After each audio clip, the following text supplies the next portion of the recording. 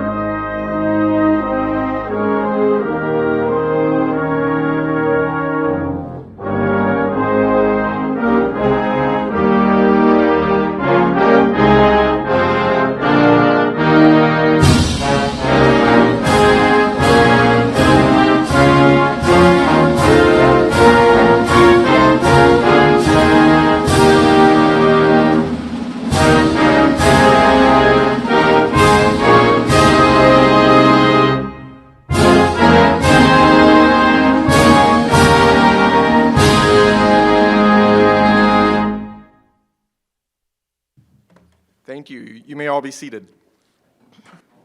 Good morning and welcome to the 35th Annual Indian Wells Valley Economic Outlook Conference presented to you by the Ridgecrest Chamber of Commerce.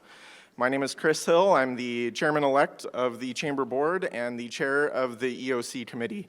I'd just like to thank you for being here this morning. It is now my pleasure to welcome to the stage our MC for the day, Ms. Natalie Durrell, head of PR at Saracoso Community College. Natalie's been a valued member of our chamber board for many, many years, and we are excited to have her join us in this capacity today. Please welcome Natalie.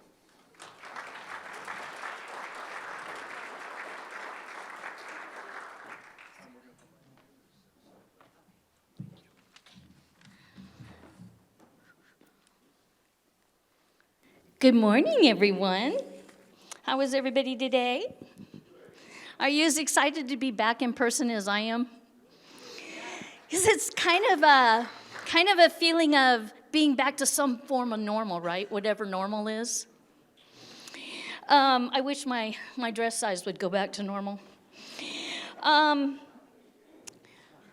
This coming December, I will be ending a 40-year career at the college. And I tell you that because it's been a wonderful job.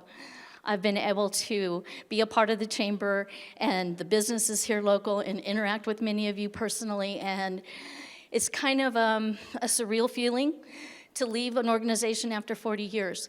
But the real reason I say that is because I will be unemployed and I'm seeking a job. So all job offers can be sent to www.ineedajob.com. All right.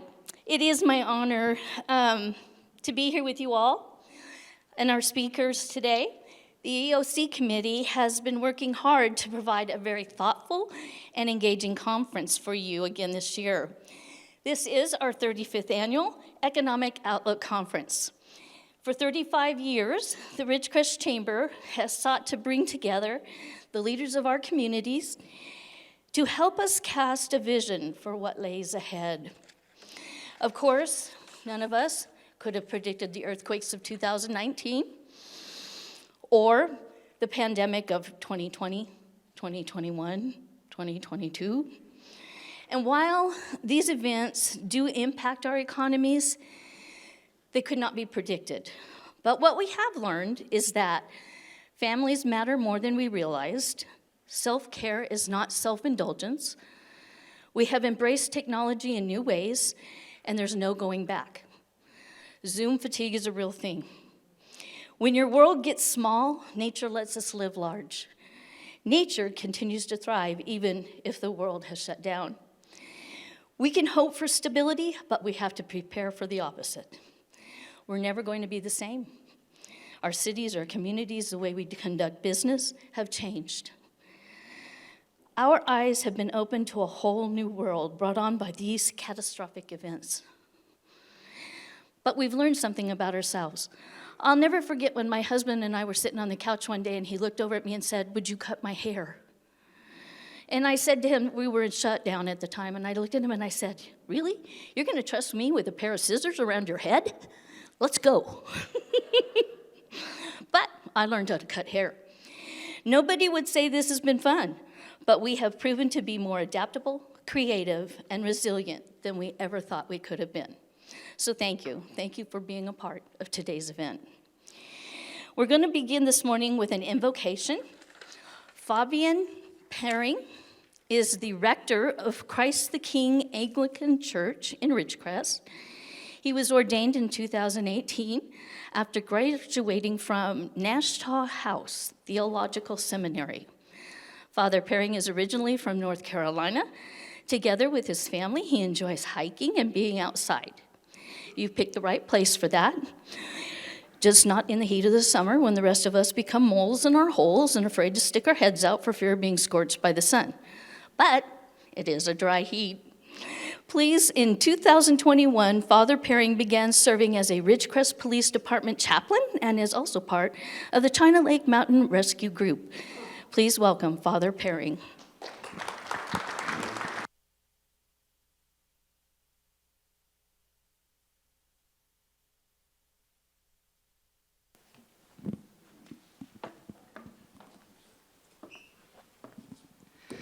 Good morning, everyone.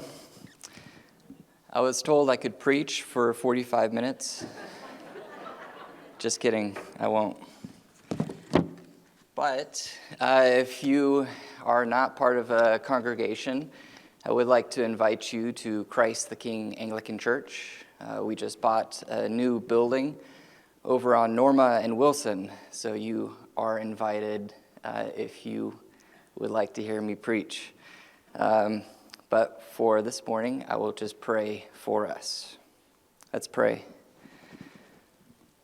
O Lord Jesus Christ, in your earthly life you shared our toil and hallowed our labor. Guide those who maintain the commerce and industries of this land and give to all who labor pride in their work, a just reward and joy both in supplying need and in serving you. Father, we just pray that this time will be a good time for all of us to learn more about what is going on here in Ridgecrest and in the world. We do pray for peace in all places, especially in Ukraine today. God, we just pray that we will be able to work together in unity here, and that we can show other people how to do that. So with that, we pray in Jesus' name. Amen.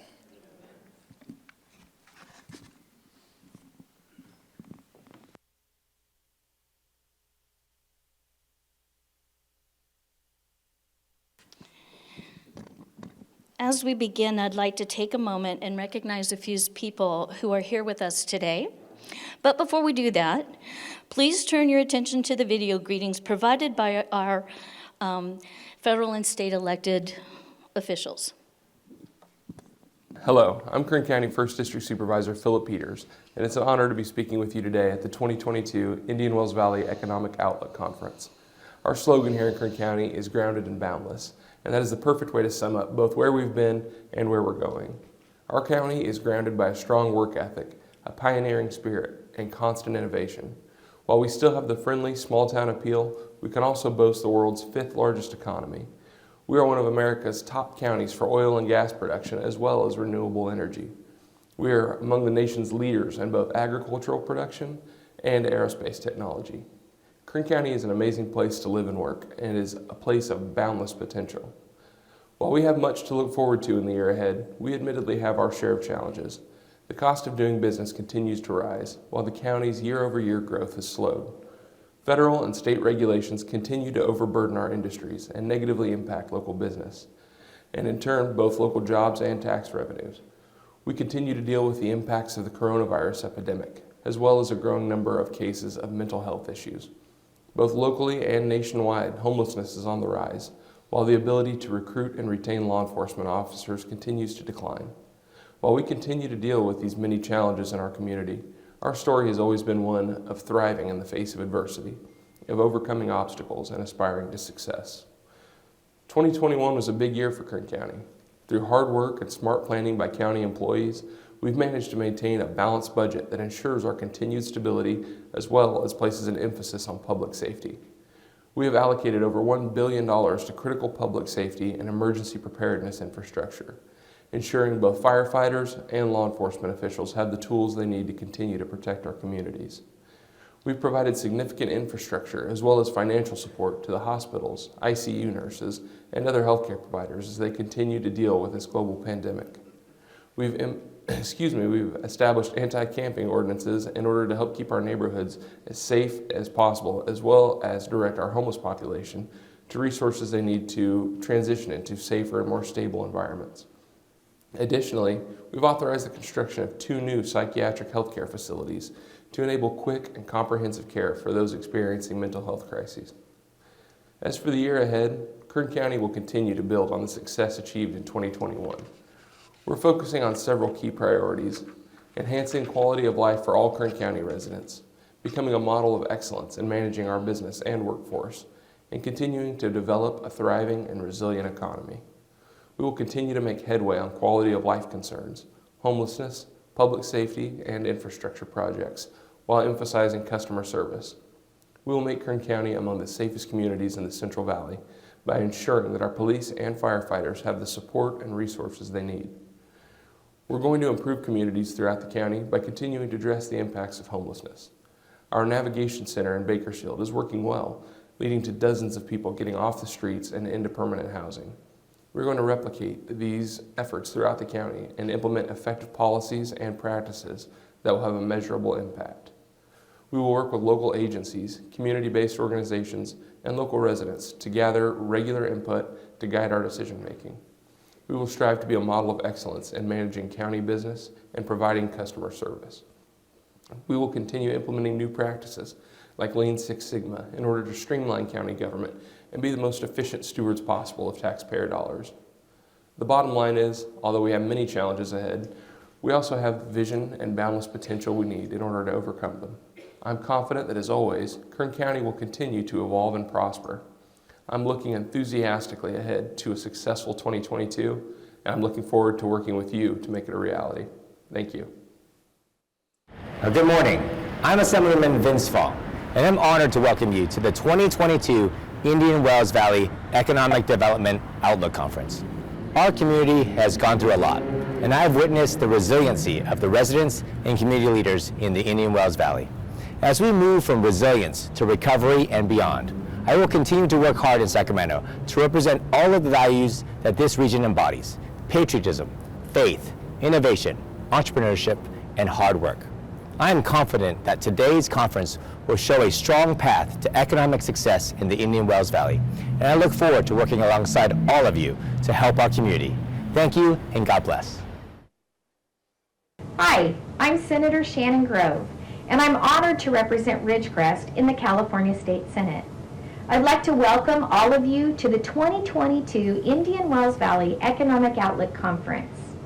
As a small business owner, I know firsthand how challenging the business climate can be, not only in the state of California, but in the midst of the governor's response to the pandemic, no less.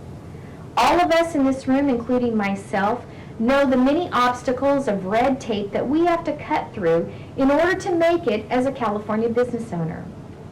And like many of you, when something goes wrong, my team and I, we sit down and we do a root cause analysis to determine what we can do to mitigate the situation and how we can prevent it from happening again. Well, the legislature is no different, and this is the same process that my Republican colleagues and I go through in order to address the most pressing issues our state is facing.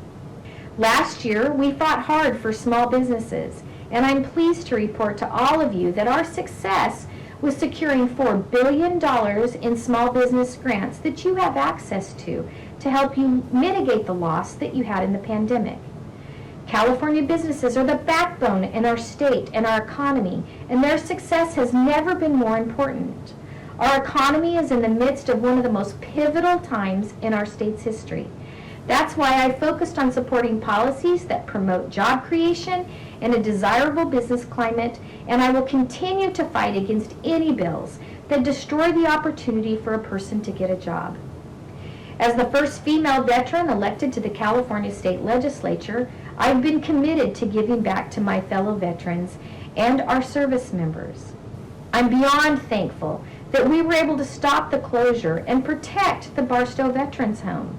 We secured $93 million in a budget allocation that kept the home open and operating. Ridgecrest, the beautiful city in the desert, has always been so strong. We faced many obstacles, including one of the state's most devastating earthquakes, and while the restoration is still in progress, I could not be more proud of how the community has stood side by side to support one another.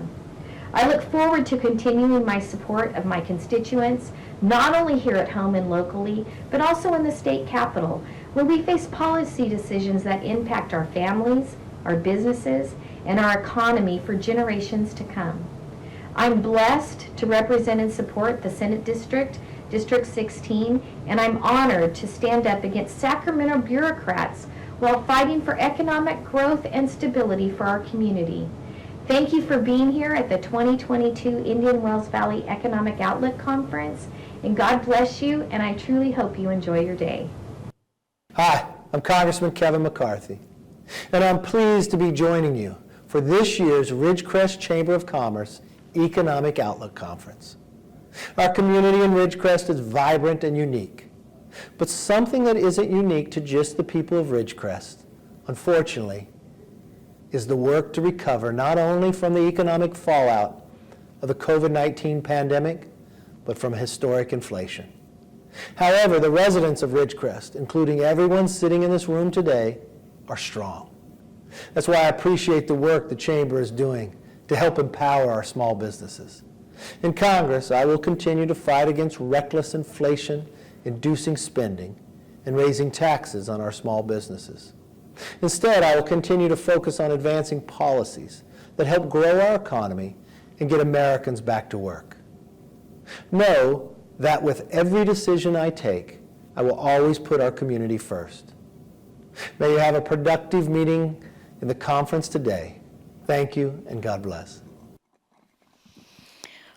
Okay, with us this morning in person is Kern County District Attorney Cynthia Zimmer.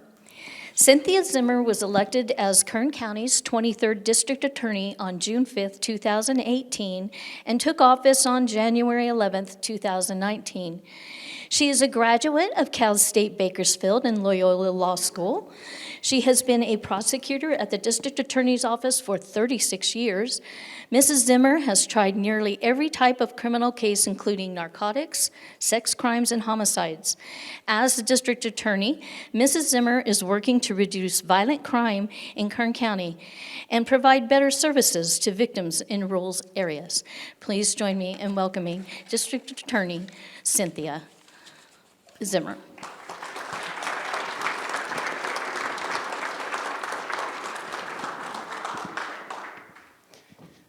Good morning. It's a real pleasure to be here. I love to come to Ridgecrest. But how many of you are feeling anxious this morning about what's happening in Eastern Europe? I don't know about you, but I didn't sleep well last night. While you are the experts in the military and those kinds of things, I'm not going to comment on that. I'm going to talk about public safety in California. And that's not a particularly rosy picture either. In the last several years, we have seen crime increase. Those of us in public safety, we can say that California, as it relates to public safety, is in a state of chaos. And it is because of the change in the law. Starting at about 10 years ago, the legislature, which is now a supermajority of liberals, have enacted legislation that has repeatedly and more so become soft on crime. This legislation has been signed by Governor Brown and now Governor Newsom, and it is making it very difficult for law enforcement to do our job. I'm lucky I made these notes.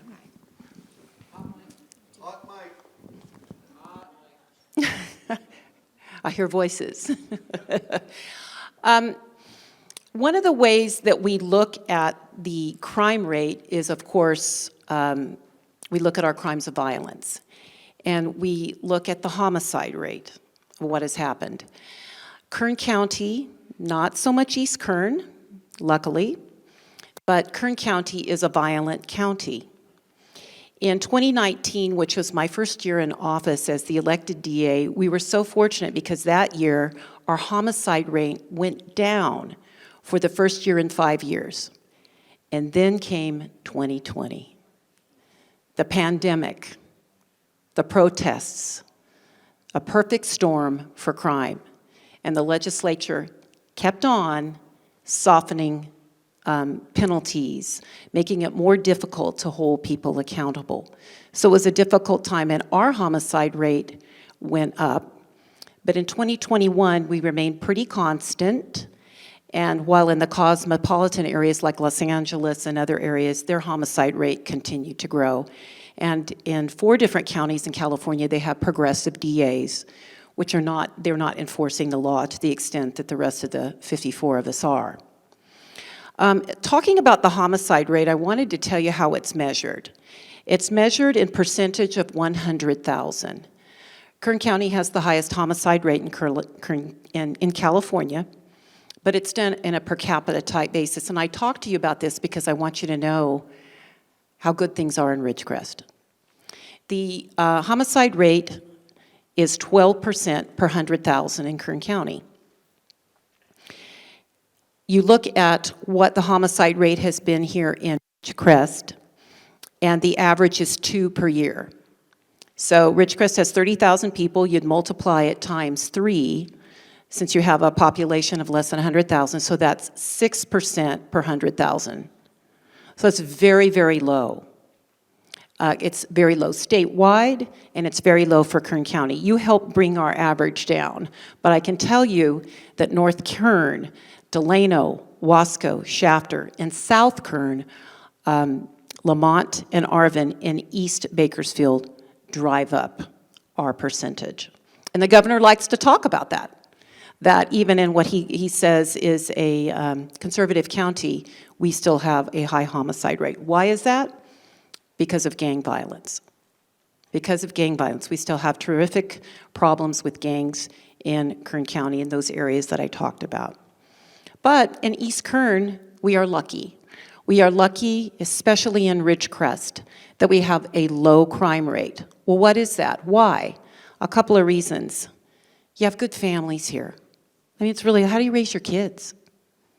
Do you raise your kids with encouraging them to go to school, to stay in school, to do things with the family? Yes. The root cause of crime is usually something that goes wrong in the family, where people and young people are looking for a family outside of their own because something's wrong. But also you have an excellent police department here, that they have a handle on things, and the sheriff's department has excellent coverage out here as well. But that's not to say that East Kern, specifically Ridgecrest, doesn't have issues. With a change in the law, you've really suffered as it relates to theft and drug offenses. And I'd like to talk to you briefly about something called fentanyl. Because of the change in the border, fentanyl is pouring over the border. Fentanyl comes from China to Mexico to the United States. And we have an opioid crisis and a fentanyl crisis now. And last year we had about 130 homicides in Kern County, but we had close to 250 fentanyl overdose deaths in Kern County. And it's getting worse and worse every year. So that's a drug. It's 100 times more powerful than morphine. And it's extremely addictive. So that's something that we need to be careful about out here, about fentanyl that's coming. But overall, while it's not a rosy picture in the state of California, one of the things that is encouraging is that public safety, the public is starting to care, even in Los Angeles, which really controls what happens in statewide voting. So I think public safety is going to be the on the minds of voters this particular election, because government's number one responsibility is keeping its residents safe. We cannot survive, we cannot prosper unless we are safe. One of the other things I'd like to talk about briefly before I go is the Ridgecrest Courthouse. And I don't know how much you know about the Ridgecrest Courthouse, but we are very fortunate to have a courthouse in Ridgecrest. In many counties throughout California, they are shutting down some of the courthouses and moving them because the judges control this and the state control this, these decisions, but I don't think it's good. And I think in the introduction, you heard that one of my priorities was making sure that we have services, specifically prosecutors and law enforcement, to people in rural areas. Now, you're not rural, but you're a smaller city, and it's important. And you're separated by geography from the county seat. So it is important for you to have a courthouse. You know, the state, the judges, and it came from Bakersfield, the judges there in the Superior Court bench shut down the Lake Isabella courthouse. It was a one-day-a-week courthouse, but that was devastating to the community because the cases are spread out. Some come here, some to go to Bakersfield.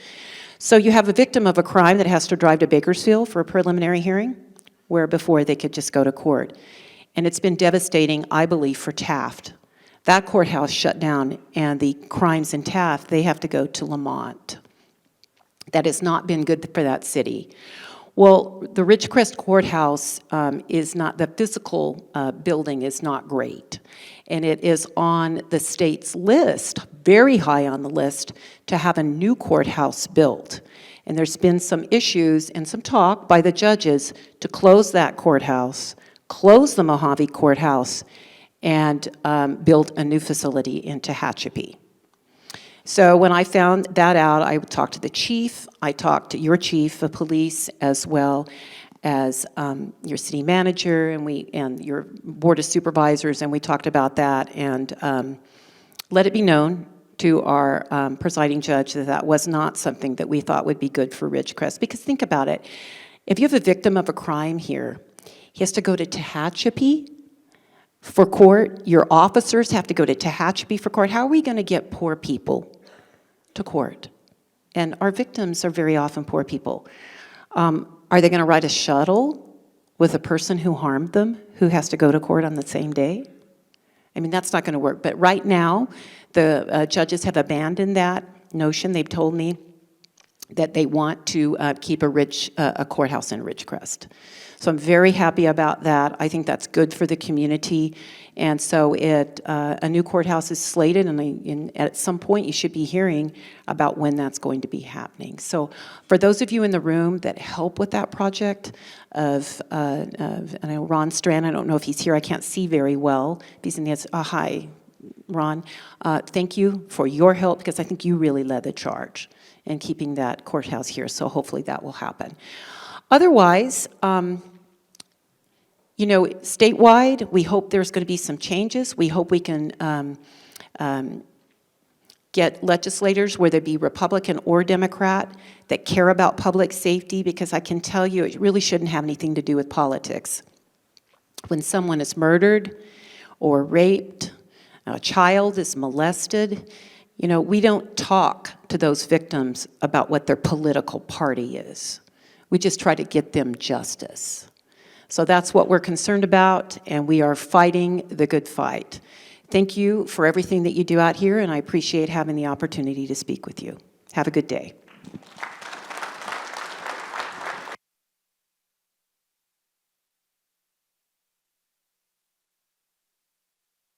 Okay, thank you very much. Sorry about that. We were trying to figure out microphones back there. Okay. I'm going to recognize some elected officials that are with us today. We have from the city of Ridgecrest, Mayor Eric Bruin.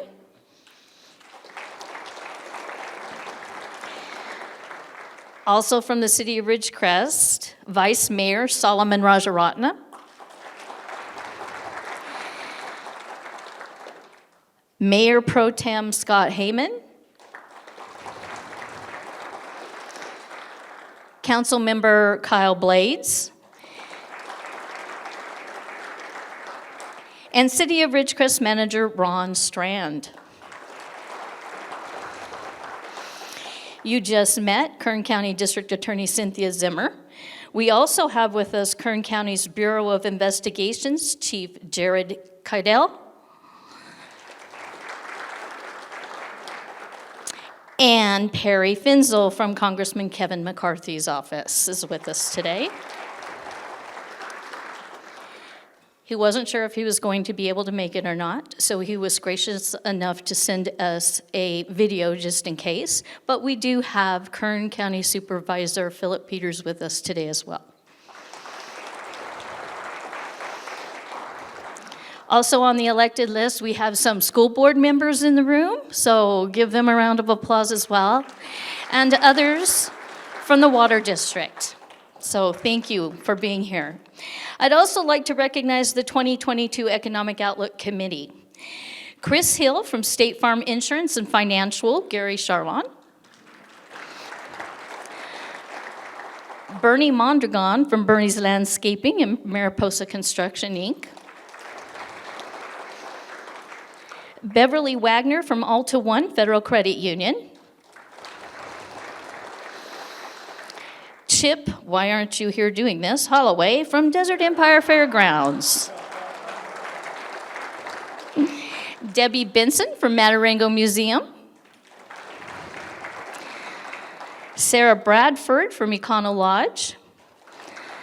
Solomon Rajaratnam from Mission Bank. Scott O'Neill from IWV Economic Development Corp.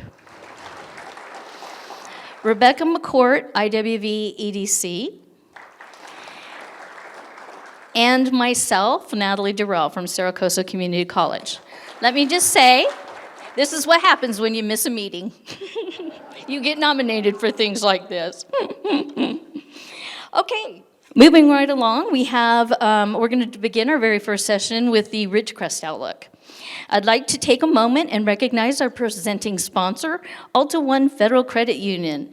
At the beginning of the conference this morning, we'd like to provide them an opportunity for you to hear from them, from our presenting sponsors. Without the support of our sponsors, the EOC would not happen. So I'd like to extend our gratitude from the Chamber. Thank you to Alta One and to all of our sponsors for their support of our 2022 EOC. All right, Alta One CEO Stephanie Sears is new to town, but not new to the credit union scene. Sears has worked in the industry for more than 10 years, most recently as CEO of Austin, Texas-based Star of Texas Credit Union. She has also served as a director for the Credit Union National Association. Stephanie is passionate my tongue is getting all tied up here. Stephanie is passionate about community involvement, economic growth and development, credit union culture and benefit, family and fun. With her multiple degrees and over thousands of hours of strategic work with CEOs, executives, and entrepreneurs, her strong will and focus on creating solutions, and her record for strengthening the communities around her, she is an incredible asset to Alta One and its diverse region of business. Please welcome Alta One's CEO, Stephanie Sears.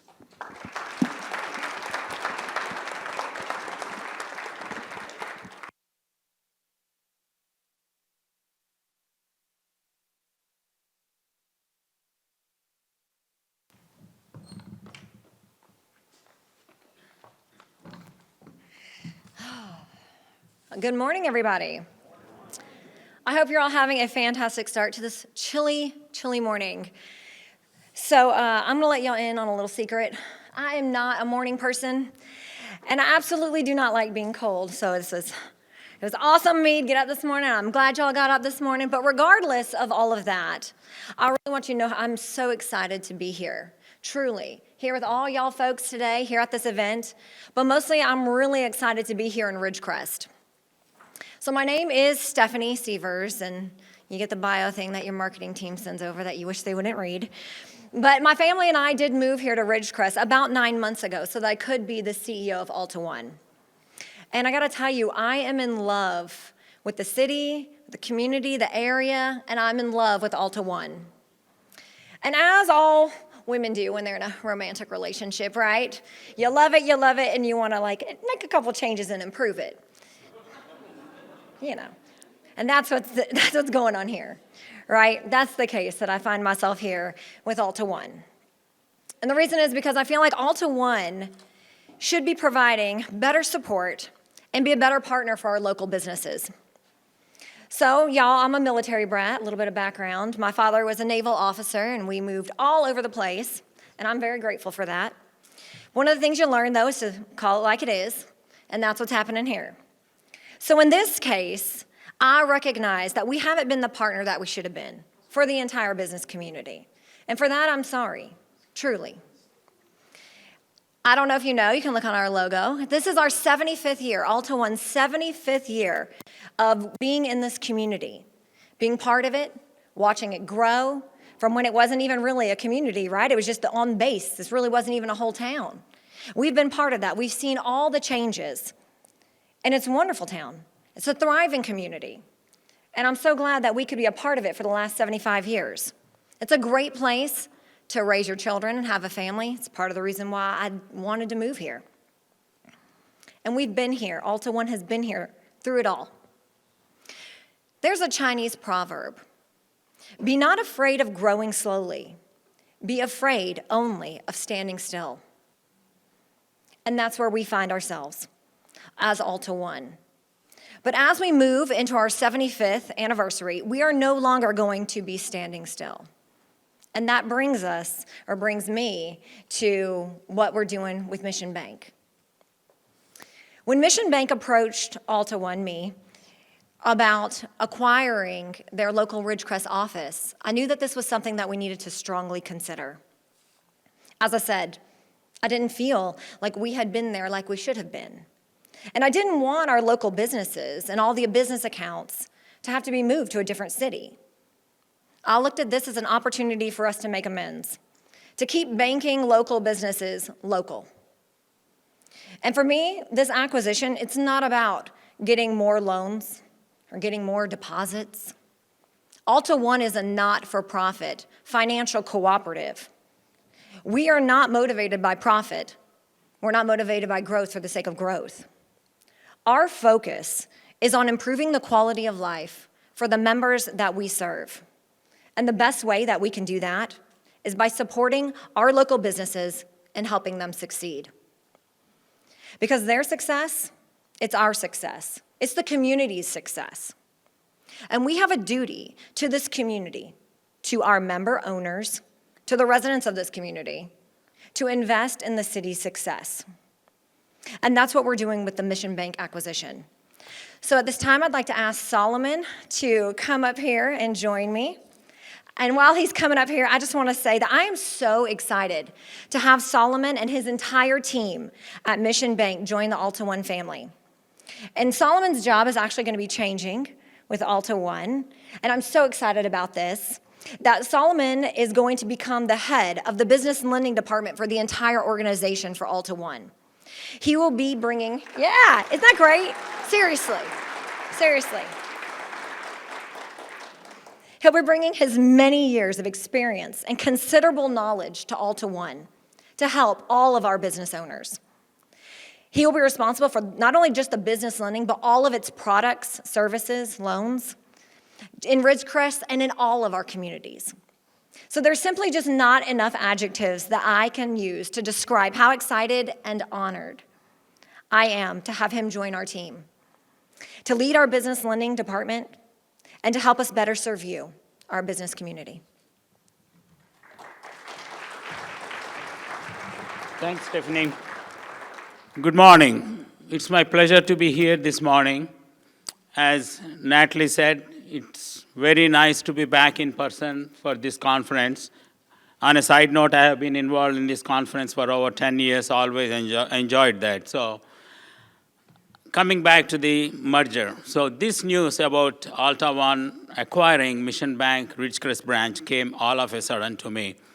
That was not expected. One fine day, CEO of Mission Bank, Mr. AJ Anton Giovanni called from Bakersfield and said, I'm coming down to Ridgecrest, want to take you for lunch. You know that feeling when your big boss is coming to take you for lunch, which he doesn't do very often.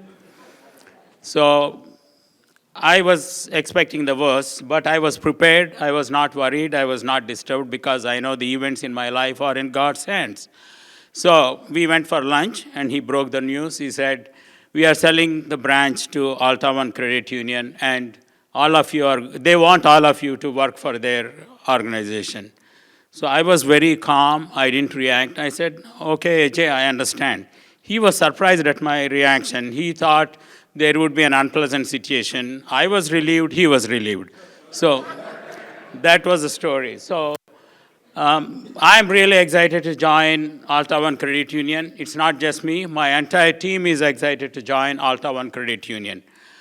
Banking is my passion, and Ridgecrest is my passion. I got so many offers from out of town to join financial institutions and banks, but my heart is here. I want to give back to this community because when we moved in 1999 to Ridgecrest, this community welcomed us with open hands. And since that time, I have worked for 3 banks, and I'm humbled and honored to have the privilege of financing so many construction loans, both commercial as well as residential, so many business acquisition loans, and I have given so many business loans. So while working for Mojave Desert Bank as well as Mission Bank, I earned the trust of my customers. I earned the confidence of their customers. They moved from Monument National Bank to Mojave Desert Bank when the change happened, and they came along with me from Mojave Desert Bank to Mission Bank. So I have been there, not only their bank, but I have been not only their banker, but I have been their trusted advisor as well as trusted advocate for them. So that's the traits and that's the qualities I inculcated in my staff from time to time. An organization is not the building. It is the people. It is the human capital that is there. So that's what we strive to work. We strive to provide the best customer service so that we are the best business bank. So coming back to Alta One Credit Union, I'm here to say that even after becoming Alta One Credit Union, we will provide the same high-quality customer service to this community so that Alta One is the best business organization in this community. I have always wanted to work for credit union. This is a dream come true for me, and we have an excellent staff members, and they have good qualities, and we are going to take all those good qualities to Alta One Credit Union to make Alta One the best credit union in this organization, in this community. And I'm not saying that because we are joining Alta One. Alta One is going to be the best credit union because of the new leadership, Stephanie Sievers. She has new vision, new direction, and she wants to make sure that Alta One Credit Union is a business bank. It is going to meet the needs of this community. And at this time, I also want to thank Desert Valley Credit Union, led by Eric Brun, who stepped up to give PPP loans when required, along with Mission Bank. So between Mission Bank and Desert Valleys, we could meet the community needs by giving the people PPP loans. So thank you, Eric, wherever you are. So, okay. So I'm really excited to join Alta One Credit Union, and it's a privilege for me to work with Stephanie Sievers, who has a new direction. So if anyone has any doubt about Alta One Credit Union, I'm here to say that things are going to change.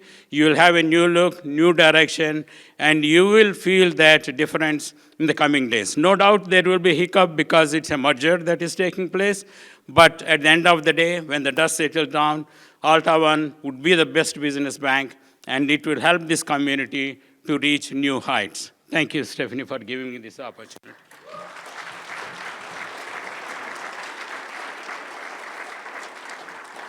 And last thing real quick before I go, as I'm still new, I really want to make sure I get a chance to meet all of y'all, right? And so I offer you an open invitation. Feel free to reach out to me anytime. Take you to get some coffee, you can go get lunch, just have a chat. Any of that, I definitely want to make sure, I'm part of this community now, so I definitely want to get to know all of you. And so if you ever want, you can just go out to our website, click contact us. The first thing you see is contact the CEO, and you just click that button. Those emails go directly to me. I 100% reply to them all. I read them all. And so you can email me anytime. I would love to meet all of you. So I'm excited to be working with you, and I'm excited about this conference.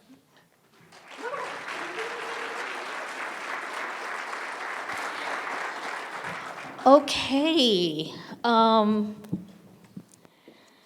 Our next speaker for the Ridgecrest Outlook this morning is Mayor Eric Bruin. Eric took office. I'm not Eric. I know that. That's not Eric. Eric took office as the mayor of the city of Ridgecrest in December of 2020 after being part of the community for the past 18 years as the CEO for Desert Valley Federal Credit Union. Eric is known among colleagues and friends for his passion and fiery personality. Eric served on the Ridgecrest Chamber of Commerce board from 2005 to 2015, and as chairman in 2009 and 2014. I would like to add that Eric is a graduate of Saracosa Community College, as am I. Go Coyotes, come on out, Eric.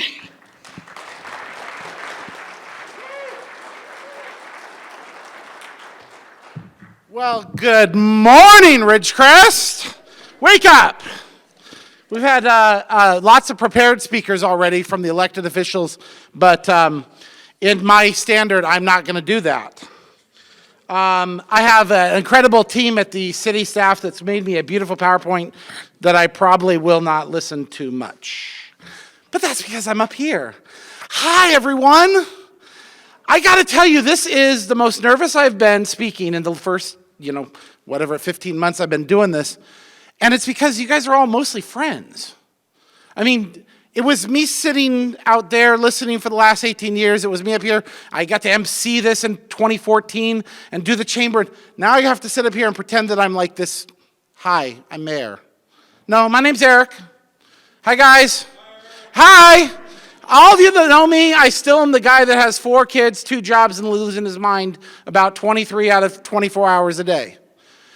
But it's a pleasure to be here with you guys, and it's a pleasure to be back in the Kerr-McGee Center and with all of your shining faces and able to meet and talk and share and experience what a wonderful community we have in Ridgecrest. It has been a fun couple years. I mean, seriously. I mean, as opposed to taking a big negative look at it, let's think about it with fun. I mean, hell, it was this same room in July of 2019 where we were all trying to figure out when the world was going to stop shaking, right? Up here, Mayor Breeden led us through those tumultuous days, and we appreciated that. But what was it? It was the sense of community coming together that really was at the key. And we're going to have to do that again. We're going to have to bring that sense of community together again, over and over and over again, to get Ridgecrest to the next stage of our natural evolution. The earthquakes were a catalyst. They were not a problem. They were a blessing. We have 15 military construction projects in process right now on the base. 15. There is $3 billion worth of construction going on out there. In our community, we have how many different constructions? We have a new hotel coming. We've got these things coming. I'm going to talk it in the slides, but I'm supposed to wait for it. There you go. Forgot again. Here, watch. I'm supposed to move slides. Because what do we want to talk about first? How remotes don't work. Okay, forget it. It's okay. I can do it. Move one slide. Yay! So let's talk about some of the challenges. And we're going to talk challenges, and I'm going to be brief because I'm going to be as fast as I can. There you go. Thank you, sir. What is the number one challenge our city is facing today? And we dealt with this at the last couple city council meetings, and I just want to make sure everyone is really well aware of it. It has to do with public safety and fire. So in 2018 or 2017, Kern County started investigating what their actual cost was for fire service. And it was deemed that the city of Ridgecrest, in terms of the number of calls that we have going out and the number of services that we require, we were paying about 48% of the actual cost for our fire service. 48%. Do you think the county might have wanted to adjust that rate? If you were running a business and you were having somebody pay 48%, do you think you might go and say, we need to renegotiate the contract? That's what's happened. I just want to be very clear for everyone out there that says, well, fire, we should be doing this. A volunteer fire department would cost 4 times as much. The Kern County fire system gives us an incredible level of public safety, protects our community, and has consistently been a public servant to this community. We have no interest in being apart from them.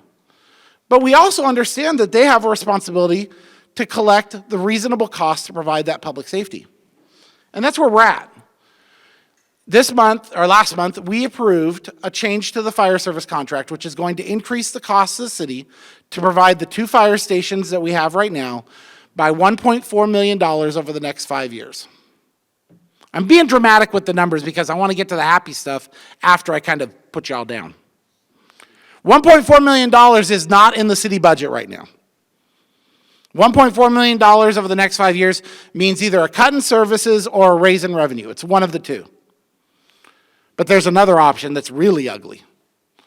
We did negotiate, if this community does not want to look at those solutions, to cut a station,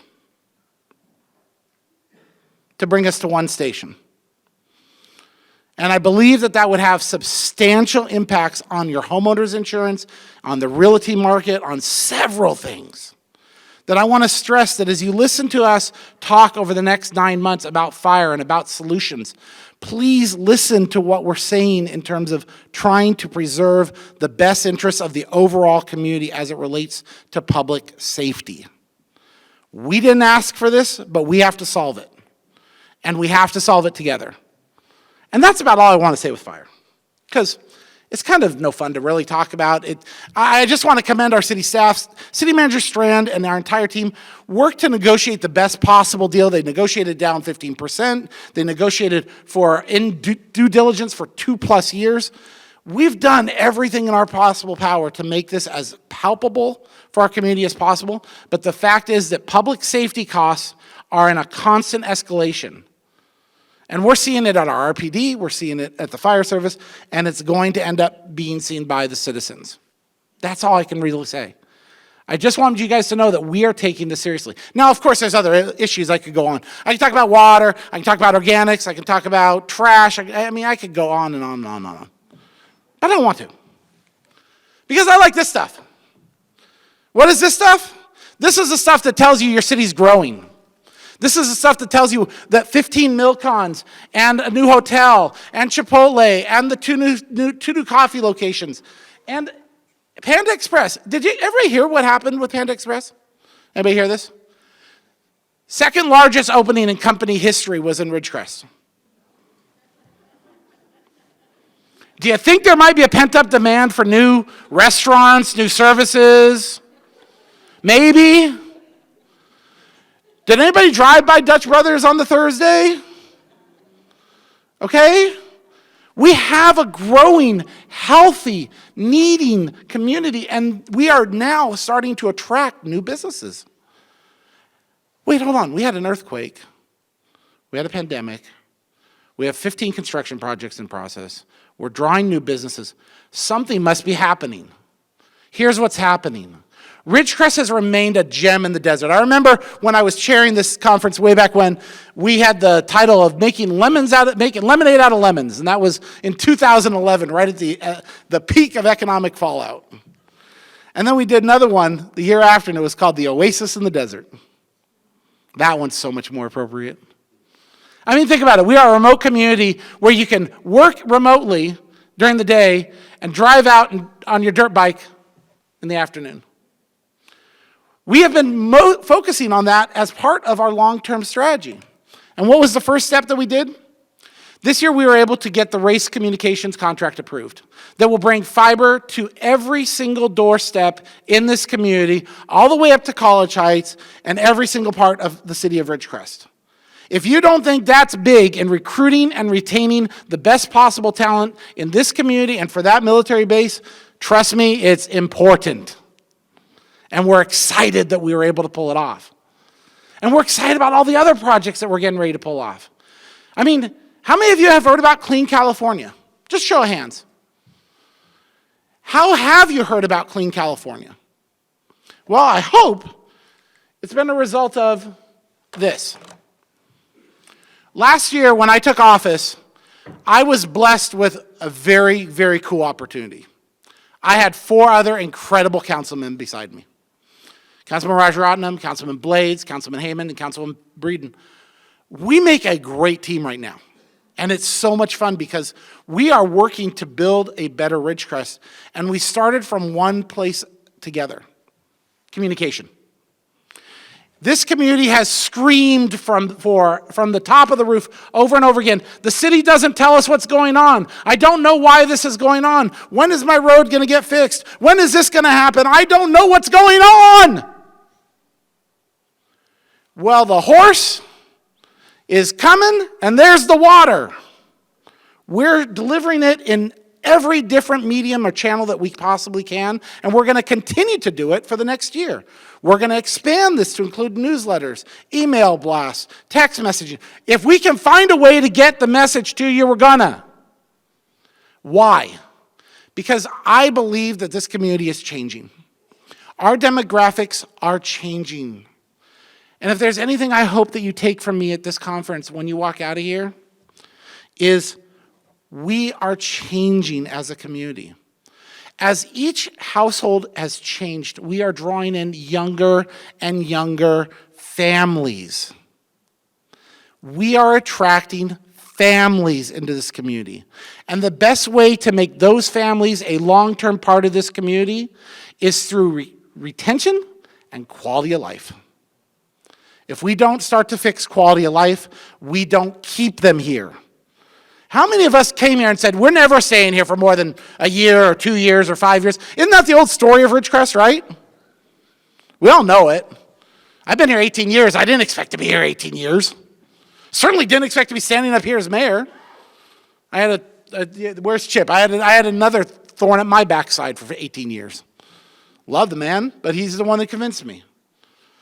But the fact is that we are growing and changing. We are family-oriented. We need to be a family and tourism-oriented community with an eye towards everything that military base continues to provide this community and provide their support while building out our support on this side. And we're going to continue to do that. But like I said, it began with communication. And we're going to continue to do this for the next year. We're going to continue to do this moving forward. I hope it continues past November of 2022, if that should happen. But the fact is that we want your input. Each of you should have gotten the Ridge Report in your mailbox, and it says, join us in the community conversation. If you're not telling your neighbors, your friends, everyone else to get into this conversation, please do. How else are we going to email you if you don't talk to us? How else are we going to text you if you don't talk to us? We need your input, and we need the entire community's input to make the best possible community. I could ramble up here and tell you for another 15 minutes how much I love Ridgecrest, but I think you guys all know it. I didn't get into this job because I was out to make a name. I was out to make a community. And I can't tell you enough how much that means to me and why I'm so happy to have the team that we have at the city, the team we have in our officers, the team we have in our staff, the team we have as a council. We have turned the corner in finding the positive about Ridgecrest. And I hope you guys continue to join me in that journey because there is incredible positives in this community, and it's about time we frickin' celebrated it. We are an incredible community. We have incredible people. We have an incredible group of citizens that volunteer, give from their heart, care about the community. And with that, I want to highlight one last point. So many things happen behind the scenes that you guys don't even we don't see, right? And I had the joy of meeting two people. I've met them before, but obviously I hadn't worked with them in the same way, and that was Renee Westlux and Dave Janis. Janis? That's a running joke. I can't pronounce Dave's name properly if I tried. Solomon's either, but I learned that one. These two people came to me at the beginning of my term. They said, we got to talk about redistricting. I said, redistricting? Why am I freaking out about redistricting? It's a year away. No, you don't understand. On December 23rd, one day before the final vote, or 22nd, and then it was the 23rd, one day before the vote on the final maps to protect Ridgecrest's role in our congressional districts, our state districts, our assembly districts, do you realize that they came that close to pulling us out of our congressional district and severing us from Edwards? Close. Think about it. Think about if we lost all that influence and all the relationships that we built that brought the $3 billion to our community of construction and is rebuilding our base and making it the technologically most advanced facility around. That close. That's what advocacy is. That's what this job is.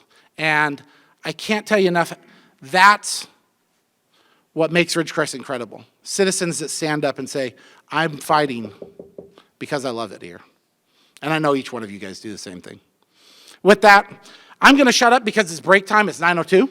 I'm sure we all need a little walking around, stretching our legs. Thank you for the honor of letting me serve you. I really do enjoy it. It's driving me crazy, but I enjoy it. And thank you for being part of Ridgecrest. It's an incredible community, and I'm proud to be here. Thank you.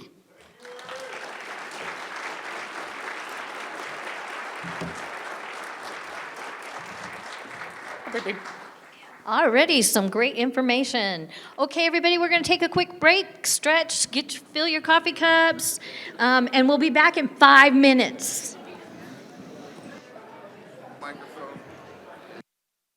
Okay, if we could get everybody to take your seats, we'll keep moving along here. This microphone is hot as well. It's ready for James already. Okay. It's hot? It is hot. Okay. Just don't bang your head on it. I just don't want to get mine too close. Oh, no, it'll be fine. You can Okay. do that.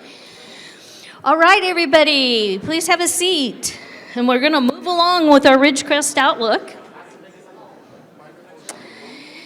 It has come to my attention that I missed an elected board, and I do want to recognize them, and that's the airport board. They're a very important board, and they serve the whole region, so please welcome the airport board that are here with us today. Thank you. Okay, so our next speaker is James Maurer. He was born and raised in Ridgecrest. As an adult, James has lived in Dallas, Texas, and Orem, Utah, but his strong ties to Ridgecrest brought him back. Say what you want about California, there is just something about this town that draws people back. Since returning to, James has managed retail stores, built his own construction company, specializing in new home construction, building, flipping, and selling houses made for a natural lead-in to a career in real estate. Licensed in 2014, James has enjoyed helping clients sell their cherished home or find the perfect home to buy. His background in service, industry, and support of high-level customer service have led to several awards and much success. His clients have been known to appreciate his extensive knowledge of the entire real estate transaction process, and due to his home building experience, a more detailed knowledge of homes. James has served on the MLS committee and board of directors for the Ridgecrest Area Association of Realtors, and most recently took the office of president of the association. When not working in real estate, James enjoys time with his family, motorcycle riding, snow skiing, jet skiing, and jeeping off-road. Please welcome James Maurer.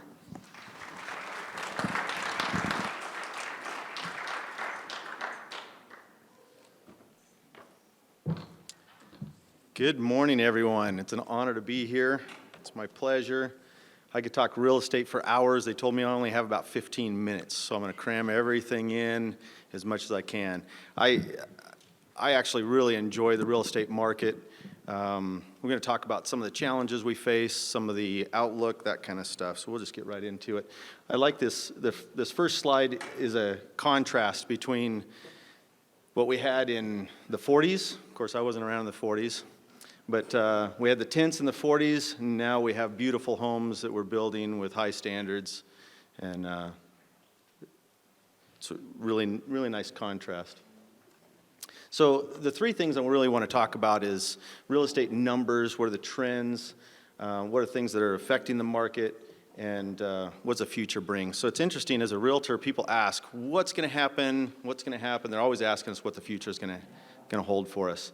That's a challenge. We like to talk about the crystal ball we have, and so I always say, if my crystal ball is working properly, then this and this and this. But it's always hard to tell because we never know what's going to happen. I don't think anybody anticipated some of the challenges we were going to face.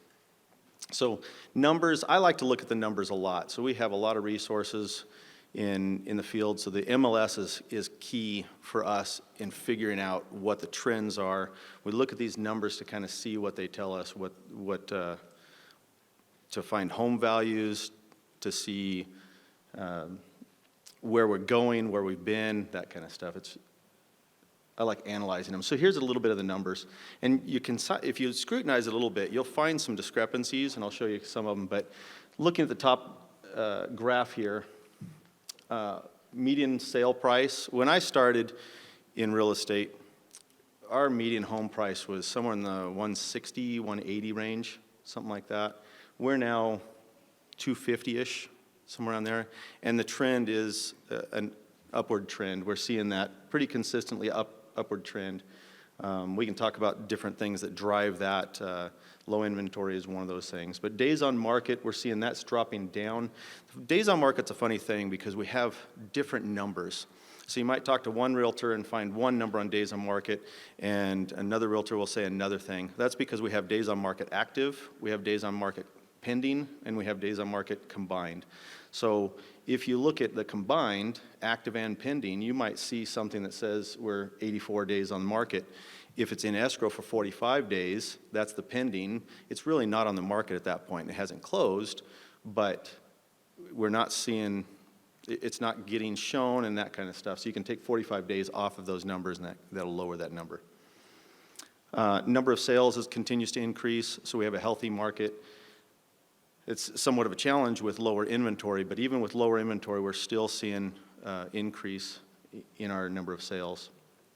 So, and you see the bottom of our other number on the right-hand side, there's only 47 homes, single-family residences here in Ridgecrest on the market. But we're seeing, 180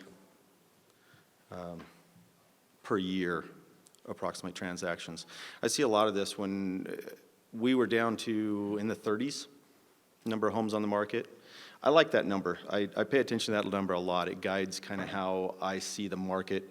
I tell my clients all the time that depending on what that number is, I can usually predict whether it's a seller's market or a buyer's market. I've found a balanced market is right around 75. If it goes above that, it's starting to become a buyer's market. And if it goes below that, it's usually a seller's market. So just a few months ago, we actually our inventory climbed quite a bit. We're actually less than half of what we were just 3 or 4 months ago. So it looked like the market was shifting out of a seller's market, but that was a very short period of time. Some buyers stopped being active, and then they started buying stuff up again. Inventory dropped. Very active market. So what's affecting the market? We can go on for hours on what's affecting the market. There's a lot of things. COVID really threw the real estate market for a loop in a lot of different ways. We were deemed essential, but we weren't originally. There's a lot of people fighting for us to be essential. Obviously, housing, we need a place to live, so realtors became very essential. But there's been financial hardship, there's been inventory issues. People can start working really wherever they want. And we've seen some people moving here when they have jobs elsewhere because they don't have to be physically at that place. We here in Ridgecrest, even at 250, 255,000 for average price or median household price, we're still way below the average in California. I think the average in California is $750 or $800, somewhere in that range. So we still are very affordable in comparison to most of California. So the commercial market, there's been some negative impact on the commercial market. We're seeing a lot of shift in buyer trends and that kind of stuff, so we see some of that as well. Construction costs, so it's interesting to me how California talks about no affordable housing, talk about different reasons why that is, or they complain about no affordable housing. There's a lot of regulations and restrictions on new construction. They're trying to cut through that in some regard, but in other regards, they're actually increasing some of the restrictions, some of the mandates. Solar is now mandated on all new construction. That adds to the price of the house. With COVID, we're seeing lumber prices quintupled. I mean, they went way up. And so I heard people recently saying, oh, lumber prices have come down in half. I'm like, oh, great. So when they quintupled and come down in half, they're only 2.5 times what they should be. So we're seeing lumber prices, not just lumber prices, but metal. We're seeing an interruption. Everybody knows that the barges aren't being unloaded in a lot of cases, or they're being unloaded too slowly. There's shortages on certain things that cause a problem. So we're just not getting what we'd like to get. I talked to a contractor recently, and they said, well, we're not building that floor plan because I can't get the windows for it. There's all sorts of different reasons that construction is a challenge. In Ridgecrest, employment continues to be strong. So please forgive me, I got, number 3 was obviously not important. We got it out of there. But some of the things we're seeing here, some of the things that affect us, the sewer fee, we're going to see an increase in property taxes because of sewer fee. We're going to see the GA water fee we've already seen on our water bill, so most people are complaining about a higher water bill. That varies. I've found it varies dramatically depending on their usage and so forth. There's certain things that have been under attack in the real estate arena, and we've been blessed to have a very strong legislative team. Vince Fong meets with us anytime his schedule allows, and anytime we request. He's been very involved. Same with Kevin McCarthy. We got Shannon Grove and Supervisor Peters that have been very beneficial and very helpful for us. So the CAR and NAR, that's the California Association of Realtors and the National Association of Realtors, and they attack or support us in many regards. And going back up onto the 1031 exchange, they've been very influential, and our legislative team has been very influential in trying to keep that. And the 1031 exchange is for investors who invest in a property, and when they sell that property, they're going to get taxed on a capital gains tax. But if they take that property and turn it into another investment property, they can transfer it over without being taxed that capital gains. And that's pretty significant for investors. So some of the other things that are driving the market, low interest rates. We've been at historical lows. How long have we heard historical low interest rates? 10, 12 years, something like that. It's been a long time. We're kind of seeing an end to that. They announced a year or two ago that they were going to start pushing interest rates up. It didn't take. It didn't really go. We started seeing them creep up, and they dropped right back down and stayed low. We're seeing them creep up now. We're about a point higher, 1.5 points higher than we have been. But our real estate market is still very strong. So there's a huge issue with water. I think everybody knows what's going on with our water situation, or at least heard something what's going on with the water situation. There's some concerns here for real estate. There was talk at one time of cutting Trona off, and the Searles Valley Mineral, that plant has so many jobs, and a lot of those people work here in live here in Ridgecrest and work over there. Some of them, I mean, it would be devastating to Trona because there's many people that work or live over there as well. But if we lost, I think we're looking at somewhere in 600 households that are actually employed out there in Searles Valley. So if we lost that, that would really impact our market very negatively. We are, like I said, we are worried about more new construction, IWV construction. built a bunch of houses. They wrapped up. We have several other contractors that are building and doing a good job trying to get us more houses. Those things are coming on the market and going off the market really quickly. The downside is for the buyers. Buyers are really struggling. It's hard to find something in their price range. It's hard to find something that's in decent shape that they can get into before somebody else grabs it. Now, our market's not nearly what it is in some of the other markets. I think if you've been paying attention to anything in real estate, you know that there's some markets that are, you get a $700,000 house comes on the market in Marietta, for instance, and it gets 16, 17 offers, and half of them are 100,000 over asking, no contingencies, you know, this kind of stuff. Crazy, crazy markets. And it's not just California. We're seeing it in Southern California, Northern California, Arizona, Texas, Utah, Idaho, Washington. The list goes on and on and on. I have a client that's moving here. The couple got a job here on base. They sold their house in Maryland, and it went on the market last Friday. Had 48 showings over the next 3 to 4 days, got offers, put it in escrow on Tuesday. So for more than what they were asking. We're seeing prices go up in all those markets. That drives very quickly.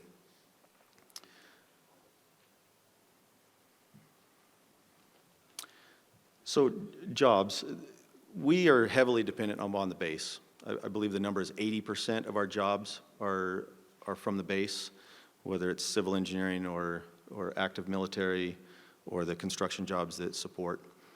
And so we would love to see new jobs come in, other projects, things that are not dependent on the base. So I think the city is trying to solicit some of that. As far as the base goes, I'm sure we have another speaker that'll go in more detail about what's going on there, but we had a talk with a couple of the guys from Congressman McCarthy's office, and they talked a little bit about what's going on. And they're looking at different projects to bring in that will kind of backfill. So one of my concerns with real estate is we got all these temporary jobs coming in for the construction on base. You know, hundreds of jobs, thousands of jobs coming in. What happens when those temporary jobs are done and they move out? It kind of creates this hole or this void in the real estate market. If they've bought houses, they're going to start putting them on the market. That floods the market with a bunch of houses. The inventory climbs. It becomes a buyer's market. It can be very devastating if it happens too quickly. Rental market, same thing. As these temporary jobs go, rentals come available, maybe too many of them at the same time, and not a backfill. So we talked a little bit about that. What's the backfill? And the plan is for the base to bring in new projects. And hopefully that would backfill that, so we'll have kind of a stabilizing effect when it comes to that. So increased number of jobs is what we're looking for there. So our vision as realtors is to promote home ownership. So this is an interesting statistic. The average net worth of renters, or those who don't own a home, is $6,300. The average net worth of a homeowner is $255,000. That's a huge discrepancy. And so what we want to do is provide opportunities for people to make a path towards home ownership. That's what our California Association of Realtors talks about at every meeting, is how we can facilitate that path to home ownership. I looked at this up several years ago, and the numbers back then were 4,300 or 4,500 for non-homeowners and 150 or 160, something like that. So you can see the numbers have changed over about 5 years, but the gap has increased. So both of them have gone up, but the homeowners have gone up way more. And you can imagine as the market climbs, you get more equity in the house. That's a lot of where the net worth comes from.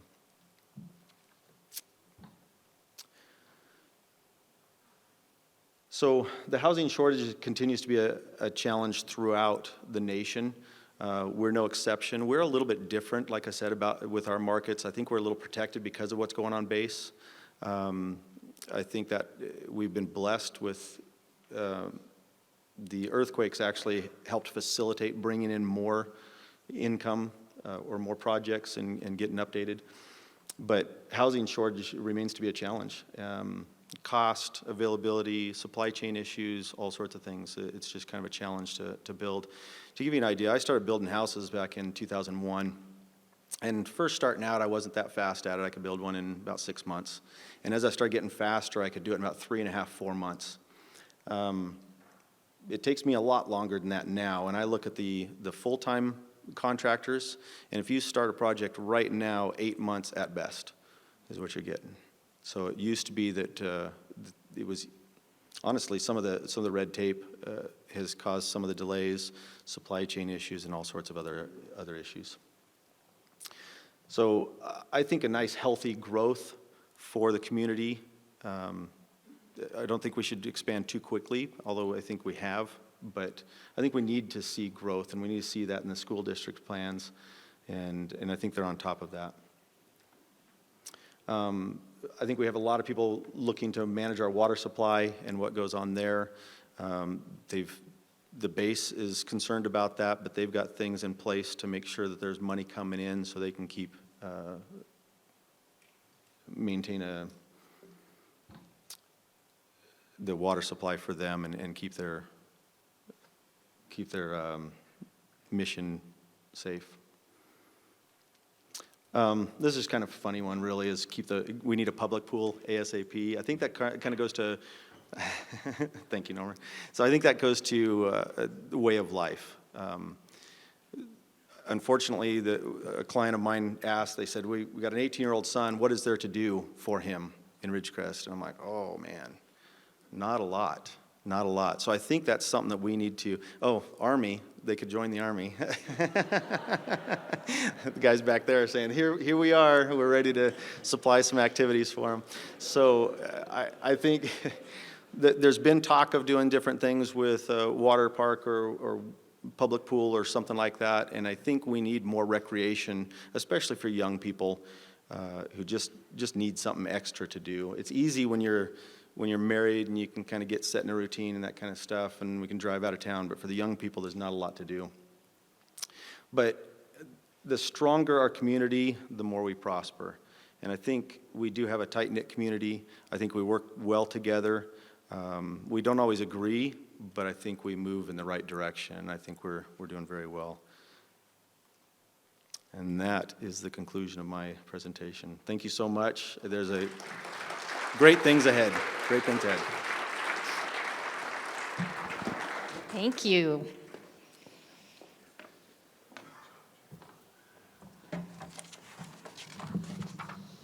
Just in case you're wondering what he's doing is in between speakers, he's changing out the microphones and cleaning them. Okay, next up for our Ridgecrest update is Dave Ostash. Dave began his career at Sierra Sands as an English teacher at Burroughs High School in 1996. Born and raised in Glendale, California, like most transplants, he thought he was only going to be here for 1 year. But we've never heard that before, right? Also, like many transplants, Dave fell in love with the valley, its beauty, its people, and the wonderful lifestyle. During the course of his career at Sierra Sands, he spent almost 20 years directly serving students at Burroughs High School and Monroe Middle School, first as a teacher, then as an assistant principal, and from 2005 to 2014 as a principal. I'm pretty sure 2 of my 3 were there at that time. Sorry, Dave. For the last 5 years, Dave served as Assistant Superintendent of Human Resources, and starting July 1st, just in time for the Timblers, of 2019, he began his service as superintendent. Today, he will be updating us on the earthquake recovery at all sites, the recent adoption of the new district logo, and discuss ideas for future program offerings with the district. Welcome, Dr. Dave Ostash, Superintendent of Sierra Sands Unified School District.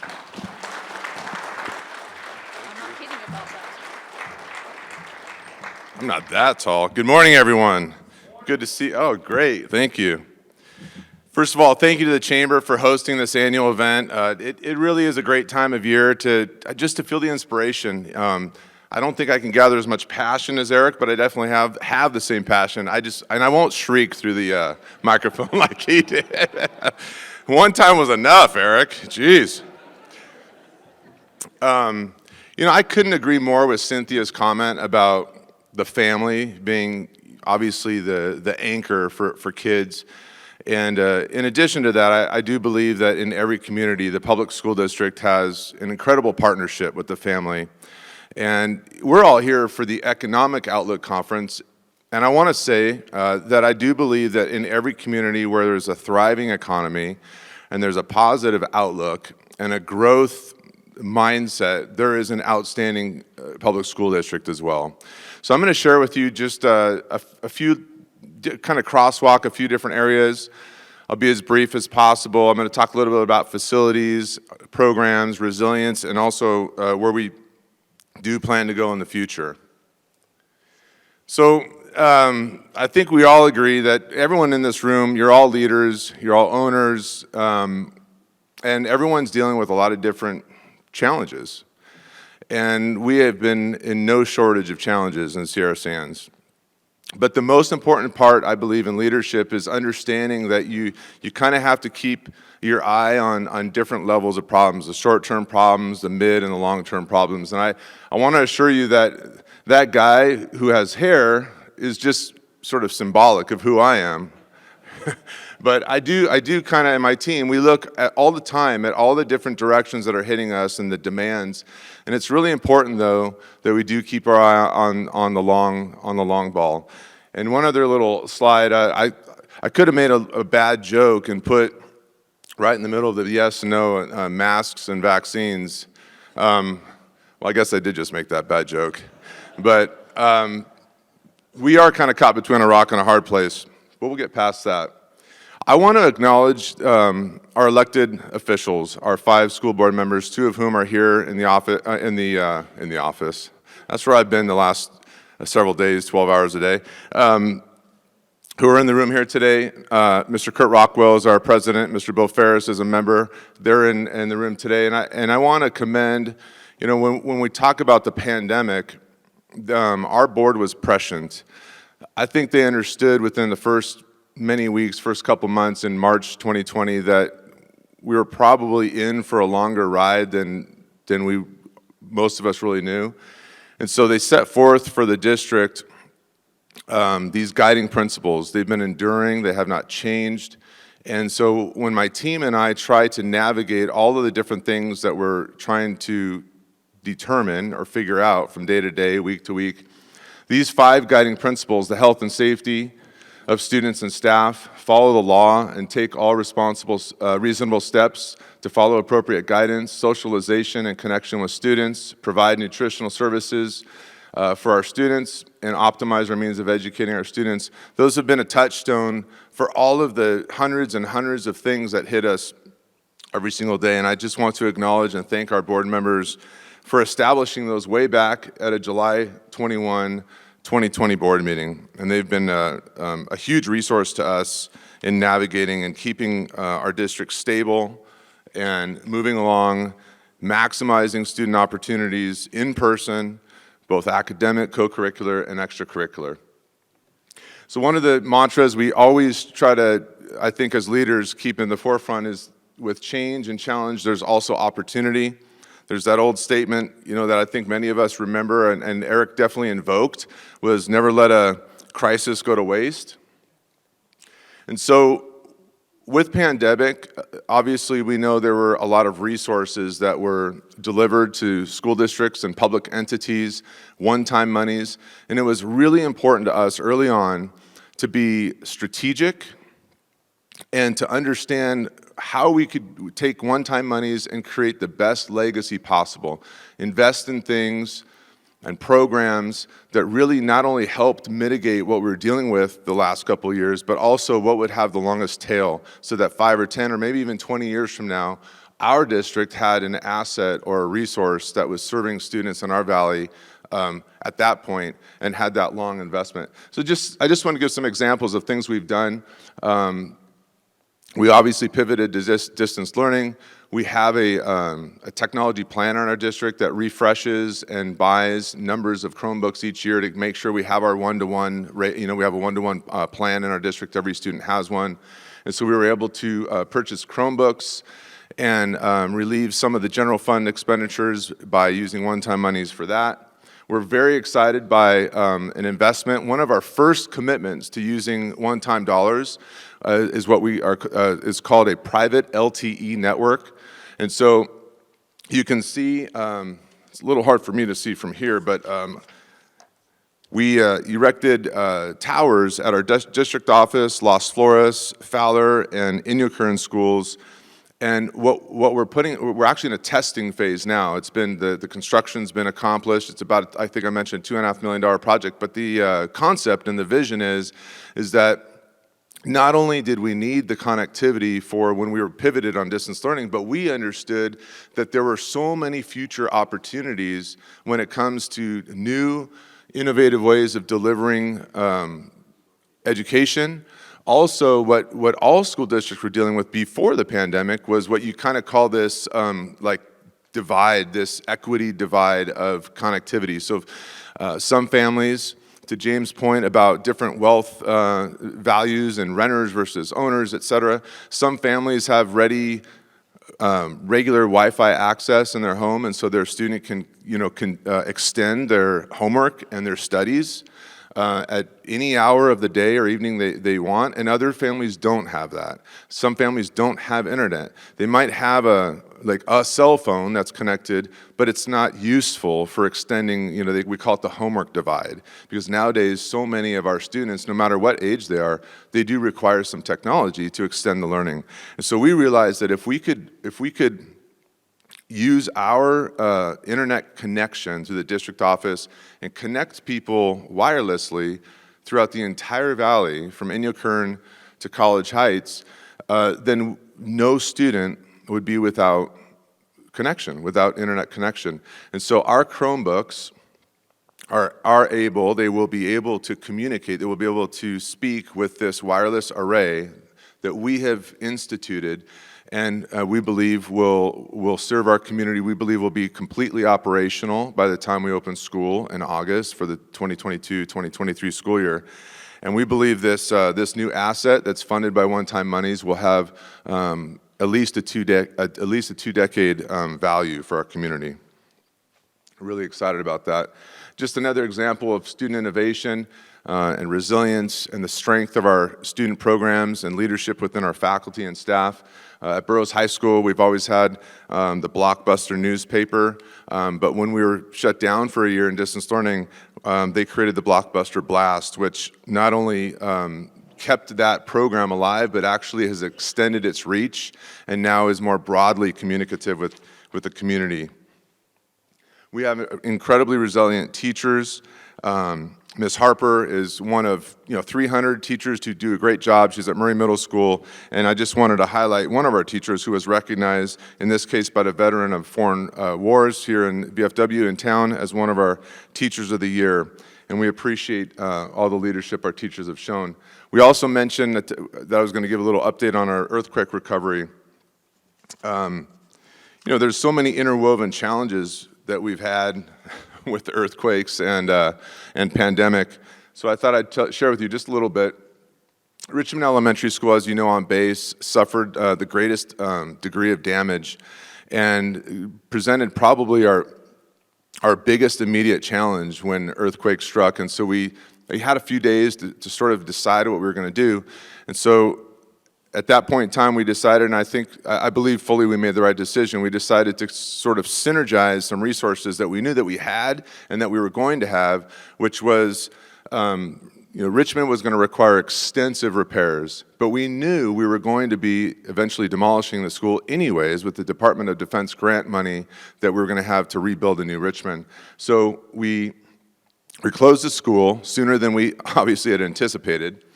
We leveraged some monies that we were getting from Cal OES, the Office of Emergency Services, invested between $2 and $3 million to repair and improve Viewig. We placed all of the Richmond Elementary School students there, so we kind of call it it's Richmond School, but some people call it Richwig. But anyways, and so we take these Cal OES repairs, improve the campus. We will be building a new Richmond, and we believe we'll be this will be the year where we'll be turning some dirt. In case you haven't heard, the new Richmond School will be built outside of the south gate of the base, and we're really looking forward to that. Monroe Middle School is the one school that we believe presents the greatest need and risk to our continuity. Very recently, in fact, we have a table over to my right where we have some literature, some materials that you're welcome to pick up and see. Rebecca over there had them raised. We recently established the Building Schools for Tomorrow Committee. About 27 community members, some of whom are in the room tonight, came together. We met 4 consecutive weeks for 3 hours in the evening on Tuesdays, and we each week delivered pretty extensive information about our facilities, budget and finance, survey data that we had conducted over the last couple of years, and that committee broke into individual groups, came back each evening, and eventually developed what's called the consensus report, and it's something that all community members in that committee agreed upon. And I'd really encourage you to pick up that report, and I'll make a little bit more mention of that in just a couple slides. And then I just wanted to highlight that Burroughs High School has been the benefactor of many different improvements.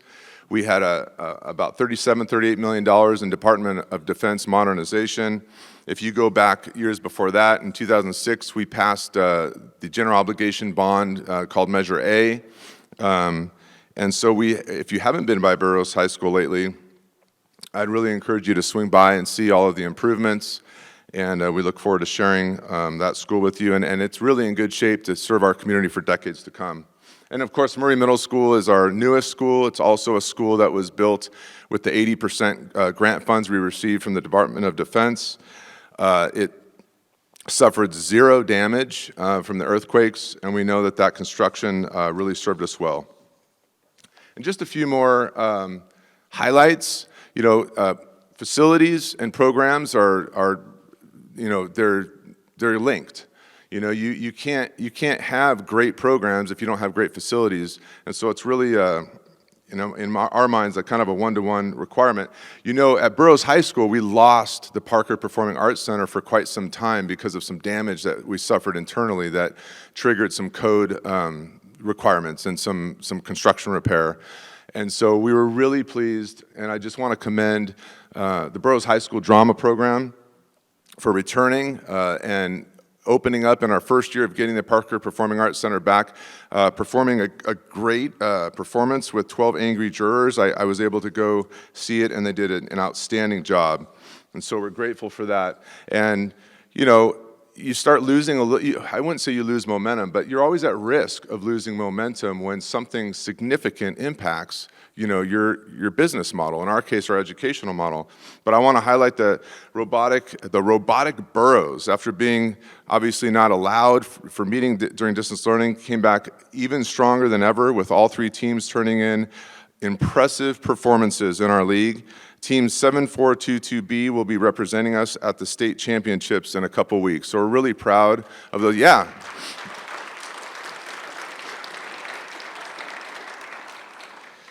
And, you know, almost like a story that's almost unbelievable. You know, our Burroughs High School swimming team, as far as I recall, is the winningest athletic team at Burroughs High School. Which is a little bit ironic because we don't have a pool at that school, but more ironic is that our high school swimming team was able to win league after not having a pool at all. So, you know, so you have a little bit of legacy there with years and decades of strength and parental support, and we're always very appreciative. I mean, ever since we lost Penny Poole, Captain Vaughn and his team, they've found ways to allow us access to the pool, and that's greatly appreciated. But, you know, I do think that's, you know, we're at kind of an inflection point, to Eric's point about, you know, quality of life and where we want to go, where we want to be. And so I'll sort of end my remarks on, I think all of us have a duty. I consider myself as having a very serious duty for helping contribute at the highest level possible ways to prepare for tomorrow. And so in Sierra Sands Unified School District, district staff has taken a look internally and very seriously considered what is the best way to continue to serve our students in an optimal, high-quality way in the next, say, 30 years. We know, as mentioned before, that Monroe Middle School is one of our oldest plants and has had the least financial resources and attention to improving that school. We've got to find a way to resolve that. We've got to find a way to invest in our school district in a way that gives us lift for the next generation to come. So also, this is also on the table over there if you'd like to grab a copy, but we believe we have an idea that is the most efficient way, the most responsible way of stewarding public funds, and that is we believe that we could repurpose Monroe into a non-instructional asset, a place where we could do things that are district function oriented. We could enhance Murray Middle School, which is essentially a brand new school. We could add classroom space. We could reorganize our school district and put all of our Valley's 7th and 8th graders there. And then when our new school is built to put our Richmond students in Richmond, a new permanent Richmond, we could put all of our Valley's 6th graders there. We could add a gym, make sure we have the athletic and the physical education programs there, and all of the secondary programs, music, et cetera, for our 6th graders. And then ideally, we would like to place solar on as many of our school sites as possible and recapture, we spend over $1 million a year in electricity. And so if we could recapture that money and invest it into increasing our maintenance budget so that we could maintain our schools in ways that are better than we've had before. And so without getting into any details, we think that this is the most responsible, most efficient way to move forward. And as a community, we do need to figure out ways to keep our public school district in outstanding fashion. And this is why we do it, right? It's kind of boring in some ways to talk about facilities, but this is why we do it. We have children, the vast majority of whom rest all of their trust in their futures. I shouldn't say all, right, if we talk about the family. But public schools, for most, not all, but for most children, for most people, is really their ticket. If you're old enough, and I remember the E-ticket to ride at Disney. You had to buy the E-tickets if you wanted to go on the good rides. But for many, many people, the E-ticket is to the extent in which they engage and draw from their public education. So the last couple of slides, I mentioned the Building Schools for Tomorrow Committee. We have involved the public in different ways, in growing ways, the last year or two. We have a consultant who's been working with us to identify the most effective ways for our school district to be successful moving forward and identifying those grants and those funding sources and ways of optimizing that. And I just wanted to highlight that I mentioned that Building Schools for Tomorrow Committee. This is the signature page that's on the back of that consensus report that shows their commitment and their engagement in the process. And so the last thing I would say is, Horace Mann, who's considered one of the architects of our modern public education system, he says, education then beyond all other devices of human origin is the great equalizer of the conditions of men. I would say of men and women, but that was an old quote. The balance wheel, but I like this, the balance wheel of the social machinery. And I think that we all recognize that as we look at our economic outlook and all of the growth and all of the better days ahead, Sierra Sands Unified School District and Cerro Coso Community College, which is coming up next, is an integral primary partner to that process. Thank you very much.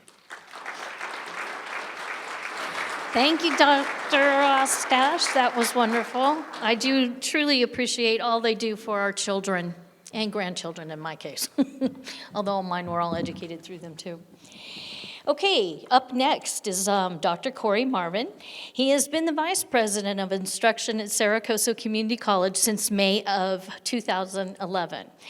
Hired by Saracoso in 1997 as an English professor, Dr. Marvin has served the college with distinction in a variety of leadership roles over the years, providing leadership and support for continuous quality improvement at Saracoso Community College.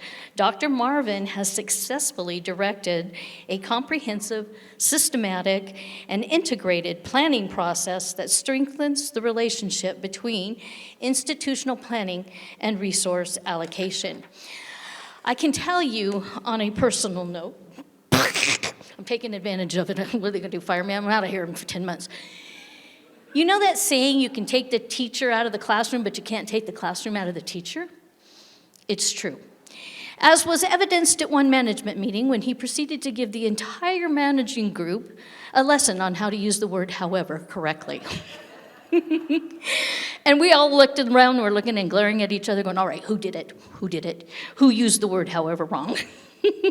So please join me in welcoming Dr. Corey Marvin, Vice President of Instruction at Saracoso Community College.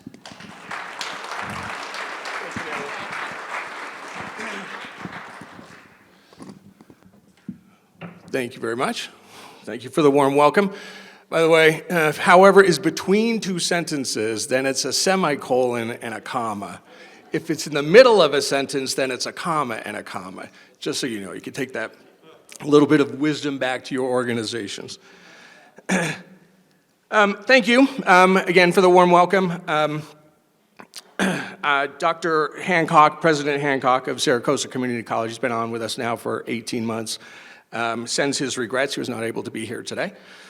And I appreciate Dave's slide about changes, challenges, and opportunities. And we're going to talk a little bit about the outlook for Saracoso Community College. And we're going to start by looking at the challenges at the college. And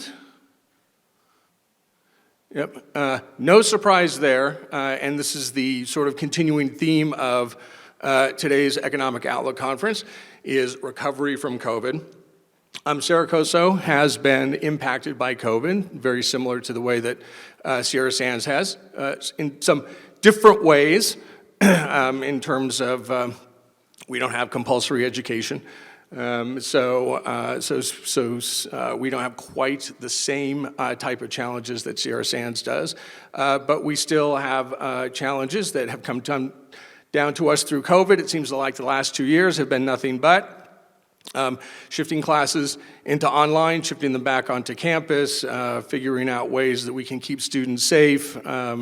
You probably already know that the Kern Community College District, all 3 colleges, including Bakersfield and Porterville, implemented a vaccine requirement for students to be on campus. That's had its challenges in terms of implementation, as well as the effect it's had on us. So in terms of the effect of COVID on us, I can say actually the first year of COVID wasn't all that bad for us. We turned out actually to have grown by almost 2% in the first year. The first full year of COVID, 2021. Forgive the gobbledygook there about the student-centered funding formula and FTES. All that means basically is those are measures of our size. So essentially, between in that year, academic year of 2021, we actually grew a little bit. We did that though by doing we Felix the catted it, kind of, and I apologize for making that a verb, but we used all of our bag of tricks in getting us kind of there. But last year, this current year, not so well.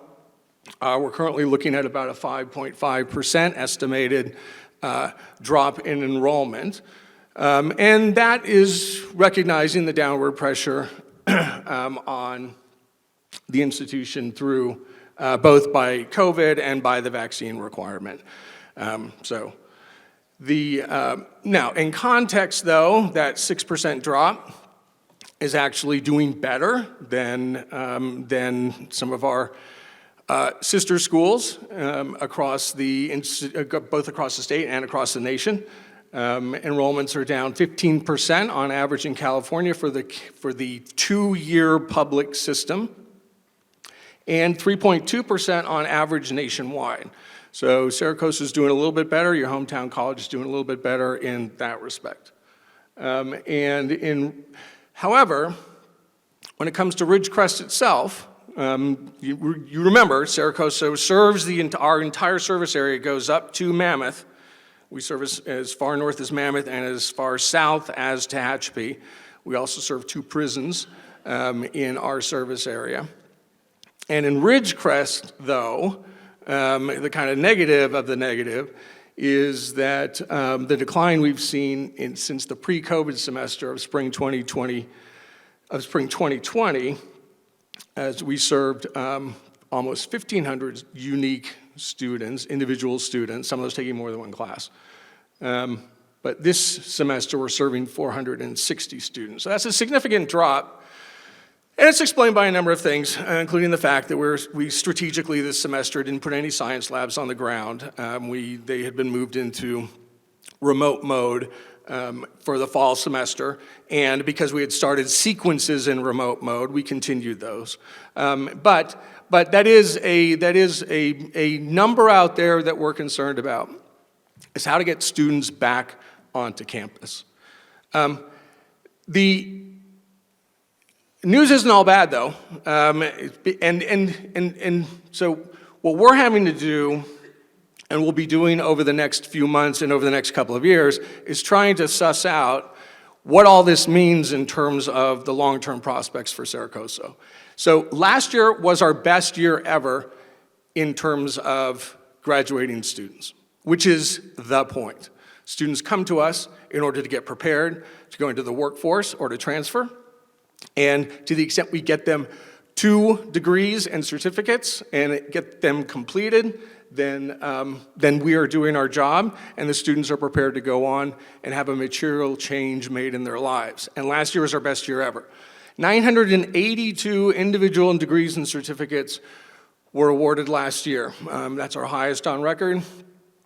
When Natalie said I started about 10 years ago, 11 years ago, we had a kind of an executive turnover, and the current executive team, when they started, we were averaging around 250 degrees and certificates. So that represents a significant change for the institution.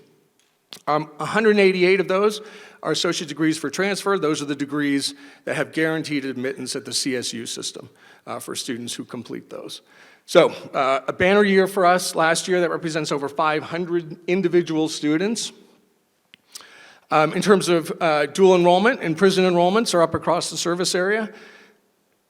Dual enrollment, if you're not familiar with our lingo, is with a partnership with the high schools, where we teach college classes in the high school during the high school day. That's permitted to us, and that allows students to stay on the high school campus, take the classes, get the credits immediately in those classes, and create a college transcript and create units so they don't have to take them when they go off to college, because they're already done. And it helps smooth the transition of high school students into college. So the college is now serving 1,300 students per year in more than 200 sections in the prison, and 750 students per year in 100 sections in dual enrollment. That's across our service area. When it comes here locally, in terms of boroughs and Trona, in 2021, we served 76 individual separate students for 140 enrollments and 8 sections in dual enrollment partnerships. And that spans welding, economics, and English. And that averages over 8 units per student. And again, that's less time students have to spend when they get to the university. All right, so given all of that, given some bad news, some good news, what is it we're looking at? And the famous question, what do students want? And the answer is, we don't know what students want. We have no idea. I'm just going to say that right up front. We have no idea. We don't know post-COVID if students are going to come back. We don't know if they're going to be on the ground. We don't know if they're going to take classes online, if they're going to prefer Zoom. Well, actually, we know they're not going to prefer Zoom. But are they going to take their gen ed classes online, but want to take their major classes on the ground?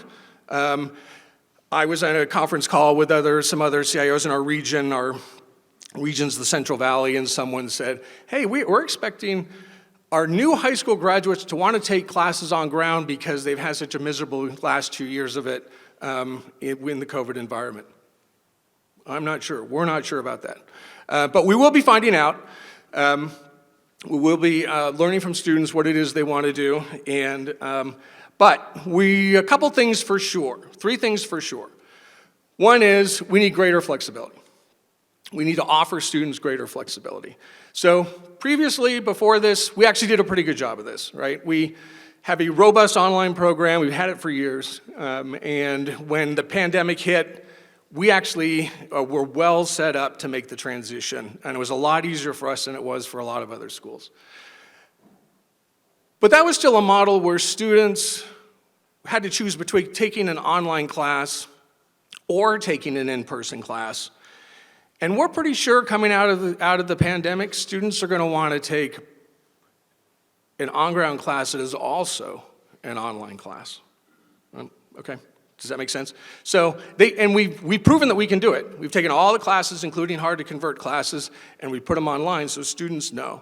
And I'm not talking about serving students, both a handful of students in the class and then have a handful of students on a screen somewhere that you're simultaneously serving. But for students who, and this has always been something that we've had to overcome. We are saying, life gets in the way of students. You have a student who's doing great 12 weeks through class and they get pregnant. And then they got to drop out. Or they get in a car accident. Or their work changes, schedule changes at work. And we're pretty certain that coming out of COVID, we've demonstrated we can serve them in both modes, and students will like being able to access, if they need to, if their kid gets sick and they need to stay home with them for 2 weeks, that they'll be able to do that and not lose out on classes. So we're looking for ways that we can develop some greater flexibility with the ways that we serve students so that we don't lose the momentum they're making on their education plans. Secondly, more wraparound services. And this is something we also already do very well on. And I won't read all of these, but I'll just hit the highlights. In the last 2 years, the college has increased support for basic needs. Basic needs is big at the community college system these days. For example, we've recognized food insecurity with our Coyote Cupboard that we have created and implemented at all of our campus sites. Food is available at all times for students to drop in and pick up. And then once a month, we do a more formalized packaged delivery. Students can come up and take grocery bags of food and other materials home with them. With Coyote Telehealth is a service that we provide, free medical and mental care, including on-the-spot and ongoing counseling appointments. Those are free to students who are Saracoso Community College students. We have a laptop lending program, and we distributed over 100 laptops this year, iPads and Surface Gos to students. The Saracoso College Promise Program is supported by the Saracoso Foundation, is now giving students $1,000 per semester with no financial need requirement. It's not like $1,000 or whatever pays for books. It's $1,000 for students in the Saracoso Promise Program with no need assessment. All students need to do is apply and maintain a minimum GPA. And as long as they're making progress towards their degree, they can continue to get $1,000 every semester for 4 semesters. The college is participating in the Finish Line Scholarship Program to help fund students 50% or more through a program on to completion. We have received $205,000, and that's money that goes directly to students, not to pay somebody to manage the program, but money that goes directly into the pockets of students. So if students have got at least 50% of the way through the program, there is money to help them make it all the way. While giving has been down in terms of the foundation held its first fundraiser in over 2 years in the fall, and there was a food and wine pairing over at Max that raised more than $7,000. Down in Tehachapi, we had a Cheers for Charity event that helped raise $6,000 for Promise scholarships at Tehachapi. And the foundation received a $10,000 United Way grant to support the work of the Coyote Cupboard. So this is work that we're doing to give us the resources we need in order to support students going through the programs. Athletics. Saracoso, Little Saracoso, out here in the desert, was one of the few programs across the state to maintain competition without disruption during the pandemic. And I really have to recognize the work done by Vice President Ostash and by our athletic director, John McHenry, for doing that. That was more work than it seems like, and it seems like a lot already. Measure J, the physical education outdoor complex and gymnasium renovation continues to be developed. We have a design that's been agreed to, and it's currently with DSA. And if you could see my eyes roll, you would. But we expect it to go out for bidding in March. So that's a project that is on tap for us. And then funding has become available from the state for housing. Big block grant from the state, Chancellor's Office for housing. And we're looking into that, whether that fits us, fits our students, and so we're doing a feasibility study for that, and that may be something that, that Saracoso embarks on over the next couple of years. All right, and then finally, increased employment prospects. So in addition to offering students greater flexibility and more wraparound services, this is our key goal over the next few years, is increased employment prospects. The reason students come to the community college is so they get a job. It's not to get a major. Major is the halfway point to a career. It's the path to a career. And so enhancing the employment prospects of students across the board, whether they're transferring or doing short-term workforce training, is key for us, and something we're going to take very seriously. So here are some new programs that have been approved by the state just very recently. Linux operating system, cloud computing, entrepreneurship, and I know we'll talk a little bit more about that later. Industrial process technician, just approved yesterday, by the way. Addiction studies program has been submitted and is being reviewed by the state. Digital media and marketing, law, public policy, and society, and Spanish. Those last two are degrees, not certificates, so students could get those and then transfer. Programs currently in development. We have some exciting new programs. Forestry management, again, we serve the entire service area. Wildland fire training, truck driving, modern police science, and AWS certification for the cloud computing certificate. And what's important about here, we mentioned being greater flexibility in what students want. One thing we know students want, and is my direct appeal to you all, what we know students want is more hands-on, actual work training as part of their education. Internships, externships, apprenticeships, work experience, cooperative work experience of some kind. If you've got a need for something like that, if you have the capacity to have opportunity for some of our students, we would really, really, really like to hear from you. Students know they get what they need in the classroom, but they are doubly appreciative of any chance they have to vary those experiences up and do some actual training in the field. I'll have my contact information here at the end, and there it is at the end. It's our last slide. For you all, if you have education training needs, we've got a couple of different ways we can serve you. One is through contract education, and that means we take a class that we've got in the catalog, or not, we can make one up, and we can serve you directly. Your employees, your space, your time. The trick there, though, is you gotta pay the instructional costs for it. So there's a fee for the instructional costs.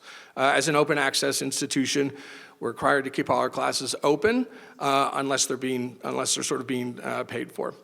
But we can do that if that works best for you. The second is setting up a number of non-credit courses, partnering with our faculty to create some non-credit courses. Non-credit courses in short-term workforce training, zero cost to students, zero cost to employers. The trick is got to be at least 2 courses in a sequence, qualify as a program for the state, and it's got to be open access, which means that other students could drop in and take the same class. But in that respect, zero cost, both to the student and to the employer. So those are a couple of different ways that we can serve your needs as well. So that's it. There's my contact information down at the bottom. If you have anything that you've heard here for us that you would like to contact me about, we have a dean of career technical education who is in charge of workforce training, and so we can get you connected with faculty and with our processes for anything that is of interest to you. So that's the end of my presentation. So thank you very much. Okay. Thank you, Dr. Marvin. A shameless plug here. I have something I do have to share with you all is last May at graduation, Dr. Marvin was talking about the dual enrollment high school students taking college classes. Last May, we had 7 high school students graduate from Saracoso before they graduated high school. They went into the 4-year system as juniors. So it's really, and we see those numbers climbing every year. Okay, we're going to skip the break for a minute, just simply because we want to hear from our base. We're anxious to hear from them. And joining us up first is going to be Commanding Officer of the Naval Air Weapons Station, China Lake, Captain Jeremy Vaughn. Vaughn most recently served in the new Warfighting Development Directorate, N7, on the Navy staff. A native of Las Vegas, Nevada, he entered the U.S. Naval Academy in July of 1993 and graduated in 1997 with a Bachelor of Science degree in Mechanical Engineering. Vaughn earned a graduate degree with distinction from the Naval Postgraduate School in Business Management, was designated a naval aviator in 1999, and is qualified as a Joint Specialty Officer. So, please welcome Jeremy Vaughn. Come on in.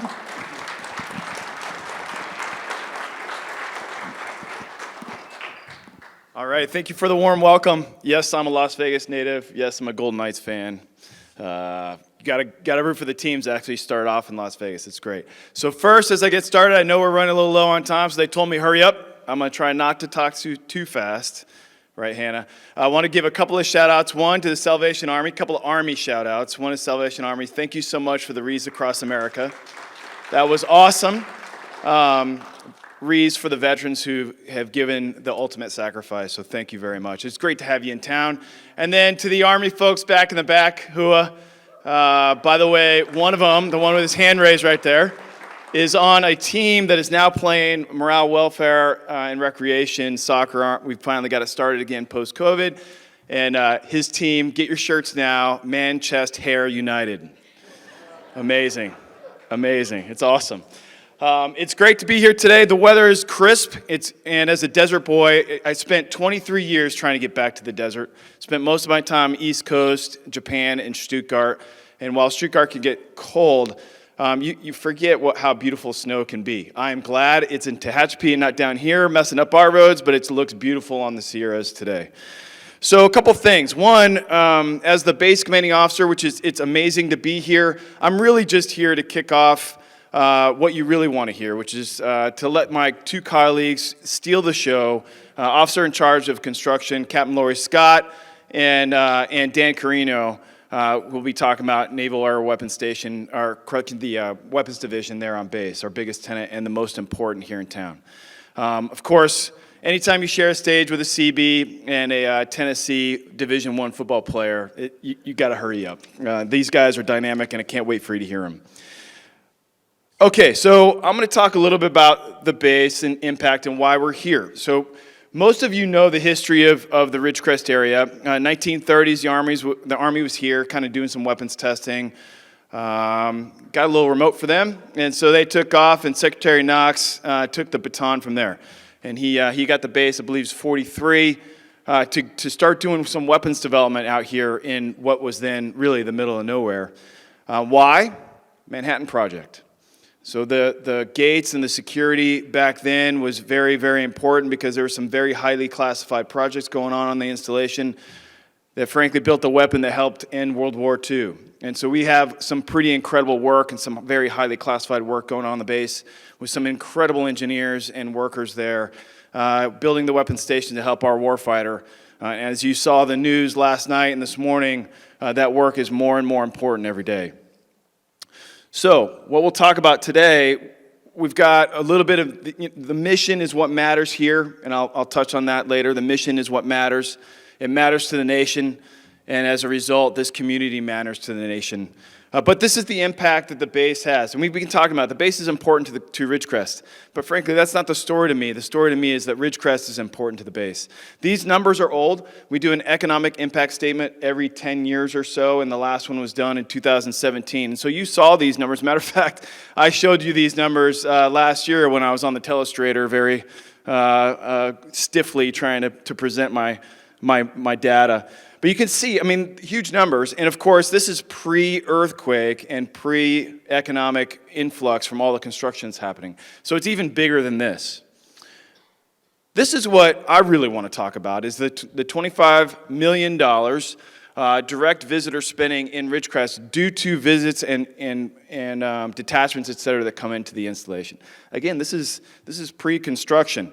And so I've always talked about you can do action for action's sake, or you do action to get a result. And what is the result? You can see it up and down China Lake Boulevard, right? You can hear the music. If you parked like me, you could hear the music over there at Dutch Bros as they're partying and putting coffees out.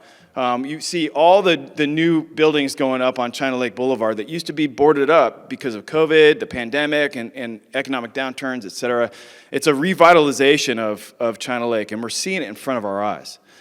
And so that has a collaborative, symbiotic effect with recruiting talent for the installation, which I'm sure my colleagues will talk about.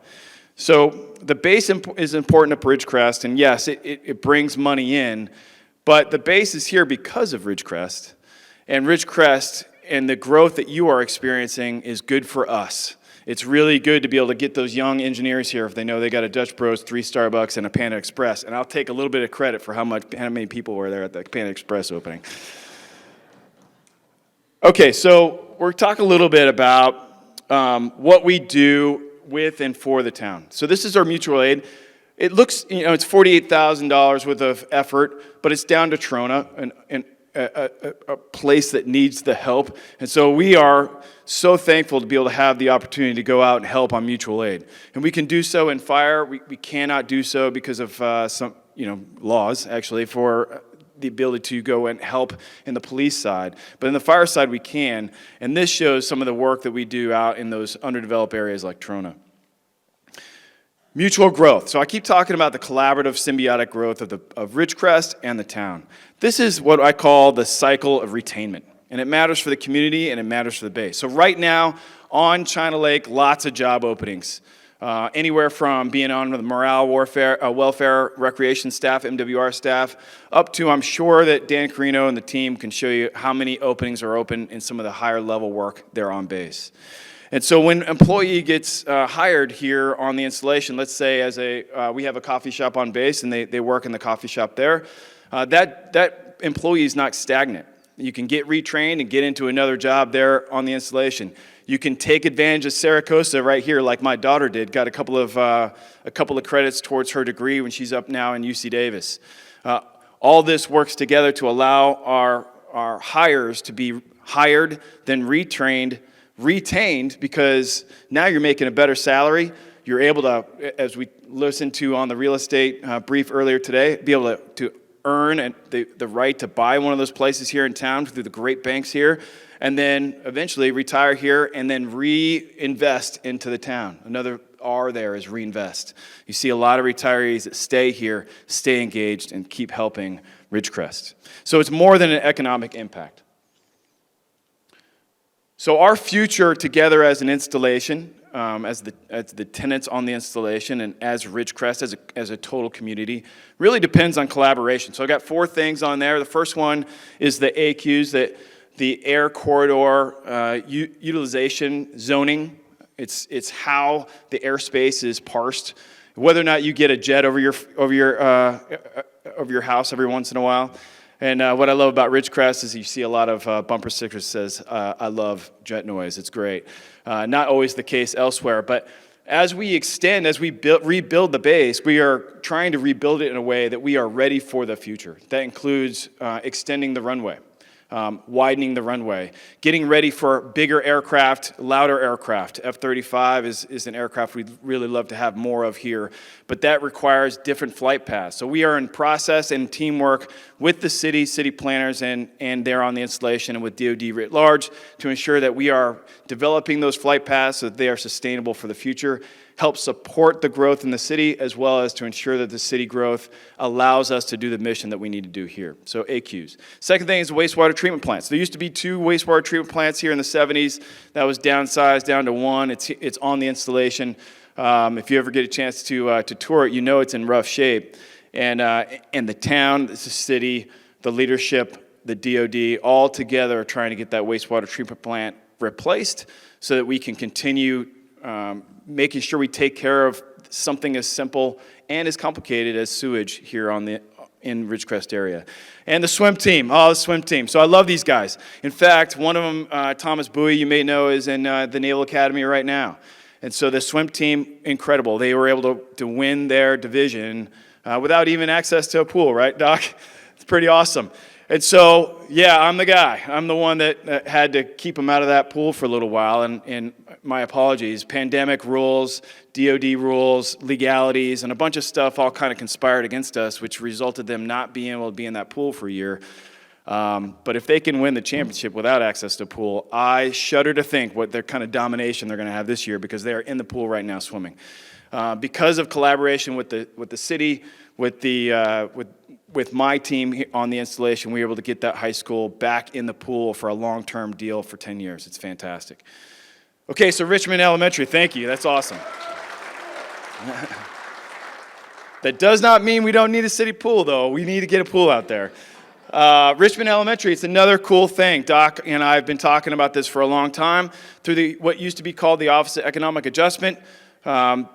Able to get some school grants that we work together as a DoD and a city to ensure we get after these grants. We won that grant, and so now 48 acres of Navy land outside Richmond Gate is going to be turned into an incredible school, and we all are looking forward to shovels, digging into the dirt and get that Richmond Elementary School going.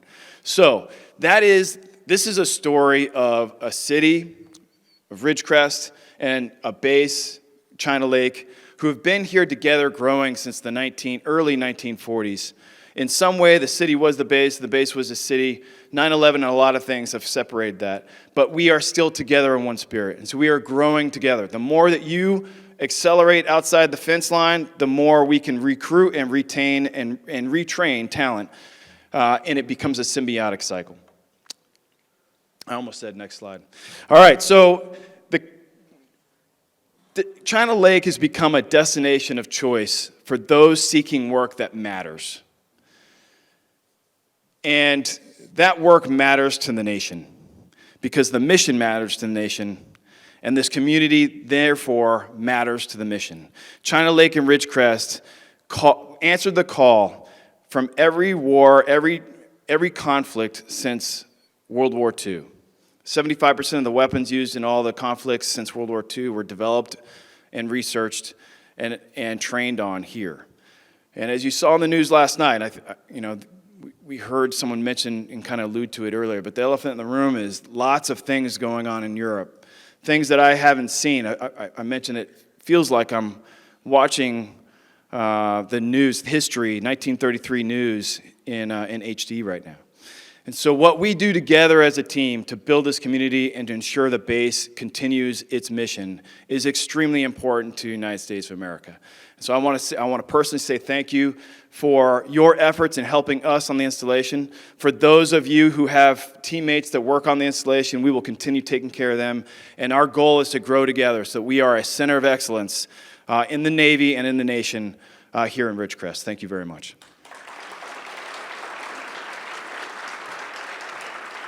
All right, thank you, Captain Vaughn. Just their energy, right? Just so exciting. Okay.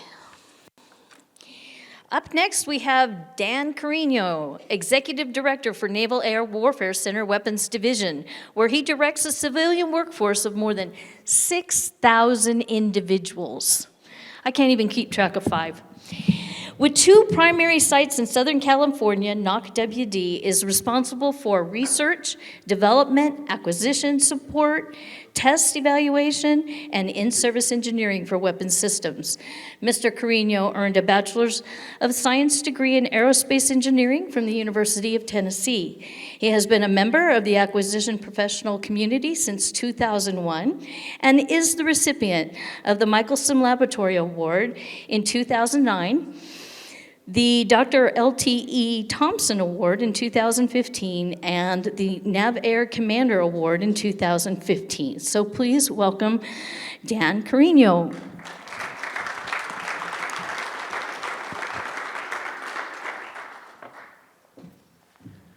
Okay, well, thank you very much.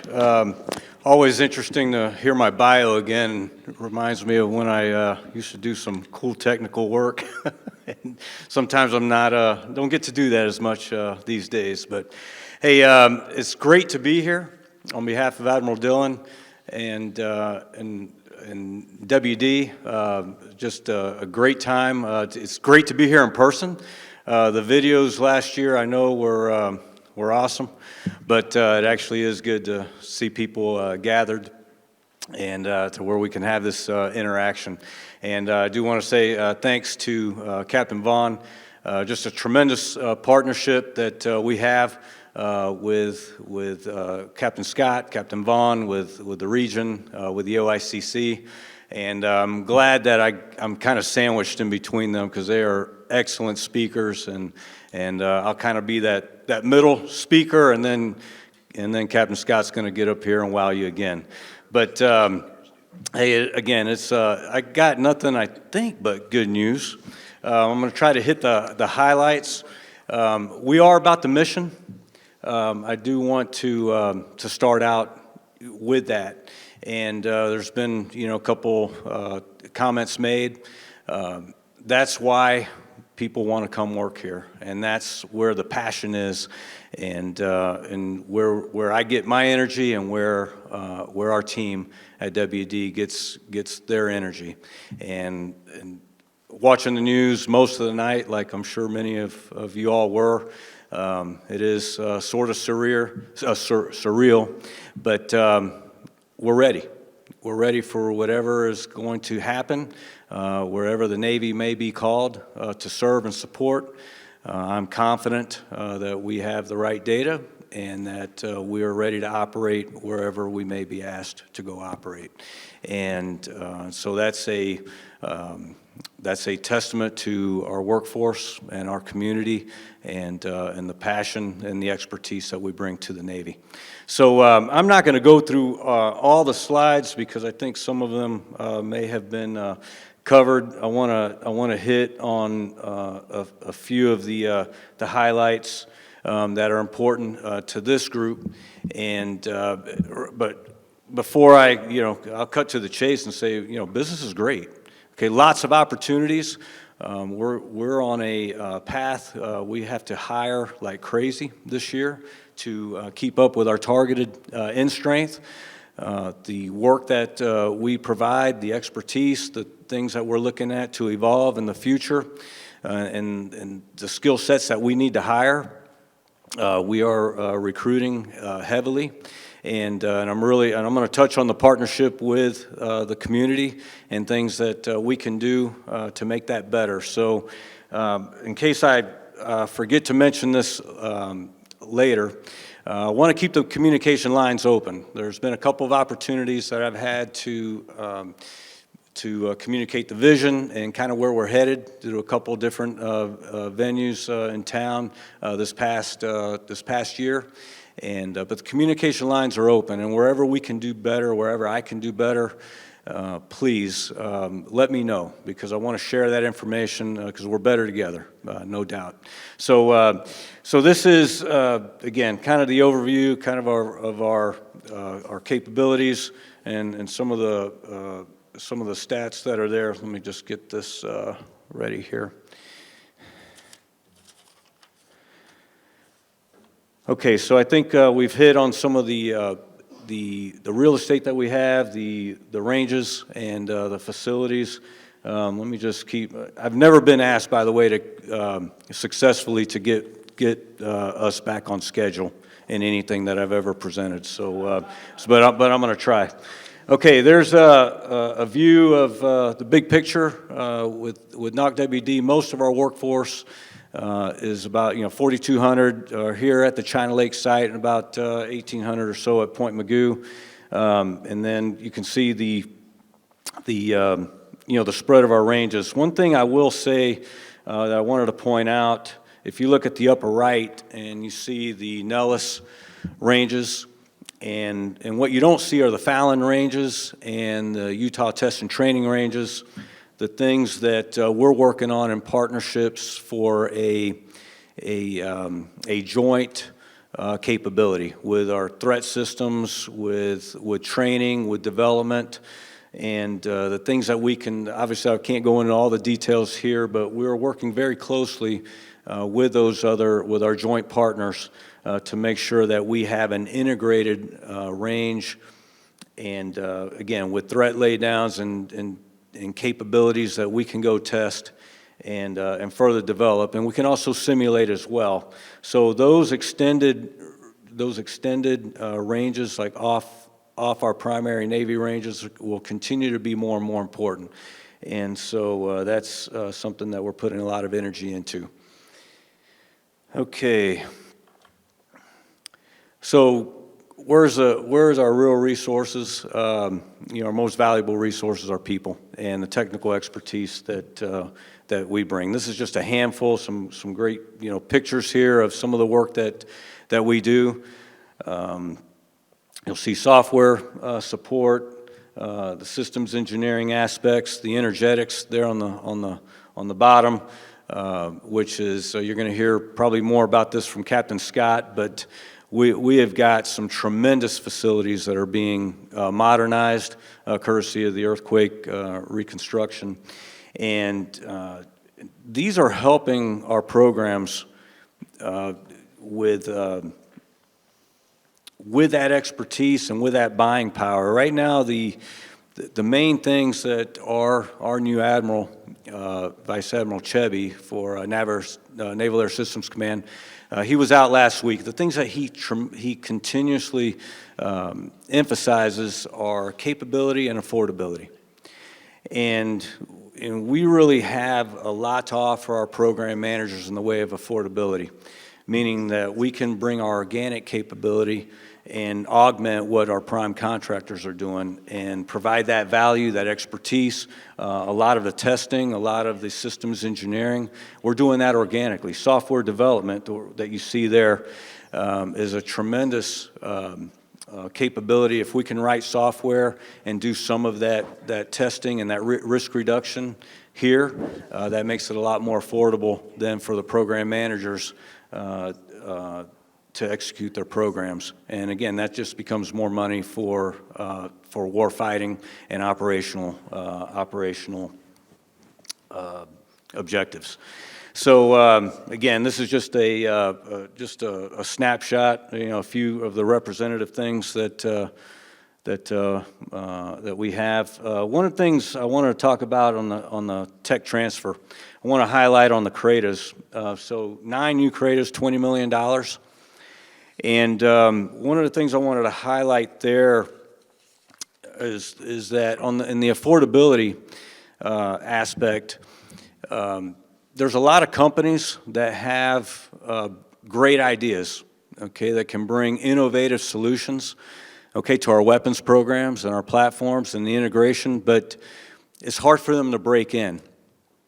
And so some of the things that we have started to do is put in place some CRADAs that allow some of these smaller non-traditional suppliers to utilize our facilities and our expertise here at China Lake. And for instance, there may be a company that has an idea to build a weapon system and they need a rocket motor.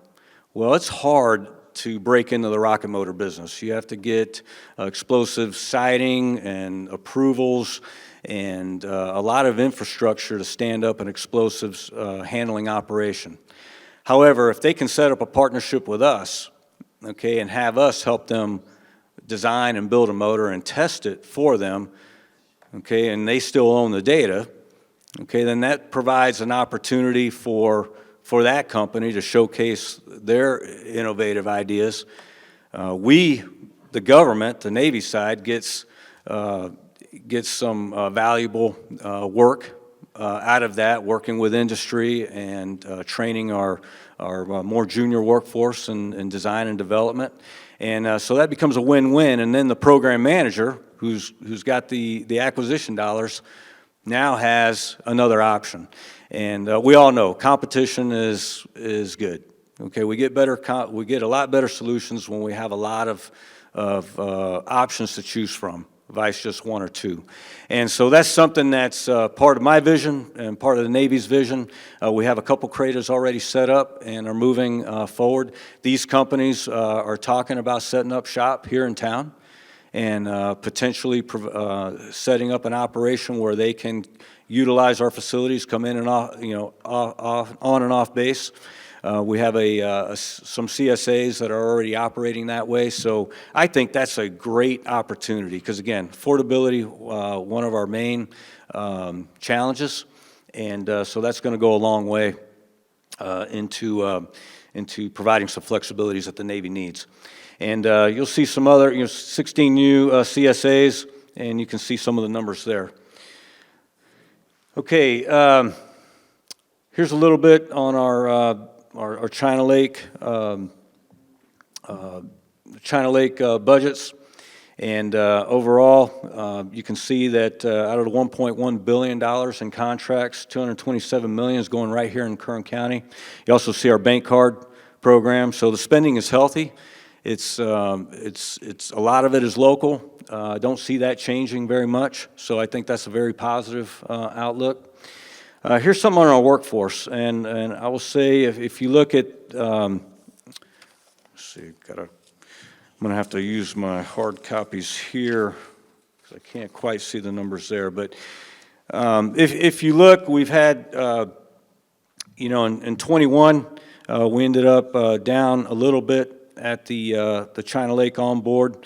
And really what's happening here is the attrition is a lot higher than what we've experienced previously. I mean, there's probably a number of causes for that.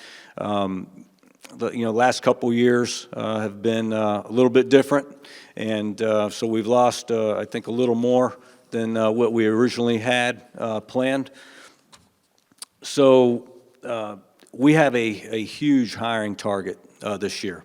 Okay, so we're recruiting in force right now. I believe that in order to hire, approximately 600 new employees, we really got a lot of work to do the rest of this year.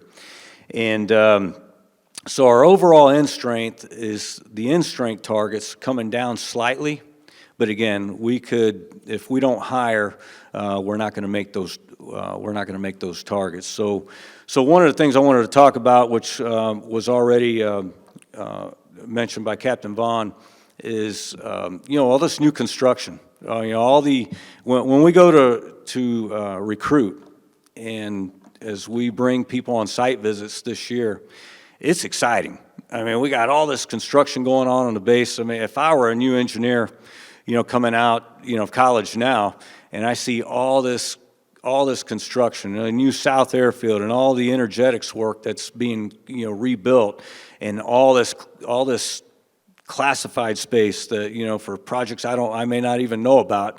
I'm looking at China Lake. Wow, this is the place to be. The Navy thinks this place is important. They invested billions of dollars here.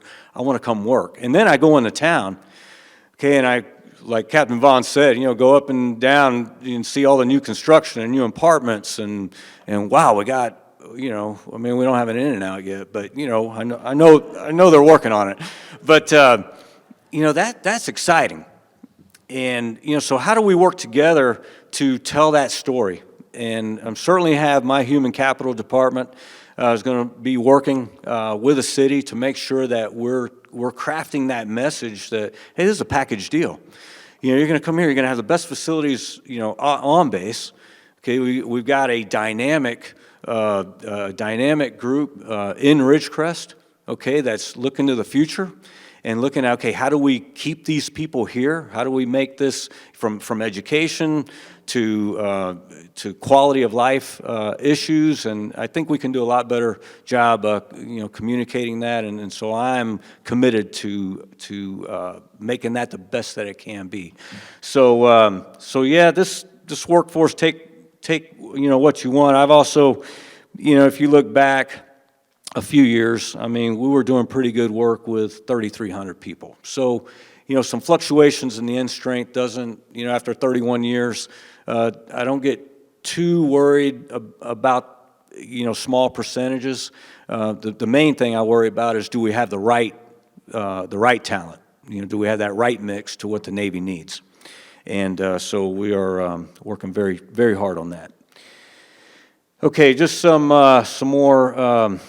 I'm not going to spend much time on that. There's some highlights here, and again, relevance. Okay, are we relevant to the Navy mission? The resounding answer is absolutely yes.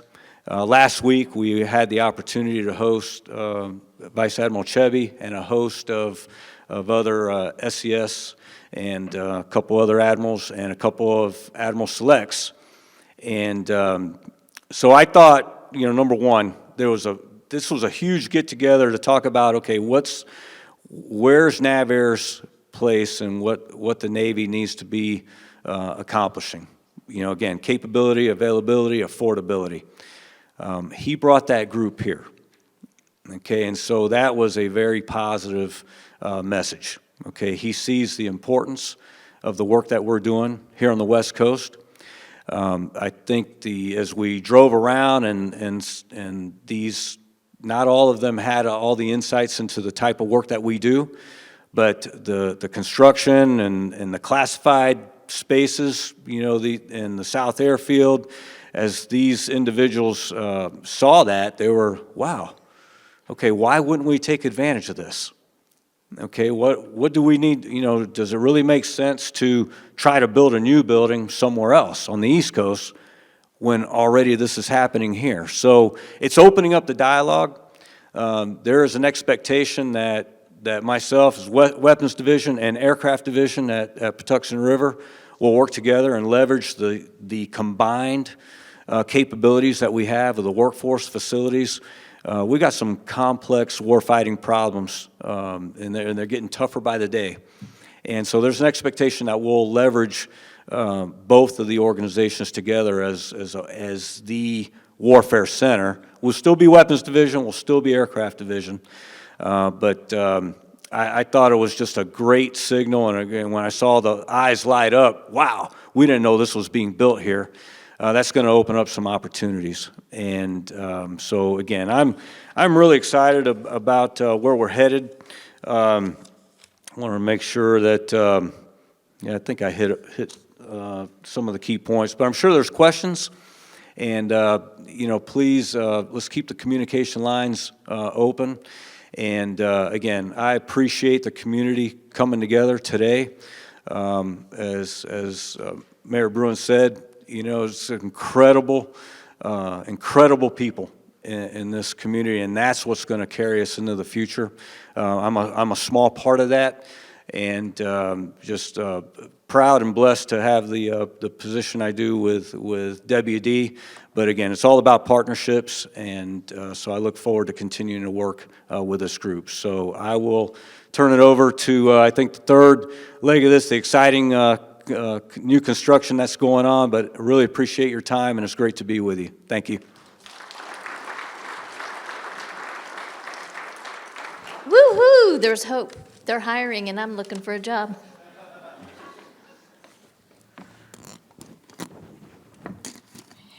Okay, now we have with us, I know I have this file, kind of changed the order a little bit here. I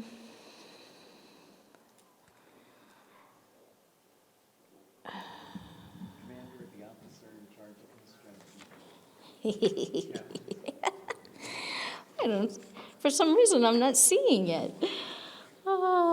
I have it, I know I do. Okay, here we go. Captain Lori Scott, Commanding Officer in charge of construction at China Lake. Scott is a registered professional civil engineer in the District of Columbia, a member of the Defense Acquisition Corps, a qualified CB combat warfare officer, and a life member of the Society of American Military Engineers. Please welcome Captain Lori Scott.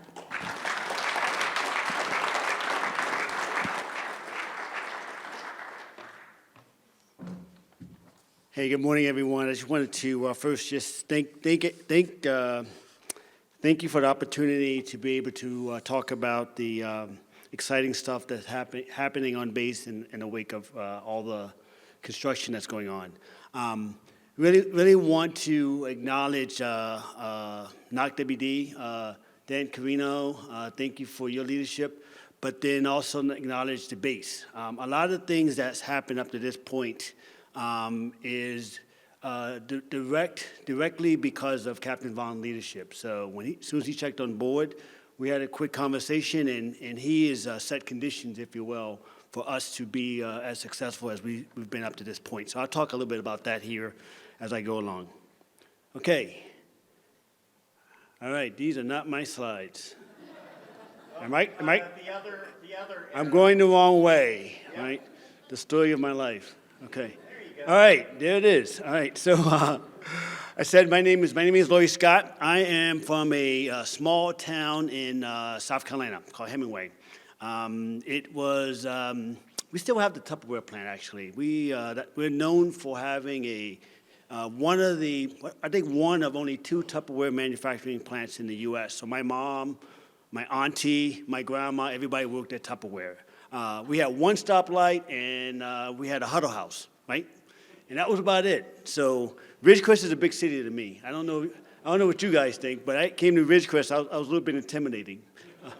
And I told Mayor Breeden at the time about my background and the mere fact that I fell in love with Ridgecrest quite easily because you guys have a movie theater and we didn't. So, all right. Okay, let's talk about the birth of the OICC, right? So, everyone know the history of the earthquakes.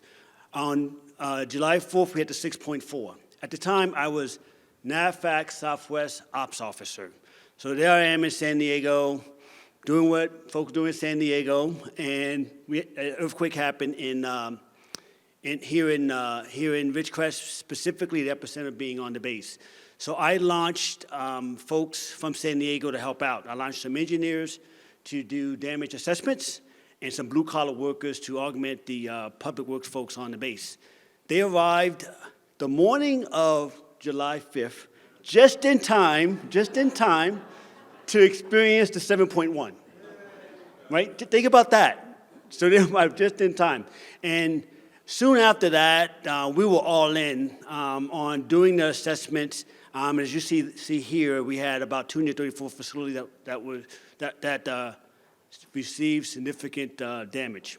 The key to our success from day one was the integrated team between NAVFAC and NOCWD. I can't say that enough. So my program director, Curtis Davis, who's right over there, Brad Harlow, I think he's a staple in this community. Melissa Fennell and others rose up to the challenge, and we came together as a team, and we built this multi-billion-dollar program. Built a multi-billion-dollar program in a matter of a few months. Think about that. And we were able to secure, in Milcon dollars alone, $2.3 billion for China Lake.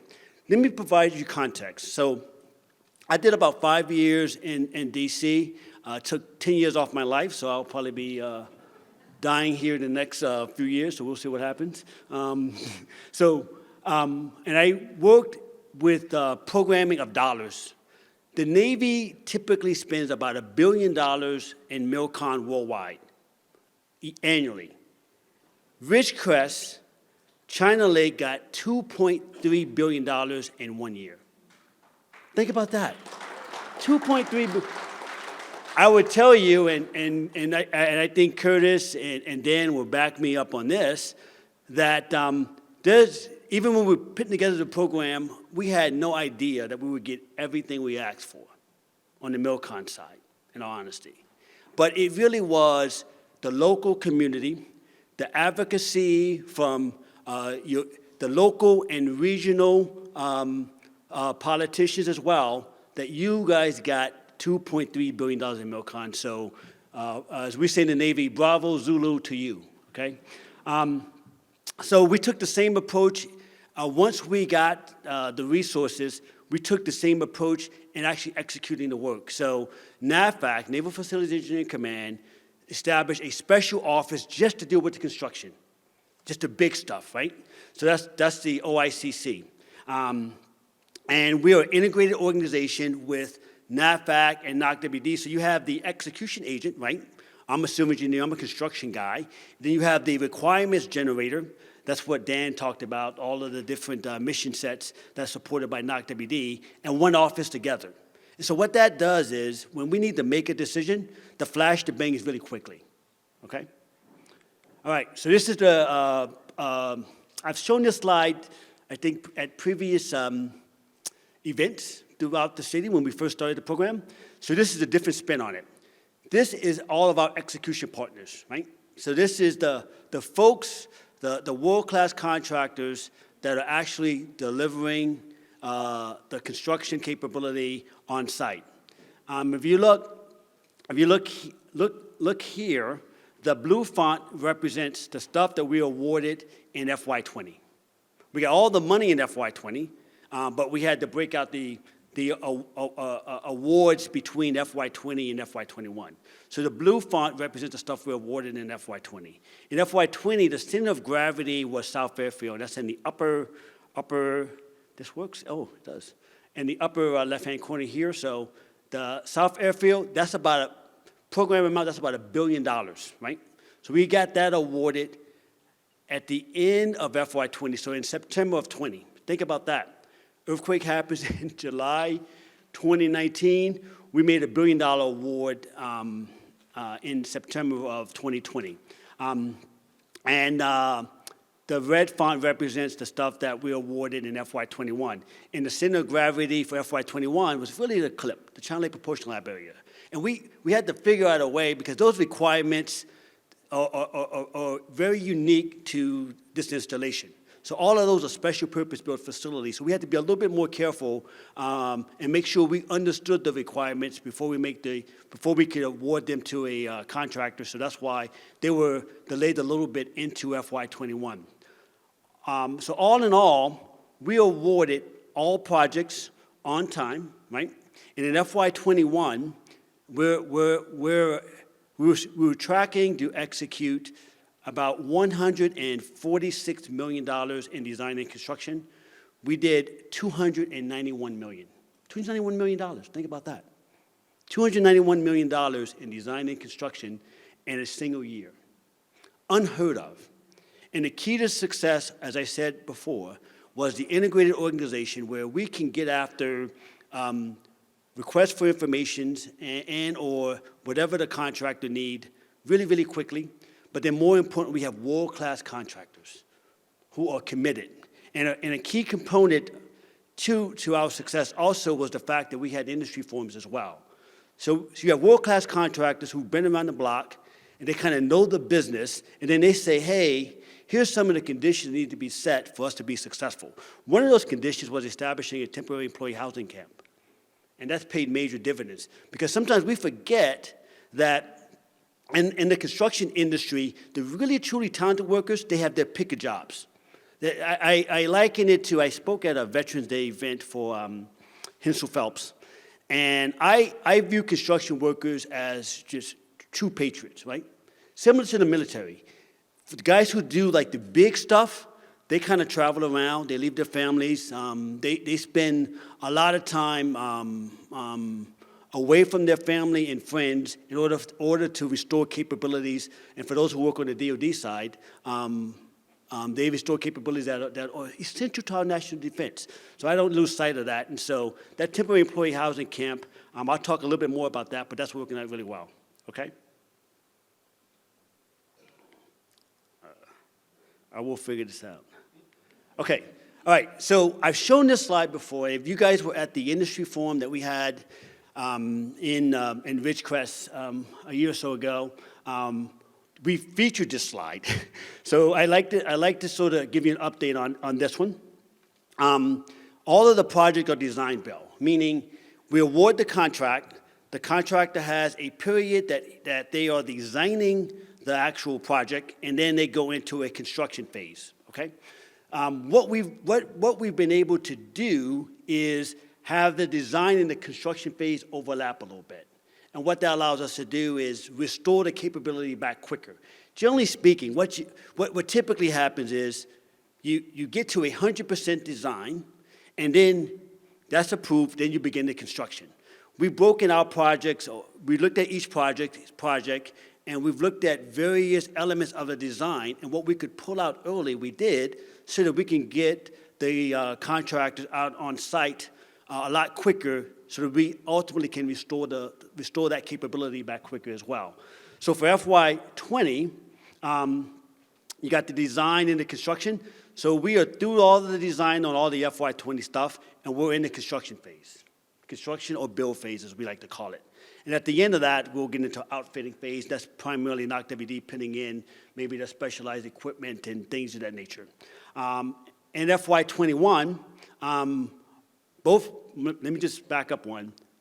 All projects for FY 2021 are awarded. So for FY21, we are in the design phase for only 3 projects, and we're in the construction phase for the remaining.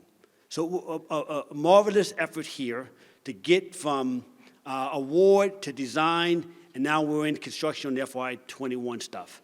From a labor force perspective, so when I first presented this chart back at the industry forum we had in Ridgecrest, I talked about us peaking at about 1,500. So we've since adjusted those numbers. We're going to be anywhere from 1,300 to 1,400. And I'll tell you why. Part of it is contractors coming on, well, let me back up one. When I gave you those numbers in the industry forum, it was just an estimate. We had not awarded a contract yet.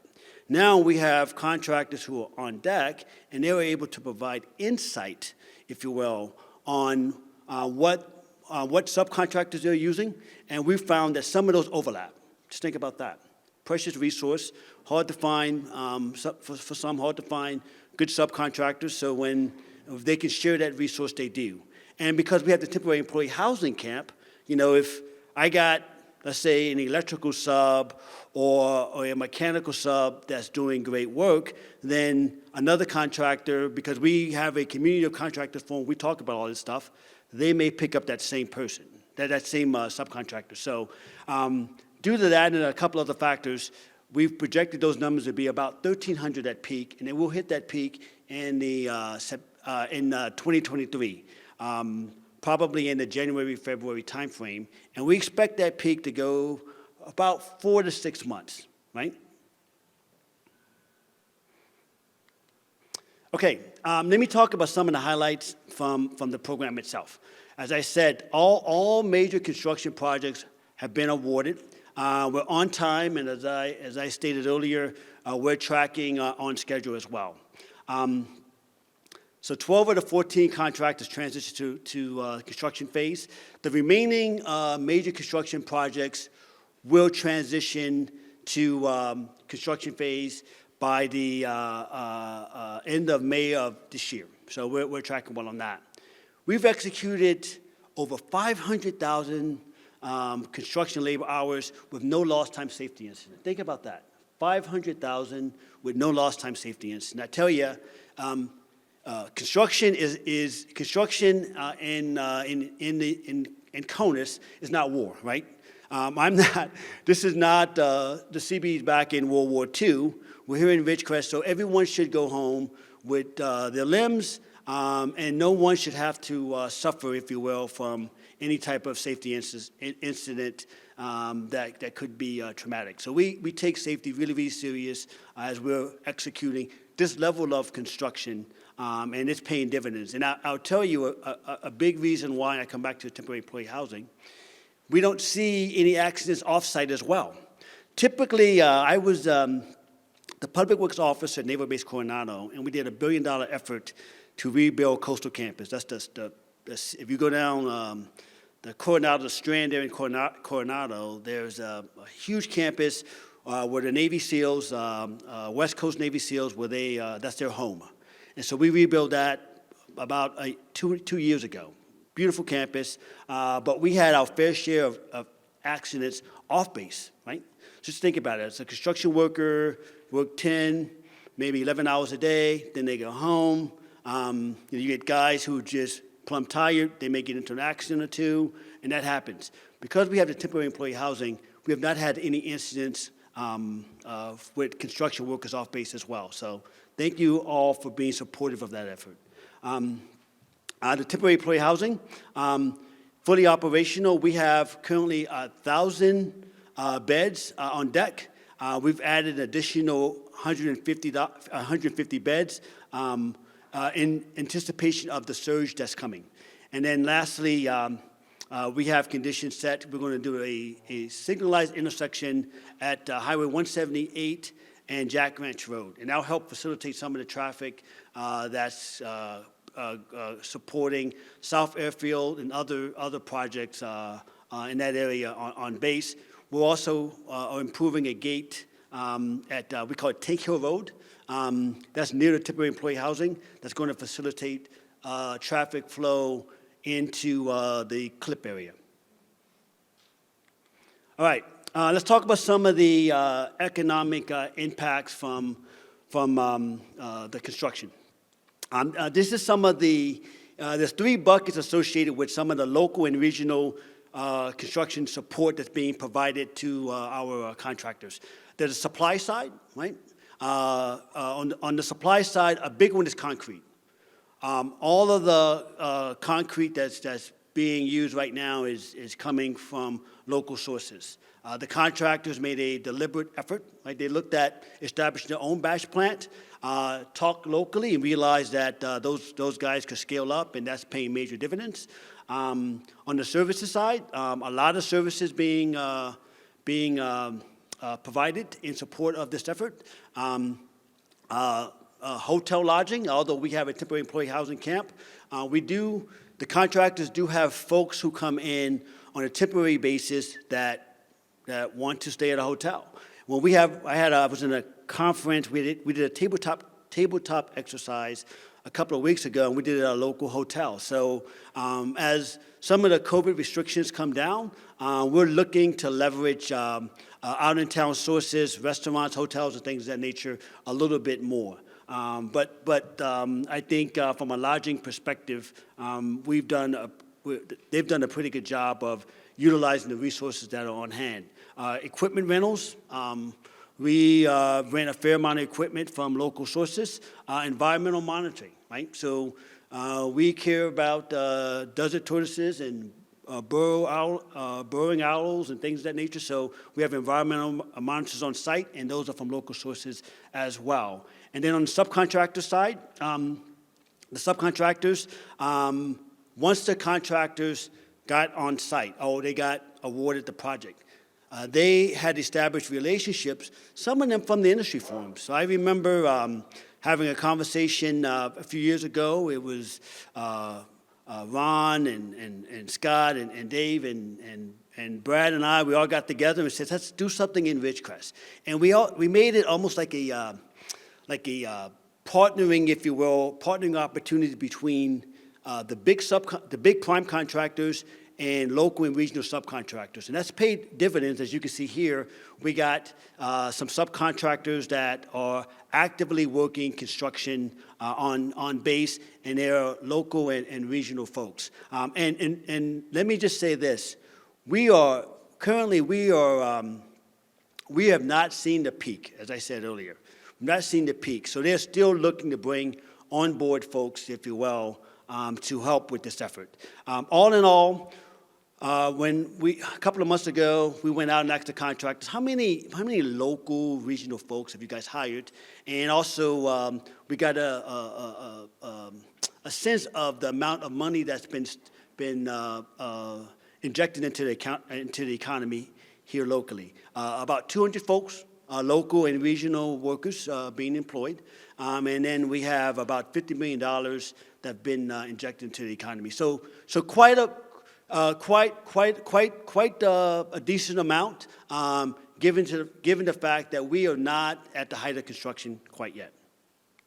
Okay, so value to the community, and you know, I really enjoyed the previous speakers just talking about the value of all of the things that's happening in Ridgecrest and how it's going to allow us, if you will, to attract the best and the brightest. And Dan hinted at this earlier as well.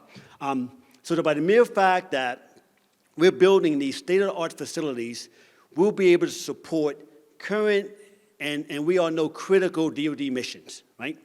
But then also, in order for us to be successful, we have to attract the best. So a lot of times, we're competing for highly technical talent. And we want them to walk into these facilities and feel like they're a part of something bigger than themselves, right? And that's going to be, that's the guiding post, if you will, as we are trying to direct our contractors to make sure that we're not taking any shortcuts and we're building facilities that are unmatched anywhere in the world, okay? We currently have over 650 workers on site, and we're going to increase to about 1,300 at peak. And all these workers receive per diem. So they're out in town, they're spending, you know, they're going to, you know, you pick your favorite restaurant. You know, I like them all.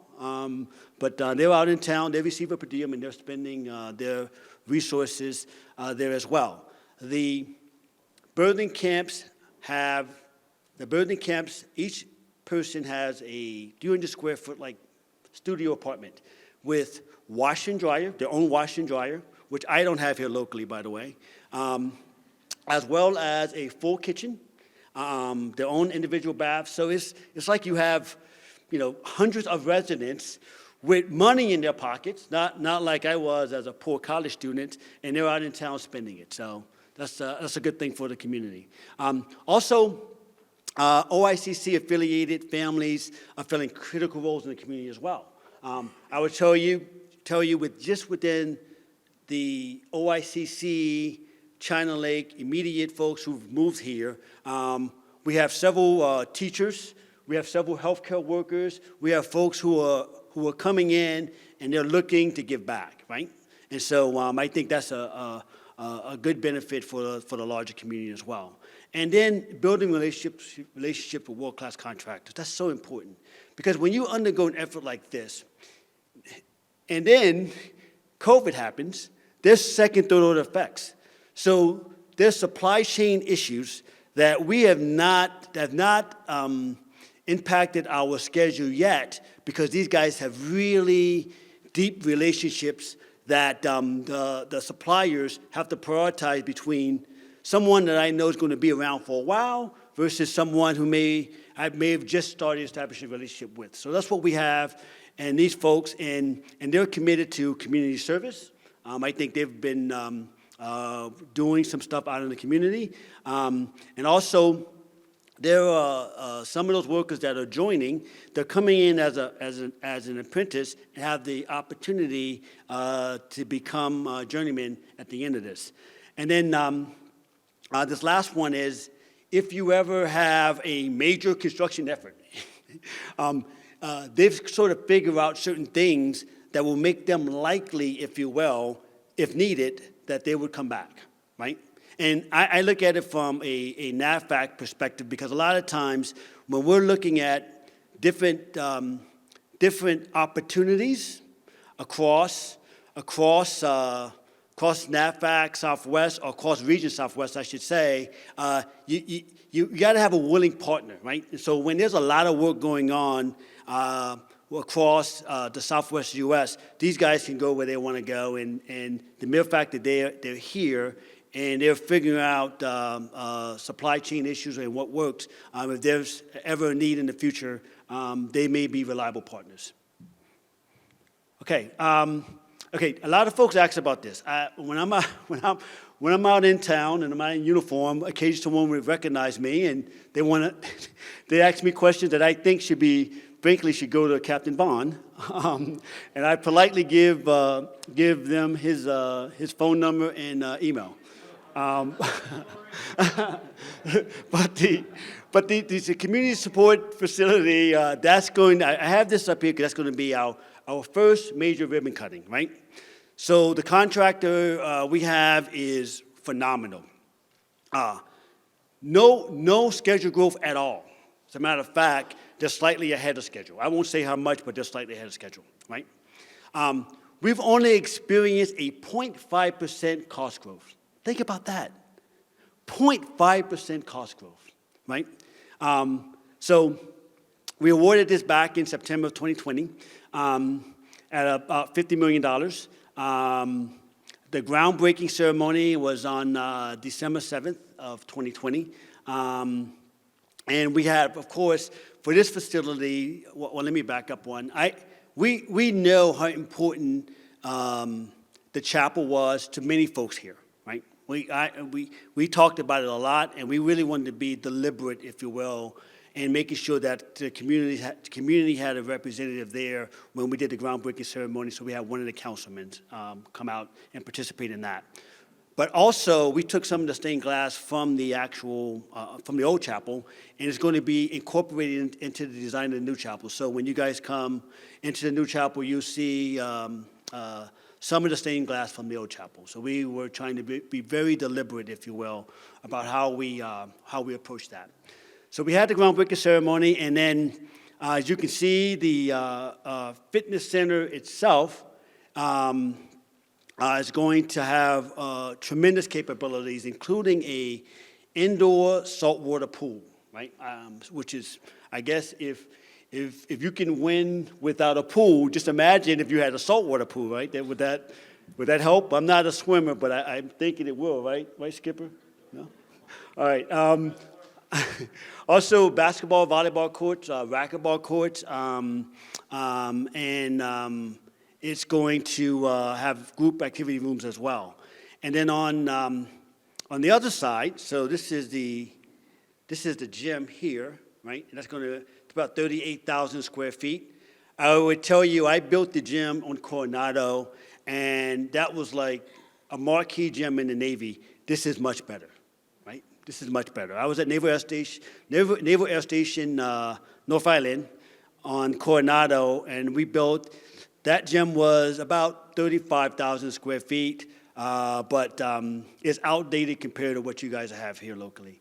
And then if you walk across I guess the walkway here, this is the multi-purpose religious facility, and if you're ever on base, you can see it's going up quite nicely. It's going to be about 14,000 square feet. It'll have major chapel area as well as state-of-the-art audiovisual. And what's remarkable about this is how they've incorporated all of the all types of design features using glass. This is a lot of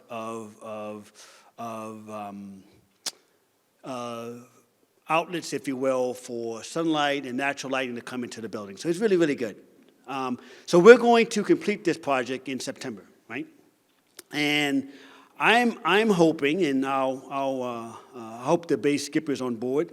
We'll have a ribbon cutting either late September or early October to celebrate this and frankly invite the community to participate. This is a big deal. We know that many of you guys have been have some connection, if you will, particularly to the chapel. So that's why I wanted to show this one. Okay. All right. So on the I want to give you some points of contact. I think we're going to post these slides. So for those interested in learning about opportunities, I got 2 slides here. On the government side, these are some of our small business folks to reach out to see what's coming up. Right? Just essentially, there's always stuff happening and things of that nature. So if you're a small business and looking for opportunities, these are the folks to call.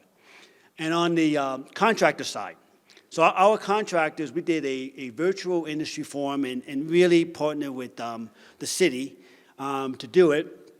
And they had their own like mini forums, if you will, and they talked to some of those subcontractors that are on deck right now.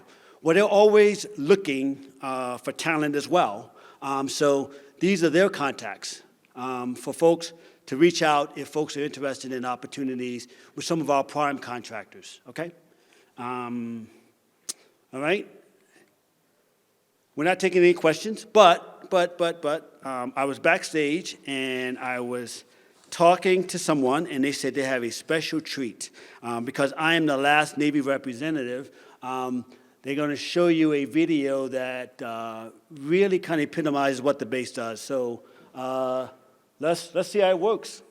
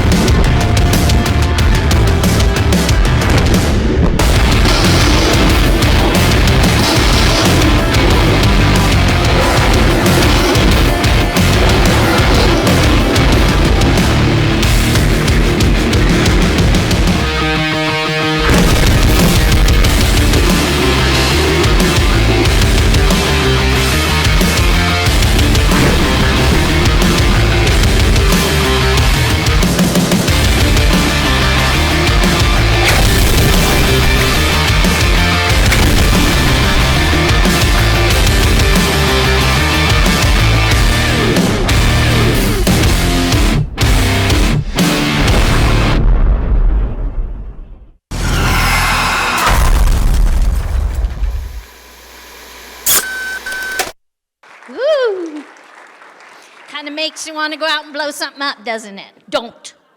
These are highly trained professionals. Okay, you know, I always appreciate hearing from the base because I have to tell you, I really don't know a lot about what happens on the base. I know many of you directly support them, and the rest of you indirectly support them in some fashion or another. But I've been married to the same man for 41 years, and 35 of those years he's worked on base. And every time I ask him what he does, he says, I can't tell you or I'd have to kill you. And he doesn't need any more reasons to kill me, so I don't ask anymore. We got a 5-minute break, and then when we come back, we're going to hear from our keynote on what we can expect at a regional, state, and national level on the economy.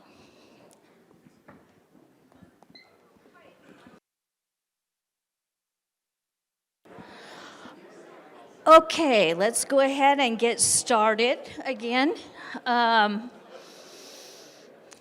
If everybody could have their seats. I know you really want to stretch. It's hard sitting for so long. Hey, Don. How's it going? Okay, so our next speaker is our keynote speaker for the third consecutive year. Dr. Mark Schneep is an economist and director of the California Economic Forecast in Santa Barbara. Dr. Schneep develops regional real estate and economic forecasts, publications, and presents his findings at many large public conferences. He served as the senior economist to Kathleen Connell, the California State Controller, from 1999 to 2003, and served as the director of the Economic Forecast Project at the University of California, Santa Barbara, between 1985 and 2000. So we're looking forward to what he has to share with us today. Welcome, Dr. Schneep.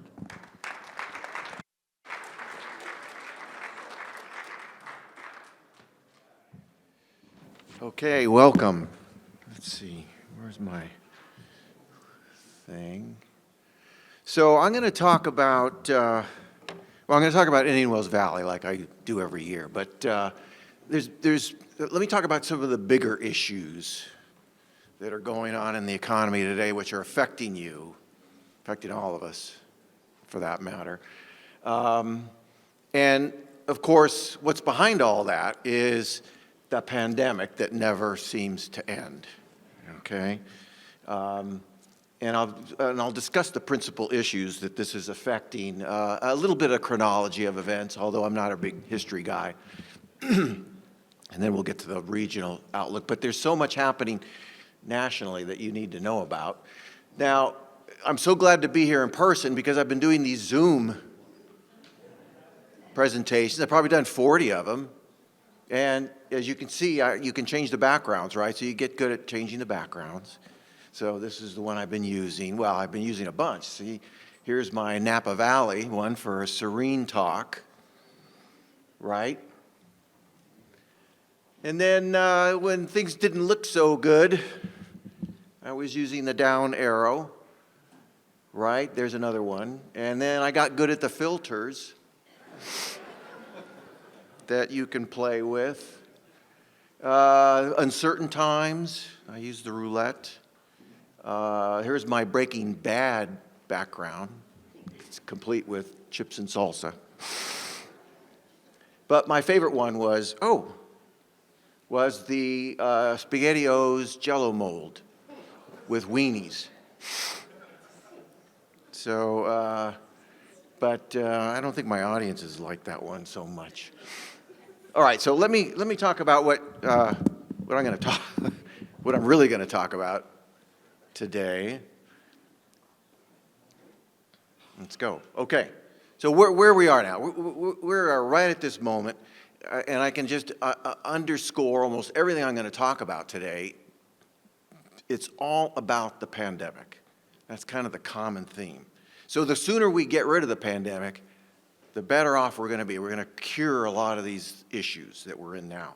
And it's these: inflation, the supply chain problems, the labor force problem. So I'll address that. And I'll talk about the California economy and then the regional economy, okay?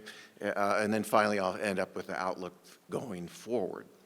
So I've got a series, as I normally do, of quizzes that, I want you to participate and just raise your hand. And frequently, there's always multiple answers to this that you can respond to. So raise as many times as you want. But when do you think we'll be back to normal? That's the question right now, right? I mean, I've asked this a couple of times, and of course, we've all been wrong. So here, answer number one, raise your hand. In 2 to 3 months, who says that? Nobody? Oh, there's a few. One, couple, hardly anybody. Okay. Here, by the summer. So that's what, 4 or 5 months? Okay, a few more of you. All right, boy, you're optimistic. By November.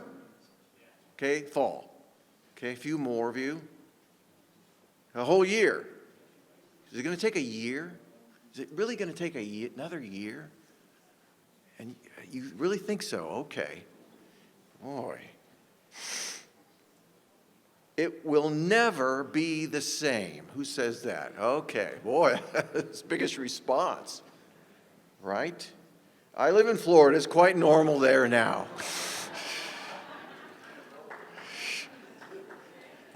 Texas, Tennessee, they are. Some of the red states, it's quite normal. All right, so the answer, I think anyway, this is a crapshoot, but I think it's going to be 2 to 3 months or by the summer. And I'll show you why I think that. Although it's tough to say that even because of this state and what this state has engaged in over the point of the pandemic. But here are COVID cases going back to December of 2020, right, all the way up through just a day or two ago. This is daily cases, new cases that come in, and this is for California, right? And so here's Omicron, and that was Delta, and that was the original Alpha variant. So you can see how big Omicron was relatively to the other breakouts. It was huge. In fact, for many places in California and in Europe, for all the case, for every single occurrence of coronavirus that somebody got, since December 28th till now, 40% of all those cases occurred. That's how dominant Omicron was. And Omicron was originally judged when it first came out of South Africa as being the nature's vaccine, because it was going to be mild, it was going to be easily transmittable, and it was all going to get us to herd immunity because we'd all get immunity, natural immunity with it, right? And I think that's kind of what's happened. You can see where we are now. We're down, it's essentially over. Omicron is done, right, for the most part. I mean, it's still transmitting, but it's really not creating the big dangers that we saw with the other waves. So, I think that we may be done with this, and I think politically a lot of states are now done with this as well. So we're going to have to see what happens. But, we're seeing things occur in other countries, and other countries are just calling off the pandemic, like Ireland, like the United Kingdom, and like Austria did just a couple of days ago. So, and they were very draconian. What has the pandemic changed? All right, let's talk about this. The labor force has shrunk. It's changed the labor force. It's shrunk, and I'll be addressing this. But a lot of reason that it's changed, and it's changed it kind of forever, is that it accelerated retirements. Accelerated retirements. So we're not going to get those people back. But it did other things, and we'll get to that. And then regarding the way that we work again, all right, we've been told that there's going to be these dramatic structural changes in the way we work, and we may be working from home or whatever the case. And I don't think so. And the Great Resignation has prompted more of this. Have everybody heard this term, the Great Resignation? Who has? Right? I'll show you a picture of the Great Resignation, why it's called that. But I'm not of that persuasion. I think the Great Resignation is principally due to we just have a tight labor market. That's all. We have this tight labor market, and it's not necessarily because we got acclimated to working from home during the shutdowns, and therefore we really got to like that, and that's what we want, and if we don't get that, we're going to quit. If the employer doesn't get it, we're going to quit. Okay? This is going to happen. And this is just what it says it is. This is quits. People quitting nationwide. And you can see where we are. We're at the highest levels ever in the history of this data. People quitting right and left. All right, that's why everybody says, oh, it's the Great Resignation. It's because everybody wants to get what they want from their employer because they're so used to working from home. And I just think it's the tightness of the labor market. When the labor force starts coming back and easing up, this is going to change as well. Okay, let me quickly talk about the present, where we are. Right now, I'm going to do it real fast. I'm going to do it like the guy on Monday Night Football that does the 3 minutes halftime. But I'm only doing it in one. Okay. An economic recovery is still underway right now. But growth has slowed down because of the Delta variant hit and then Omicron. Okay, and that caused some hiccups. Inflation remains a problem. And it's concerning, and I'll talk more about that. Interest rates are now rising. And in fact, a few economists have gone all the way to proclaiming that perhaps we're entering into a period of stagflation, which you don't want, because that's really hard to get out of. That's stag is the stagnant growth, stagnant economy, and then deflation, of course, is combined with inflation. And it's really hard from a policy standpoint to cure that problem. So we don't want to enter into that. And then the supply issues, which we have right now, aren't really going away. They're not being resolved. The stock market correction, which we are seeing, is not over. So brace yourself for that. And the unemployment rate that we currently have in the U.S., and for that matter in most places now, it really tells us that the labor market is tight amidst all this other stuff that's going on. And given all the spending that's coming out of Washington, boy, nobody seems to be paying any attention to the federal deficit. All right? It's become ethereal. So that's where we are in 1 minute. Now, here's just a template. This is just a template. I just want to throw this up real quickly because it's going to show you how I'm going to present some of these pictures going forward. So this is GDP, which is just the value of all production of services and goods in this country. So just think of it that way. This is the value. So it really monitors economic growth. It really monitors economic growth in this country. When we look at GDP, it's a gross kind of thing, and I'd rather use other indicators. I don't like this one because a lot of people just don't understand it. But this is just a template. So my pictures today are going to show you that this big giant chasm that occurs in the indicators, and that was the pandemic hitting, and that's like April and May of 2020. So you're going to see this in a lot of the slides, right? So, and economists, they like to see when do we recover from this? So the peak that we're trying to recover back to is nearly always February of 2020. That was the last month before the pandemic hit, and it bottomed out in April or May. Most of the time April, sometimes May. So we need to get back to, to that peak. And we did for GDP in the spring of last year. So we've recovered, and now we're in a expansionary period again. So we're seeing recovery and expansion in overall production. So just keep this in mind when you see all my other pictures coming up. But nevertheless, we are growing. Kind of slowly, but nevertheless we are. All right, let me talk about quiz number 2. Because GDP was growing. So in view of that, this kind of gives me a gauge of the sentiment in the room, and not only that, but the sentiment of the people in the room in this particular region, because it's going to vary, right? How was your 2021? So here, answer with your hand raised, just like you did the first quiz. Right? Stellar. It was a career year. Who says that? Who says that? Okay. Yeah, you must be in real estate. Right? Must be in real estate, or you were in Bitcoin, you know, although that has backtracked, as we all know. Okay, so 1. All right. Life couldn't be better. I'm working from home. Who says that? Right? A few of you like that. Maybe a few of you don't. Maybe you're working from home, but you don't really like it that much. Okay? I got vaccinated, I followed the science, and I still got coronavirus. Who says that? A lot of people, this happened to. I mean, right? This was my 2021. I mean, many people say that. It wasn't mine, but many people say that. They got it. And they may have got it twice. A lot of people say that. Okay, so that's an answer. I'm faced with product shortages. Who says that? Okay, a few of you, yes. I'm faced with higher prices for equipment, materials, and supplies.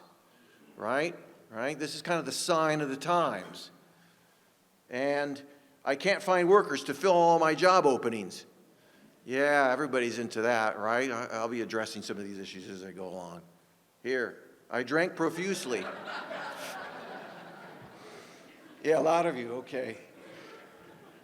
Right, we all did. Right, so the correct answers are number 1, I got vaccinated and I drank. Actually, they're all correct. Because, again, these are all right answers. In fact, when you look at the polls, Americans didn't like 2021. It was one of the worst years ever, despite the growth that we saw, despite the tight labor markets that we're in, despite the increasing high wages that we're all getting paid. They didn't like 2021, okay? So this is important, because this underscores everything else I'm going to talk about. The negative sentiment that we're seeing in this country right now. That's caused by a lot of factors, and I'll get into those. But this is one of the most important charts here. The sentiment index from the University of Michigan. They've been doing this since the 60s. And they ask these same 5 questions every month for 5,000 people randomly selected. Okay, and when you answer the questions positively, optimistically, like, you know, how's your income looking for the next 6 months? What are your employment prospects? Are you going to be spending? These kinds of things on the economy. And you answer them positively, well, that makes the index go up. And if you answer them negatively or pessimistically, it goes down. So the February number, just a week ago, because this is real-time, almost real-time data, was very, very low. Very low. There's a general sense of pessimism. In fact, it's so low, it's even lower than the April and May of 2020 when the pandemic grounded us all, imprisoned us all. Can you imagine that? It's even more negative than then. Right? That's where we are. That's what American consumers are feeling now. You know, it's kind of sketchy out there. And why is it? It's about the pandemic. Again, we go back. It's about the pandemic. We're at the lowest levels of optimism going back to 2011. We can't find that was low going all the way back to or just in the aftermath of the Great Recession.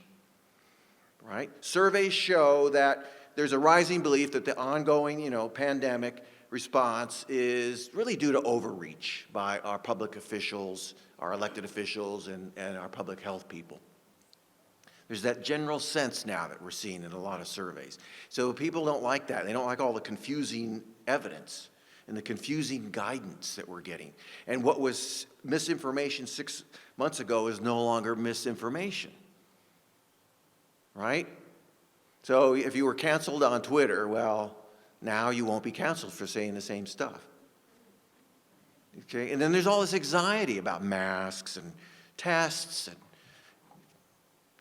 the vaccine mandates and kids in school and whether they have to get the vaccine and closures and now the boosters. So again, all this stuff is piling up on us. Everybody's getting very pandemic weary of this stuff because it's not going away. Here, the boosters are a whole other thing. Here, take a look at this. I just took this off the internet. That's why the chart is different from my normal format. because I didn't have all the raw data for all these countries, but this is the share of the country's population that has gotten the booster to date. This is all the way up through February 20th, through yesterday. Okay? So there's the US, right there, the share of the population that's gotten the booster. Now look at it. Look how low it is.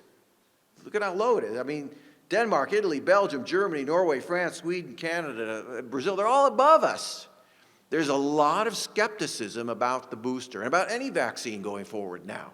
We're seeing vaccine, rates really trail off. So again, there's that skepticism, and it's weighing heavily on consumer sentiment and consumer confidence right now.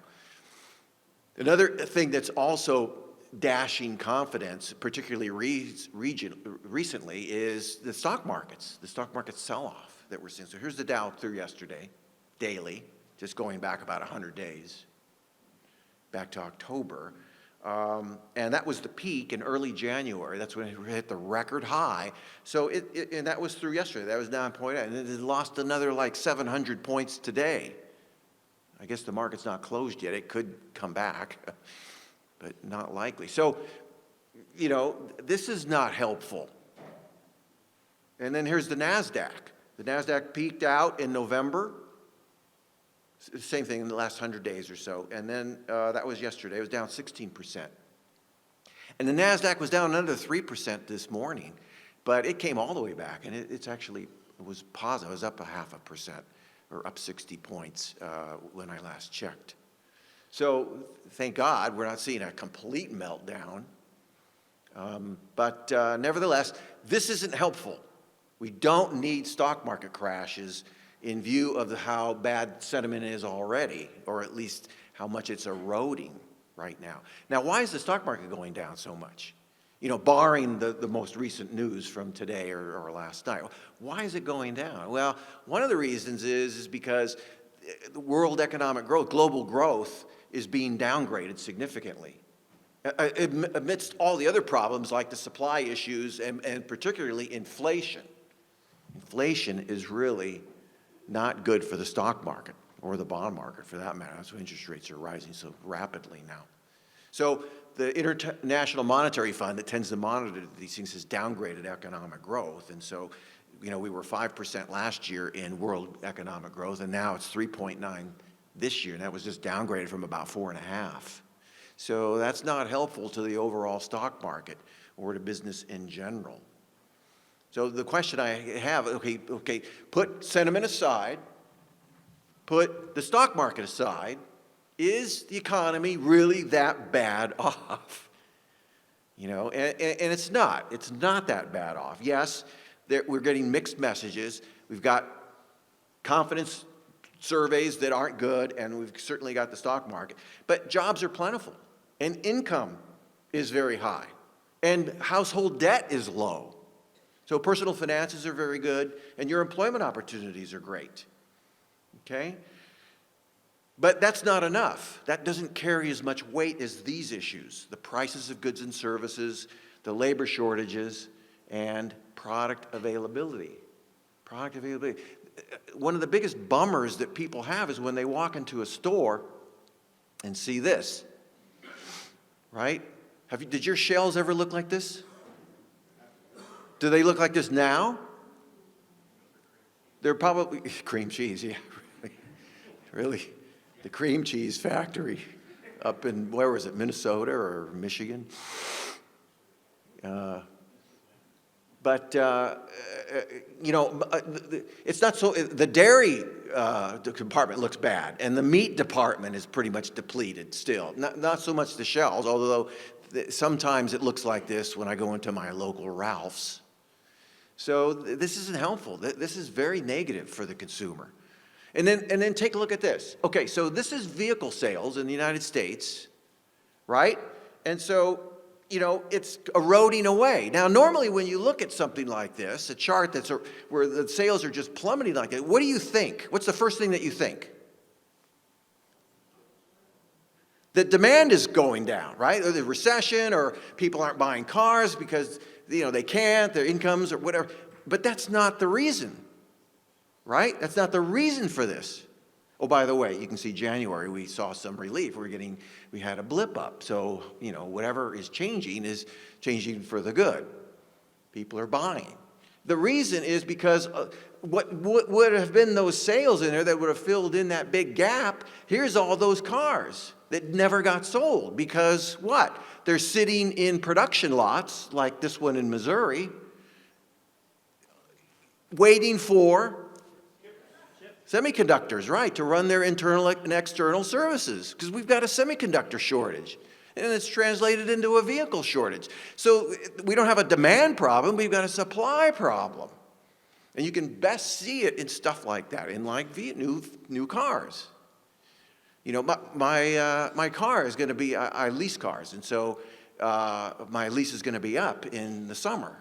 And I went to the dealer, and they go, well, good thing you came in. It's going to take about 6 months to get you a new car, you know, if you want to replace that.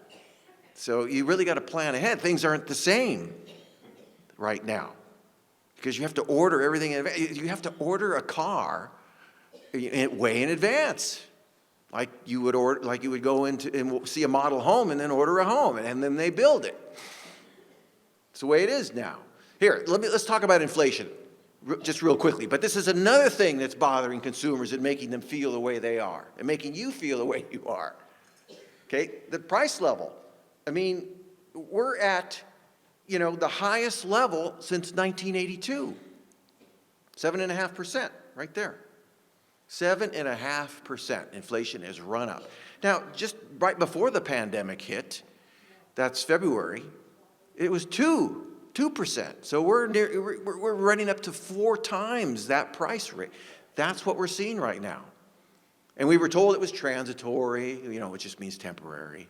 But it's not. This is a little bit more structural. And I'll talk about that in a second. Now, how did we get here? How did all this fall apart? Right? Do you ever ask yourself that? Do you ever ask anybody that? You know, how did we get there? Here. Rewind back to the spring, almost a year ago, right? The economy opens up, and it responds with a bang. Right? We were told back right about this time that the blueprint, remember that blueprint regimen we were under? It was really restrictive. We were told, okay, California's going to get rid of that. It's going away. And other states, however, beat us to it, and they started opening up in March and April, and there was all this euphoria and excitement, right? All this euphoria and excitement. And then we were under the vaccination program, and they were vaccinating 2 to 3 million people per day here in this country alone. And the daily cases were falling like a rock. Okay, and then hiring was accelerating. Everything was opening up, and we all believed that the pandemic was over and Corona was behind us. Do you remember this? This is how it was. And so the summertime for travel and all those things appeared extremely hopeful, as I say here. Finally, over. We're done with this. We thought, we were told, if you get the vaccination, you're done. Right? Opened everything up. Things were going crazy. Okay? So this chart really represents what happened. You can visually see what happened in this one. This is sales of food and, just anything that consumers buy, including food.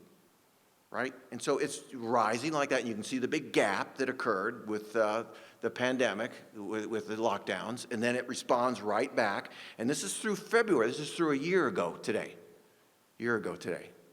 Right? And then what happens? Then we get the news that everything is opening up, cases are down, the states are taking off the restrictions, all this stuff. And what did consumers do? They went out with a vengeance and started spending everywhere. Okay? And so we didn't just stay on that trend line. We eclipsed it way above it.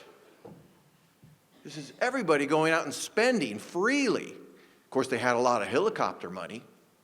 What's that? That was all the stimulus money that they got, all those checks, those big checks, particularly last March. They're spending all that. And so producers weren't ready for this surge. They're ready for the trend line. That's what they're planning for, but no, we went way above that. So there wasn't enough inventory to supply all this demand, right? All that, we call it excess demand, all right? So what happened? Well, the euphoria was actually temporary. Vaccination rates slowed way down to 600,000. Delta came. Okay, so Delta came. That kind of dashed all of our hopes that the pandemic was over when Delta came. And Delta caused, more delays with factory closures, more sickness. A lot of our workers were out that dealt with transportation and logistics. We couldn't get stuff into fulfillment centers and warehouses. The docks were starting to pile up. This is when it all started happening, in the early summer to late summer. And then the mask mandates were restored, and that got us all unnerved, right? And then the vaccine mandates came. And that created all this divisiveness that we still see today, although some of those mandates are now being rejected. Okay? And then Omicron. After Delta came Omicron, which came in November, December, and infections increased again. Okay, so all of these things went right into production worldwide and interrupted it all. Not only the supply issue, and that's why I say in this first line, it's both the supply and demand. Not only the euphoria with excess demand, people wanting to buy everything, more so than ever, but also producers not being able to supply all this because demand was too high, and second of all, because of all the factory closures and the inability to get goods to market because of sickness. Okay? So here, I'll just put some of these things up. Ordering by large companies, it made things almost impossible. The just-in-time inventory that's so precise that we run on, out the window. Couldn't plan. That's why things are the way they are right now. Also, the customs procedures got much more complicated at the ports, and that delayed everything too. Longshoremen, rail workers, truckers were sick or had to quarantine, or they didn't like the vaccine mandate. So things just got all clogged up. So here's the Port of LA about a couple months ago. This is, here's this big stack of containers. And you order stuff online, or you're a business and you order products from wherever, Singapore, Korea, even China. Okay, and they come in through Port of Long Beach, LA, and here they are. They're in one of these containers down at the bottom. When are you going to get your stuff? Well, it depends on when these trucks out here in front can get to that container. They're all congested and stacked up, and so it could take weeks or even months. And that's why the shelves are the way they are, because of all that congestion. Now, things are starting to clear up, but to get these containers filled with all this stuff to distribution centers and warehouses and fulfillment centers, well, that takes a lot. Okay, and we're still in this state. It's getting a little bit better, but we're still in this. Okay? So these are the things that aren't going away really quickly. The supply problem, the inflation problem, the labor force, which I'll talk about right now, and perhaps even the next variant. But I think we may be past that now, okay? Demand for goods still remains strong, but the struggle to find workers is severe. And both of those are contributing to this inflation. So as long as we have this demand problem for workers, we're going to have higher inflation. All right, we're not seeing much improvement in any of these things. So here's the labor force. What's the labor force? What is that? That's a technical term, but what is it? It's everybody that is two things. Either working, so you're in the workforce, or you want to work, you're unemployed. That's it. That's what the labor force is. So the workforce over the labor force is normally like 95, 96, 97%, right? Because it's only that 2-3% that's unemployed. So that's what the labor force is, everybody that wants to work or is working. So there was the peak, and then, of course, the downturn and the lockdowns, and then a slow return, very slow return of the labor force. We lost 10 million people right off the bat. And then they've come back, but they're not all the way back, and it's been a very slow process. Why? Why aren't they coming back? Who are they? Why won't they get a job? They're caretakers. They're homeschoolers. They retired. There was accelerated retirement. Or they received these enhanced federal unemployment benefits that they don't want to work. They don't need to, for the moment anyway. But now those are running out. So we're going to see those come back. In fact, that's what happened in January. We think we're still 1 million short, but we had this big surge in January. Okay, right there. So that's optimistically that we're getting the labor force back, but we're still 1 million people short. 1 million people in the labor force that we need. We need them badly. Here's the job openings in the U.S. All-time record high. Not by a little either, by a lot. All-time record high of open positions. Here's what it normally was in 2019, which was still high. 7 million job openings. And now we're at 11 million. So we've increased job openings by 50%. 50%. That's how bad the labor market tightness is right now. We need the labor force back. We need everybody back. And certainly enough, we got a supply-demand issue, so it's driving up wages. Really high, 6-7% in some cases, but they're now starting to come back down. So very high wage growth, but wages are, they're soaring, but inflation is soaring too, so it's not leaving you any better off. It's just offsetting your wage increase. Okay? Here's restaurant employment in California. Restaurant. And so that's the level as of December. Why aren't restaurant workers back? Huh? Do restaurants not have any business? Can they not employ these people? We're 200,000 shy. Where are these workers?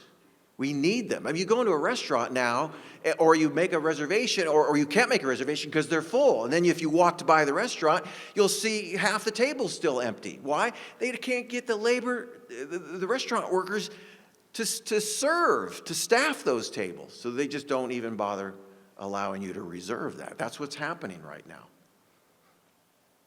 Now, fortunately here, we're not seeing that in the data. So you've gotten all your restaurant workers back and your hotel workers for the most part. And in fact, you've had a complete recovery and more so. So again, this is occurring regionally, but for overall California, it's a problem. Not here. And I'll show you some more of your local slides later. Okay, so we think that this will ultimately come back and normalize, just like we saw it for the nation in January. So we're looking forward to the February, March numbers, and hopefully all those people will start to be coming back. But the problem is this, is that people have been sick, so they've been out of labor force, or they're taking care of someone that's sick. Elderly, kids, whatever. Okay, so we have that. Or they're afraid of getting sick. Or they're homeschooling. They're formerly working parents who are now homeschooling their kids because of the stuff that they don't like in the schools, and particularly the mask mandates. Or they're staying at home because there's no child care. That has been limited, right? So there's all these categories, or people that retired. That's why the labor force is not back and why we're having so much difficulty recruiting. And the whole parade of speakers before me talked all about this, right? It seems to be a parent issue. It's a parent issue, because when we look at prime age worker, a parent issue or it's a retired issue, we look at prime age workers, 25 to 54, who make up most of the labor force. They're all back. They've all come back. They're even at a higher rate than we were pre-pandemic. It's the people with kids that aren't back. So, that really focuses in on what the problem is. So we're waiting for that to happen. We need that labor force. We need those 1 million people back. We need all the people back in California. I'll talk about that in a minute. Let's talk about inflation ahead. Well, it's not ahead. It's right now. Okay, what's this? What's this? I don't find it in my grocery store anymore, really. Exactly. It's sirloin steak. Okay? That's all it is. Steak or sirloin steak. All right. Here's the price of sirloin steak through January for the U.S. city average. Okay? It's just soared. It's $13 a pound. Okay, that's what it comes. But pre-pandemic it was $8. So since the pandemic hit, it's up 60%. On meat, and this is general meat prices, right? In fact, let's look at the 1-year price increase in these commodities here. So here they are. Here's just there's just a sample. I just selected a random sample. And here's the inflation that we've seen over the last year. So used cars, new cars, 12%. Aluminum. Why is aluminum? What happened to aluminum? We can't get aluminum through the ports. Most of it comes from Caribbean or Guinea. And it comes in containers. Can't get it in. It's hard to get in. And they've had closures too, because that's where the bauxite is mined, which of course goes into aluminum. And then meat, poultry, food, gasoline. This is in California, gasoline went from $3.41 a year ago on average to $4.74 today. Today, I did this yesterday, so that was yesterday's price on Gas Buddy. Okay, that's up 40%. 40% increase in gasoline. Okay, oh, here, let me just go back real quick. And then you got milk, grains, coffee. These are all double digits, or significantly higher. That's what you're paying. That's what you're paying right now for these commodities right now versus a year ago. Okay, so this all started in March and April when things started to open up, and it's due to the supply. It's due to supply shortages, the massive government spending that we're seeing, and new energy policies that have been put in place by the current administration. And those oil prices have gone from $47 January a year ago to 99. Well, it was 99 when I checked it this morning. Okay, I think it backed off a little bit, so it's not quite that high, but nevertheless. The point is still made. Oil prices have doubled.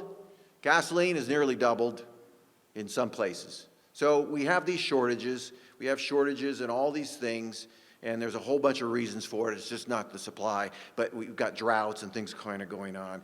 But here they all are. Chicken and beef and New Zealand lamb, that's going to be really high, and we can't get that into the ports. And paper products have been difficult, and grains and everything. So shortages in everything. And then on top of that, because the price level has gone up, Social Security has got to respond because its payments are tied to the price level. So, Social Security payments are going up. The highest they've gone up in what? It's 40 years. This is going to just exacerbate inflation even further. Gives you a good reason to retire. Okay? Make more money with your payments. Here, quiz number 3. How can you personally minimize the impacts of inflation? Okay, so raise your hand. I can work from home and save on gas. Some of you are probably doing that. Okay, right? So that's one way. But nobody wants to do that. Okay, you don't want to stay at home. I can buy bitcoins and other cryptos and hope they don't implode. You won't get, because the inflation isn't affecting them, it's affecting the dollar. Okay? I can demand a raise and hope I don't get fired, right? You probably won't, okay. Just demand a raise, get more wage. You're not going to get fired, not in this tight labor market, so you can scratch that last part. That's not going to happen. I can retire and collect inflated Social Security payments, just like I said. Yes, you can do that. That will help you beat inflation to some extent. I can avoid meat, seafood, chicken, bread, coffee, pet food, wine, and Japanese whiskey. I die from starvation or stress, or I can become a vegetarian and therefore a social outcast. So all of these are true. All of them are right answers. Right? But none of them are very palatable, for that matter. Do you believe inflation is a problem and will remain so throughout 2022? Okay, let's go through that. Do you believe? Okay, I haven't even given you the answers. Boy, at least you're paying attention. Yes. Of course. Without a doubt. A, B, and C. And all of the above. Okay. Yes, okay, you all got that right. All right, no matter which one you picked.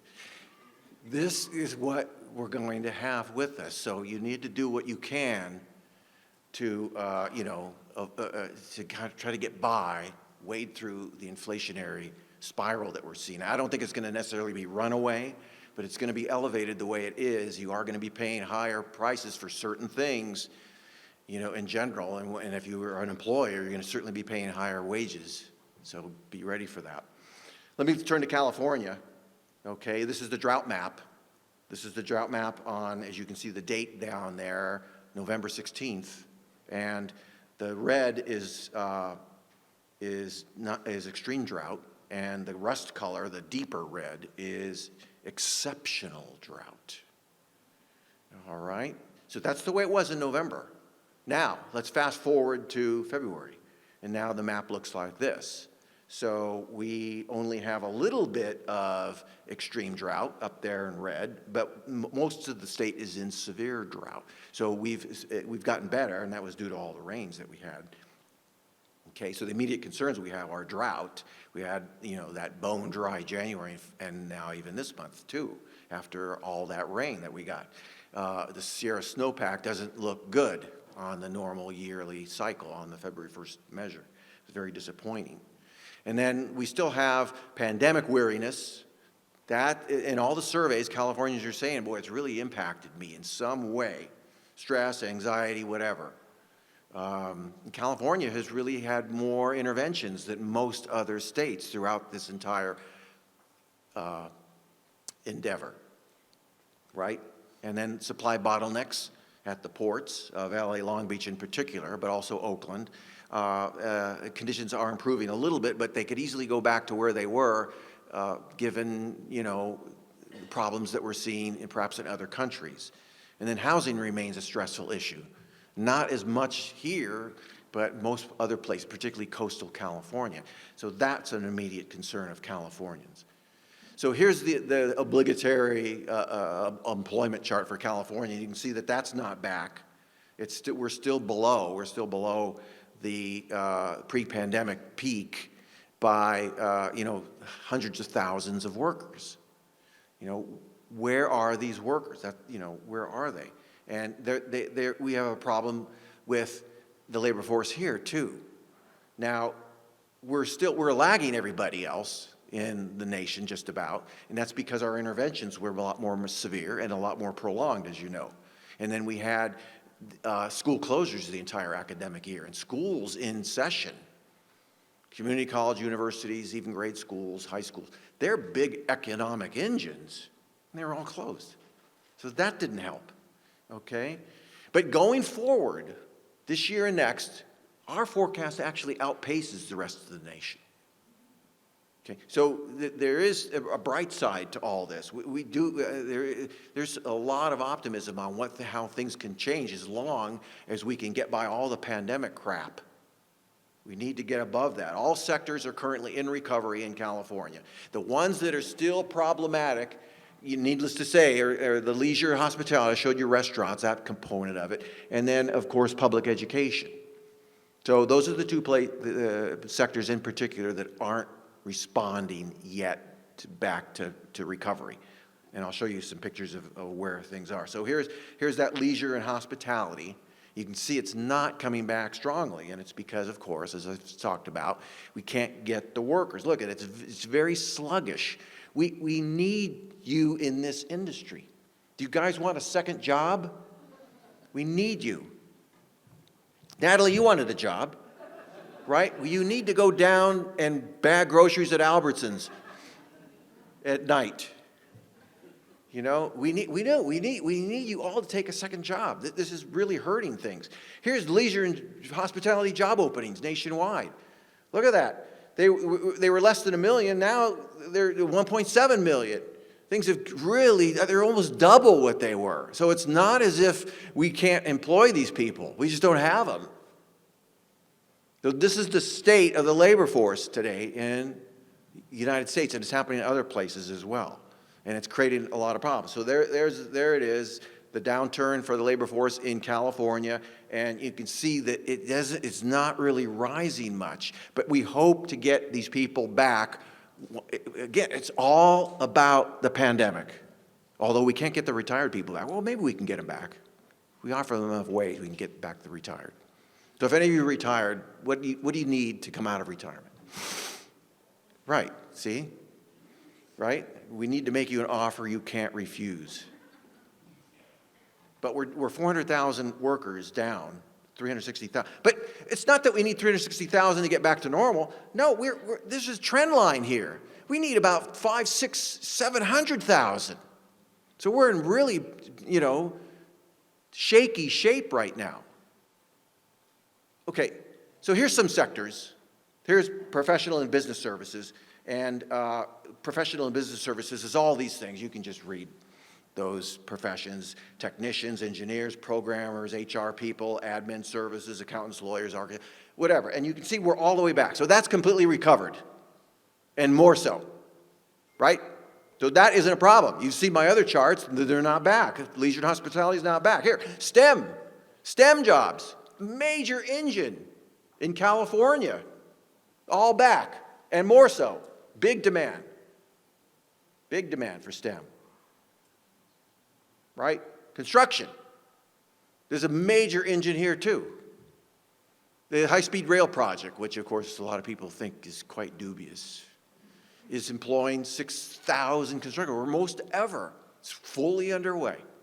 And we've got tons of other infrastructure projects, and lots of industrial and distribution center projects, and even retail projects all over the state. Okay? It's quite impressive. And then the logistics employment, transportation, and moving goods around, getting them to destinations, to the retail, from seaports and from coming in from other states. That's at an all-time high. So these things have all recovered. Demand has been off the charts for these workers. Okay? So as I mentioned, these engines, housing development, infrastructure, international trade, all logistics, these are big factors to the economic vibrancy of California. And we're seeing this all wind up significantly right now, and that's why the forecast for California is very auspicious this year. Anything tech is big. And then tourism. Quickly, tourism. We got hotel occupancy rates for average hotels throughout California to come all the way back. That was in September or August or something of just last year, right? And then the variants hit, which stopped travel. So that's why you see it starting to erode. So again, it's all about the pandemic. It gets in there insidiously. It interrupts all the economic activity and causes these ebbs and flows, and it just dashes consumer sentiment like we've seen. That's the problem. Here, let me talk about real estate really quickly at state level. So this is the Zillow research homepage. And this Zillow kind of says it all in this one. This was just a couple of days ago. Inventory down. So inventory is a big issue. Mortgage rates are increasing. So that's now starting to become an issue. And then home prices soaring. And we know that's been an issue. Okay, that's kind of, Zillow sums it up. Here's home sales in California. That was the pandemic. Went straight down. Then big recovery, huge recovery, more so than pre-pandemic. It all responded back in a jiff. And then it kind of settled down, but it's still higher than it was pre-pandemic by a large margin. Real estate has been just the hottest sector. And you can see that the January number, actually, we saw a pretty good blip for home sales in California. And selling prices. Here, back in 2019, the median price was $600,000. In 2020, it went up to $700,000. And in 2021, it went up to $800,000. That fast. Okay? This downturn that you're seeing is just seasonal. Doesn't mean anything. Doesn't mean things are going down. It just means, this is typical for this time of year.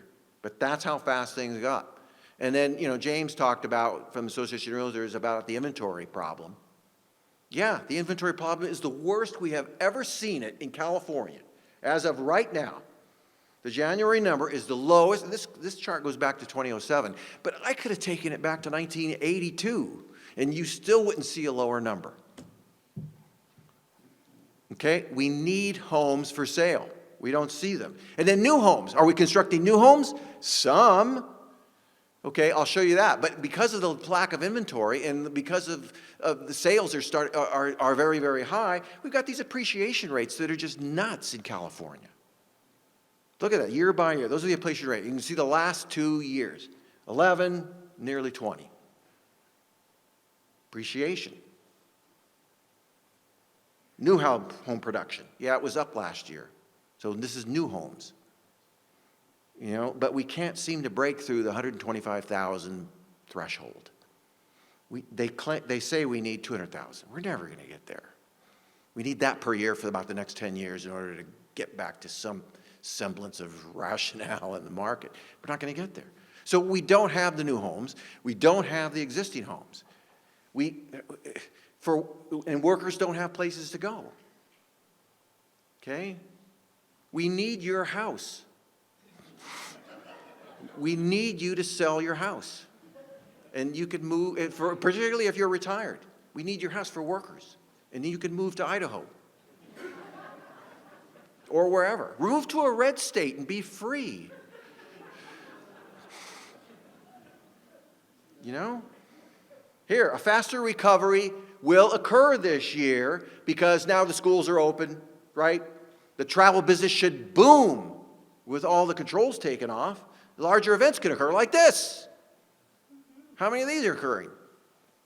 Right? The pace of the labor market recovery will hasten, but the labor force has got to come back. You're going to still see more out-migration because of the housing prices.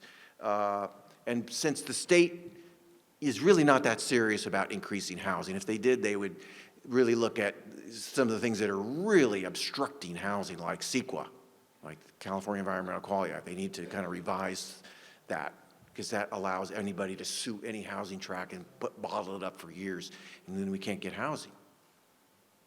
So we need to kind of like we need to rethink some of these things. We're still going to have the housing crisis in California. Okay, so here's the lessons that you should have learned so far in the presentation to date. Okay, you should have learned that growth is now downgraded for the year, but most economic sectors are still rising. They're just behind schedule. All right, we need you to go back to work now. We need you to go back to work. Even if you're retired, you need to come back to work. The labor force is the problem, right? That's the biggest problem. Well, that and the supply chain, those two things are really driving up the inflation. If you can fog a mirror, you can get a job. You know it, I know it, everybody knows it. So, Natalie, we need you down at Albertsons. Okay, we need you to sell your home. Okay, so sell it. You'll get the great price for it. Record levels. All right? There's plenty of housing in Oklahoma. Okay? All right, talk about the regional. Okay, real quickly, IWV economy. You know, last year, if you listened to my talk, it was that virtual thing.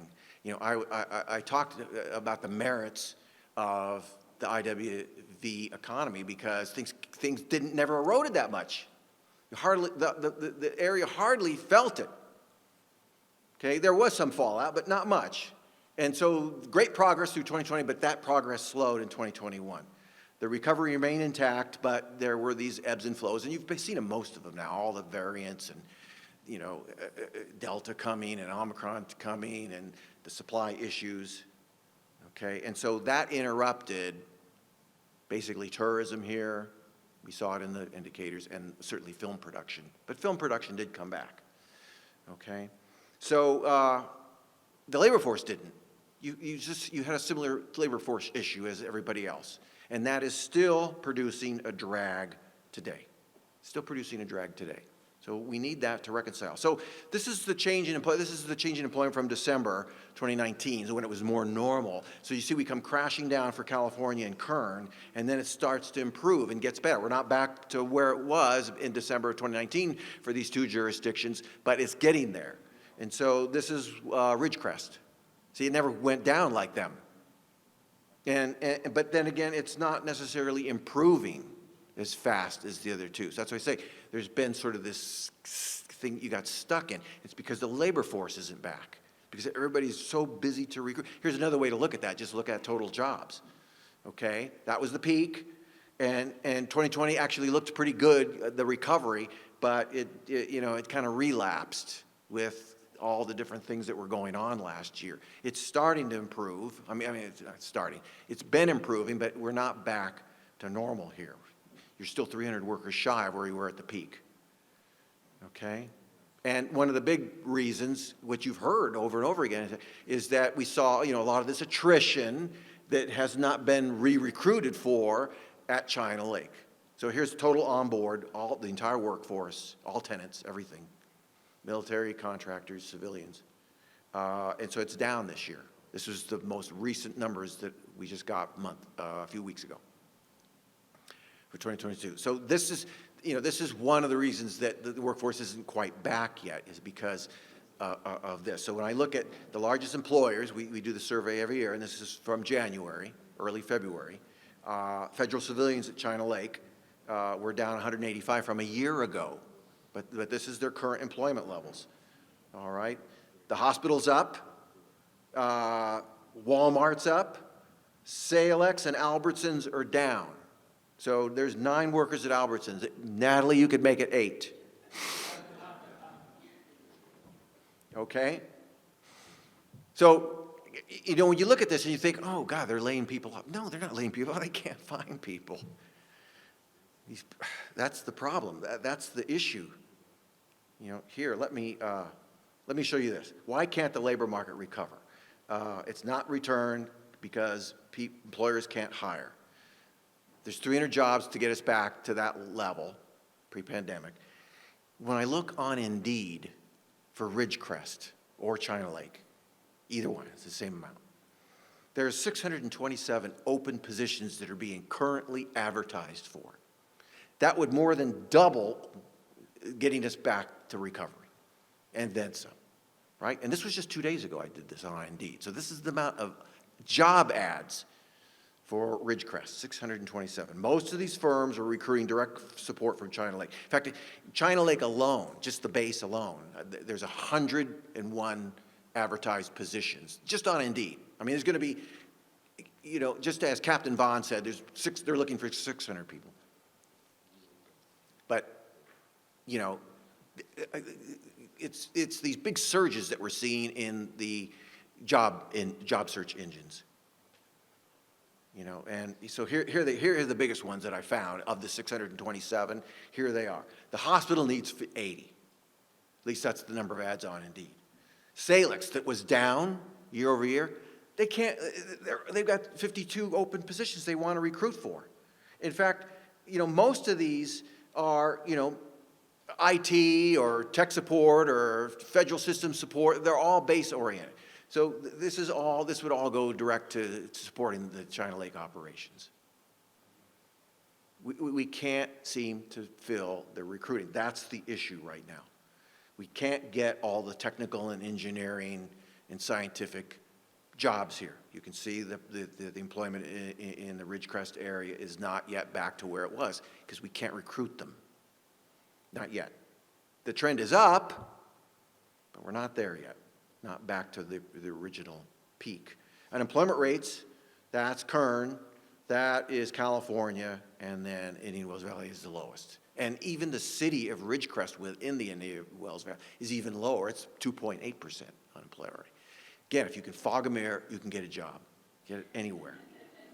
Hotel motel occupancy in Ridgecrest, it basically came all the way back as of September. But then, the Omicron variant kind of killed off a little bit of the travel in the last few months of the year, and that's why occupancy rates weren't quite as high. So again, it's about the pandemic. It's about the pandemic.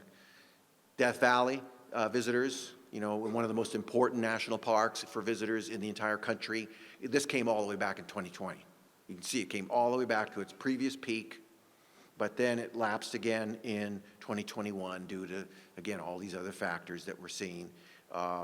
And it's trying to make a comeback, but it will, and tourism will be back up to all-time record highs. And filming permits, people for on-site locations here. getting permits, that rebounded in 2021. Not back to where, we'd like to see it, but nevertheless, it's coming back. So everything is rebounding, everything is responding. Construction employment is way up. It's at all-time record highs right now. All-time record high. Needless to say why that's the case, but there it is, big numbers. And this doesn't even capture all the numbers, because a lot of the contractors that report some of their workers won't report them in Ridgecrest. They'll report them in their headquarters back in Orange County or something. So the state doesn't count everybody because of that confusion. So this is going to be a lot higher for actually people on site. Here's the building of new units. Here's new housing permits approved and permits issued. Big surge last year. This is Mojave. Was big here, the apartments. But it's been rising, you can see. It's been better every single year, almost. So that's driving construction employment. And then the projects. You've heard various things about the projects today. James talked about some of these too. Red Rock Villas, that's canceled. That's not going to go quite yet. And then you got Mojave View, which that's grading. The Holiday Inns under construction. The Oasis project that will start. Apparently that's been graded and that will start in the summer. The sewer plant. That's that Public Works project. What's wrong with that? Still in design.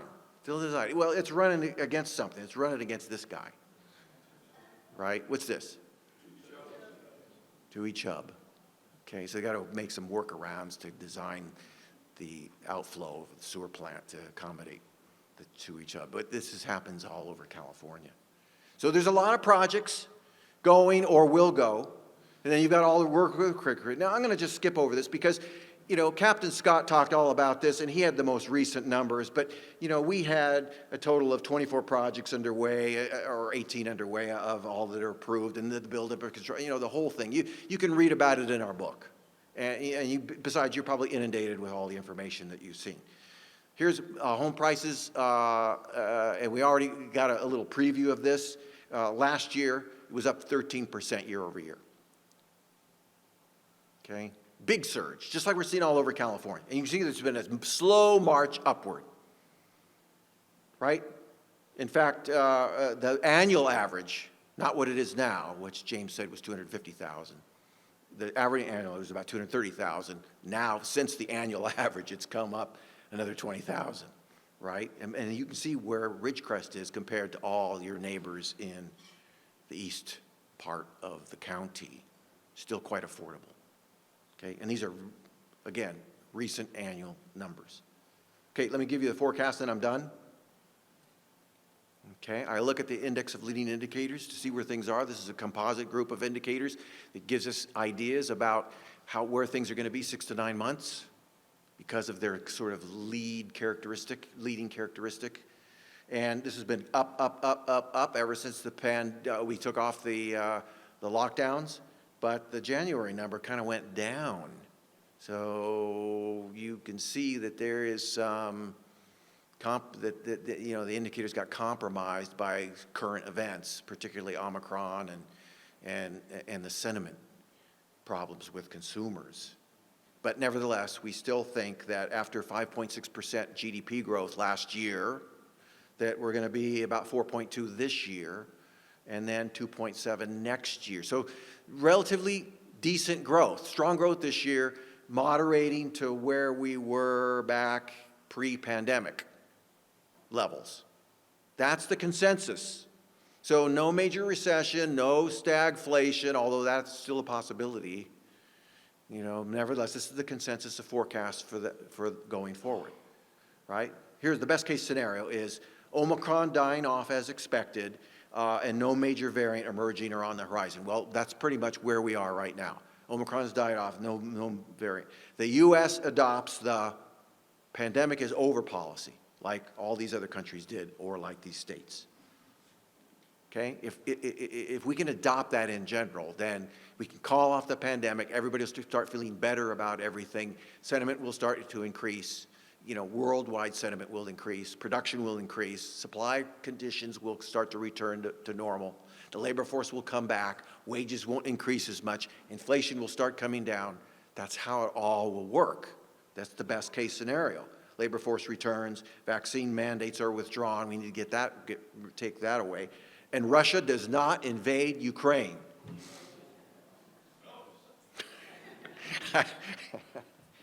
Well, so we can cross that off the list. That doesn't help. Look what happened to the stock market today. You know, and that's going to just dash sentiment further. We hope the invasion can be, you know, short-fused somehow. Let's hope that it's not going to escalate worse. But we need the global economic recovery, too, to strengthen. So we need that. Our worst-case scenario would be that, you know, we require boosters, the mandates stay in place, the pandemic continues, we still get confusing guidance, which hasn't helped. The supply bottlenecks don't get reconciled quick enough. We get closures in other countries because of the pandemic and other variants. We can't have that. We need factories opened. We need production. And then we get further corrections in the stock market. No, we need that to be resolved, right? And then finally, inflation could remain elevated and persist because of more big trillion-dollar projects coming out of Washington. We don't need those. In fact, we need them to rescind as many of them. That would be the best thing for inflation. We don't need that stuff anymore. Incomes are just fine. Expected inflation will drive interest rates higher. If we continue to expect inflation, which we're getting to that point, so security's expecting it, that's why they're raising it. So that's an expectation. If more organizations do that, then interest rates are just simply going to go higher. They're already going higher, regardless of what the Fed does, because the bond market, the daily bond market, and the pessimism on the part of bond traders driving interest rates higher. We're already seeing that. Okay? And then if the Fed doesn't act quickly, and they're not acting quickly. They're not acting quickly. They should have raised interest rates 2 or 3 times by now, I think, in order to really meet this inflation head on. But they haven't done it yet. They've hardly done anything. So we're waiting for that to occur. Okay. For this region, I'm looking at the DoD budget because that directly, of course, affects military installations. And when I look at the Congressional Budget Office long-term view forecast for DoD expenditures, they're up. Well, they move at the rate of inflation. So they're rising at the rate of, so no big downturn. In fact, the FY 2022 budget was a big increase that they pushed through. So that's going to help a lot. And again, no diminishment in overall operations budget over the next several years from what we can tell now, but of course that can change. For the local economy, the budget is going to be helpful to the area for the indefinite future, all right? The construction stimulus is going to be extremely helpful, but you've already heard that from everybody, and it's all true. Tourism is bouncing back, and if you're not in the labor force yet, we need you back right now. That's it. That's one of the lessons. You know, go out and get a second job. You'll help out everything, all right? Okay, now everything I've talked about here, particularly, well, with everything I talk about regionally, is in our new book. It's now available for download. Tim, where is it? It's on the website. It's on the Chamber website, right? So download it. It's 41 pages, jam-packed with all this information and more, okay? And that's it. That's my talk for the year.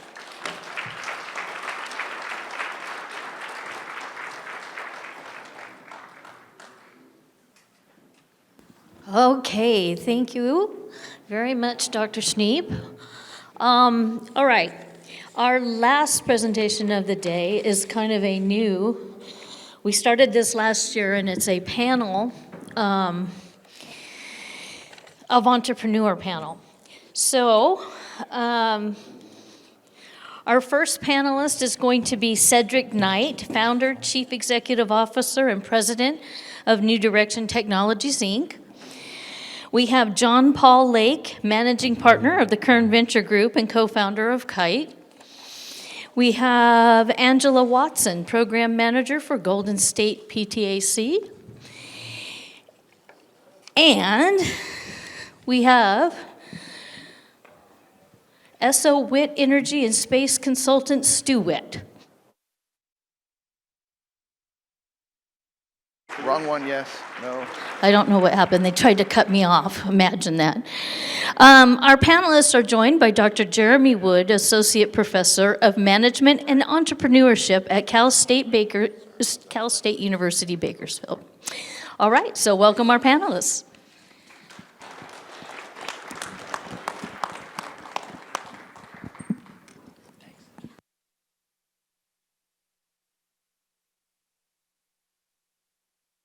Oh. And 5 speakers. Does anybody have an issue? How about now? sharing There we go. Proximity issue. Okay, so I know that some of our panelists have upcoming engagements. I imagine some of you do too, since we're running so behind. So sorry for not having a break, but we're going to just jump right in and have a brief, fun conversation, but be respectful of time. So, JP, I know you in particular have a B3K meeting. So I wanted to start with you. You know, you've been working on kites. You've been running Current Venture Group for a couple of years now. The B3K initiative has really been picking up steam. I think it's safe to say that, like, this is the most extended, like, cooperation and momentum that we've had for entrepreneurship in Kern County for a long time. So can you talk a little bit about, like, success stories, some things that are challenging, and where you see things going in the next year or two? Yeah, well, thank you, Jeremy. Thanks, everyone. This is my first time to the conference. Not my first time in Ridgecrest. I know that you get tired of seeing people who come across the hill once and then they don't come back. So I've been out here every month for the last 4 or 5 months now, and I'm doing that because I do care about the future of Kern County. I'm very passionate about entrepreneurship, and that has ultimately led to the work that I'm doing in all 3 of those areas, which is B3K, Kern Venture Group, and KITE. Many of you probably don't know what maybe even any of those 3 things are, and so briefly, KITE is the Kern Initiative for Talent and Entrepreneurship. It's a partnership between my foundation and KEDC. Kern Venture Group is the first venture capital and angel investment fund in Kern County. We invest in startups. I know there are talented people everywhere in Kern County. Why do I know that? Because God gave each one of us certain gifts, skills, talent, and passion. And if you can help a young person or an old person, or maybe seeking a second career, pursue that passion with the talent that they've been given, we can create a brighter future for our economy. So some of the wins that we've seen, CSUB is going to be starting a Center for Entrepreneurship and Innovation. That cohort will start in May. There's people here from CSUB that I'm helping with the Antelope Valley campus. Hopefully we can get entrepreneurship connections there along with Professor Wood's help. There is a organization in Bakersfield called Bitwise that started an accelerator and incubator for the first time. And then also under KITE, and maybe most importantly and relevant to those of you here on this side of the mountain, we are bringing a 10-week accelerator program called Co-Starters to all outlying communities in Kern County. We're starting in Kernville this spring, and I would love to see us offer that here in Ridgecrest. Our foundation covers all of the cost except for a $200 fee. We need someone to teach that locally out here. I've already connected with your mayor. He's very excited about it. It's a 10-week course. I know there's some diamonds in the rough out here that if we put them through some of these programs, they're going to develop the new things. I loved the presentation from the base earlier. That tech transfer is a huge, huge opportunity and need. I know Stu understands that even better than I do. And so that would just be one thing in particular that I could see us starting out here. One more might be how many moms here in the room maybe had a side hustle selling things on Etsy or a little small business, you're running it out of your house. What if you had a women's co-working center here in Ridgecrest with child care attached? So a mom who wants to start a business could actually go somewhere, hand the little kids off to somebody, and she can start working on her business. You know, we compete in a global economy. Ideas are everywhere, opportunity is everywhere. So I'll put those 2 ideas out there as one that maybe Ridgecrest could grab hold of. Stu, Angela, Cedric, I want to make sure, I already knew about JP's meeting. How are you guys on time? I'm good. Cedric? About 1:30. Okay, okay. You mind if I keep going this way, Cedric? Absolutely, Okay, so, no problem. Thank you. Stu, you know, I've seen you speak multiple times, and you're a really like inspiring speaker about the future of like what we're doing and what we can do in space. But I know you are now working a lot more with energy and data storage as well. So I just love for you to give your talk on where we are and where we're going in terms of those any of those three areas. Okay, and first, thanks, Jeremy, and thanks to the Chamber for an opportunity to be back on this stage. It's been about 20 years. So on the space side, when I took over Mojave in 2004, April of 2004, there were about 270 people working at the airport, 14 little companies. And my goal was to do something bold and to bring a major industry into the east side of the mountain that would fit. Now that may sound corny to people, but it doesn't do you any good to bring businesses in that don't fit. And so I took my core team on a little offsite for 3 days, and we built a picture. And all I really did for the next 14 years was build the picture. We created it on a piece of paper, and all we did was build it. But one of the things we had to do was figure out who was going to pay for it, and I wasn't going to go ask the state for funds or the federal government for funds to do that. So we decided to have a billionaire summit. Now that sounds real corny. Peter Diamandis and I got together one day, and we decided between us, and he knew most of them, we knew 9 billionaires in the United States. So he said, let's invite them, and they have to bring their own jet. And we're going to have a 3-day event, 1 day in LA and 1 day at Mojave and 1 day on a submarine out of La Jolla. So we set all this, it sounded pretty bold. We set it all up. And I think we were both shocked because 54 showed up. And we had people, Ratan Tata from India flew into Mojave. I'd never met him and started a friendship. We just showed people the possible and what we were trying to do, and investments were literally made that day. And that led to Paul Allen, Richard Branson, Ratan Tata, and Mr. Seymour, who happened to be the president of Northrop at the time. And so we used that as the springboard, and I can nearly guarantee everybody in the room, with 1 billionaire investing in your business, you can probably be successful. With 4, I guarantee it. And so that was basically how we did it in space, and so then I had to figure out what infrastructure to build to support that space industry that was looking for a home. And one of the young people that showed up was named Elon, and he was 29. And that started a friendship, which continues today. So back then, I gave a speech in front of the county workers in Bakersfield, and I didn't know there were so many county workers, this big auditorium, and they asked me to predict what might happen as a result. And I said, I predict that with the shutdown of the shuttle program, which was forecast to be somewhere around 2010, actually went to 2011, we had the potential of creating 3 or 4 astronauts in Mojave, and the potential of actually launching a couple satellites from Mojave. And I was wrong. I was way off. There's now been 7 winged astronauts created in Mojave, and I don't know how many satellites, and you probably don't even know what's happening. In fact, today, Stratolaunch is flying its 4th flight, and that's Paul Allen's biggest airplane in the world as a result of that billionaire summit.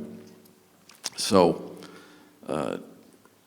Virgin Galactic flies a 747 with a liquid rocket under the wing, carrying up to 16 satellites per flight. They launch from Mojave. They fly a course across Central California out to the warning areas and launch on a certain trajectory. And you heard somebody say, you heard the captain talk a little bit about Rocketry is hard because you got to have a fine place to put energetic liquids and stuff that explodes. And that was no small task. So right down the road, there's a place that has one of those licenses for commercial operators. The L-1011 still flies Pegasus launches, solid rocket motor under the wing of an L-1011, the last one flying in the world.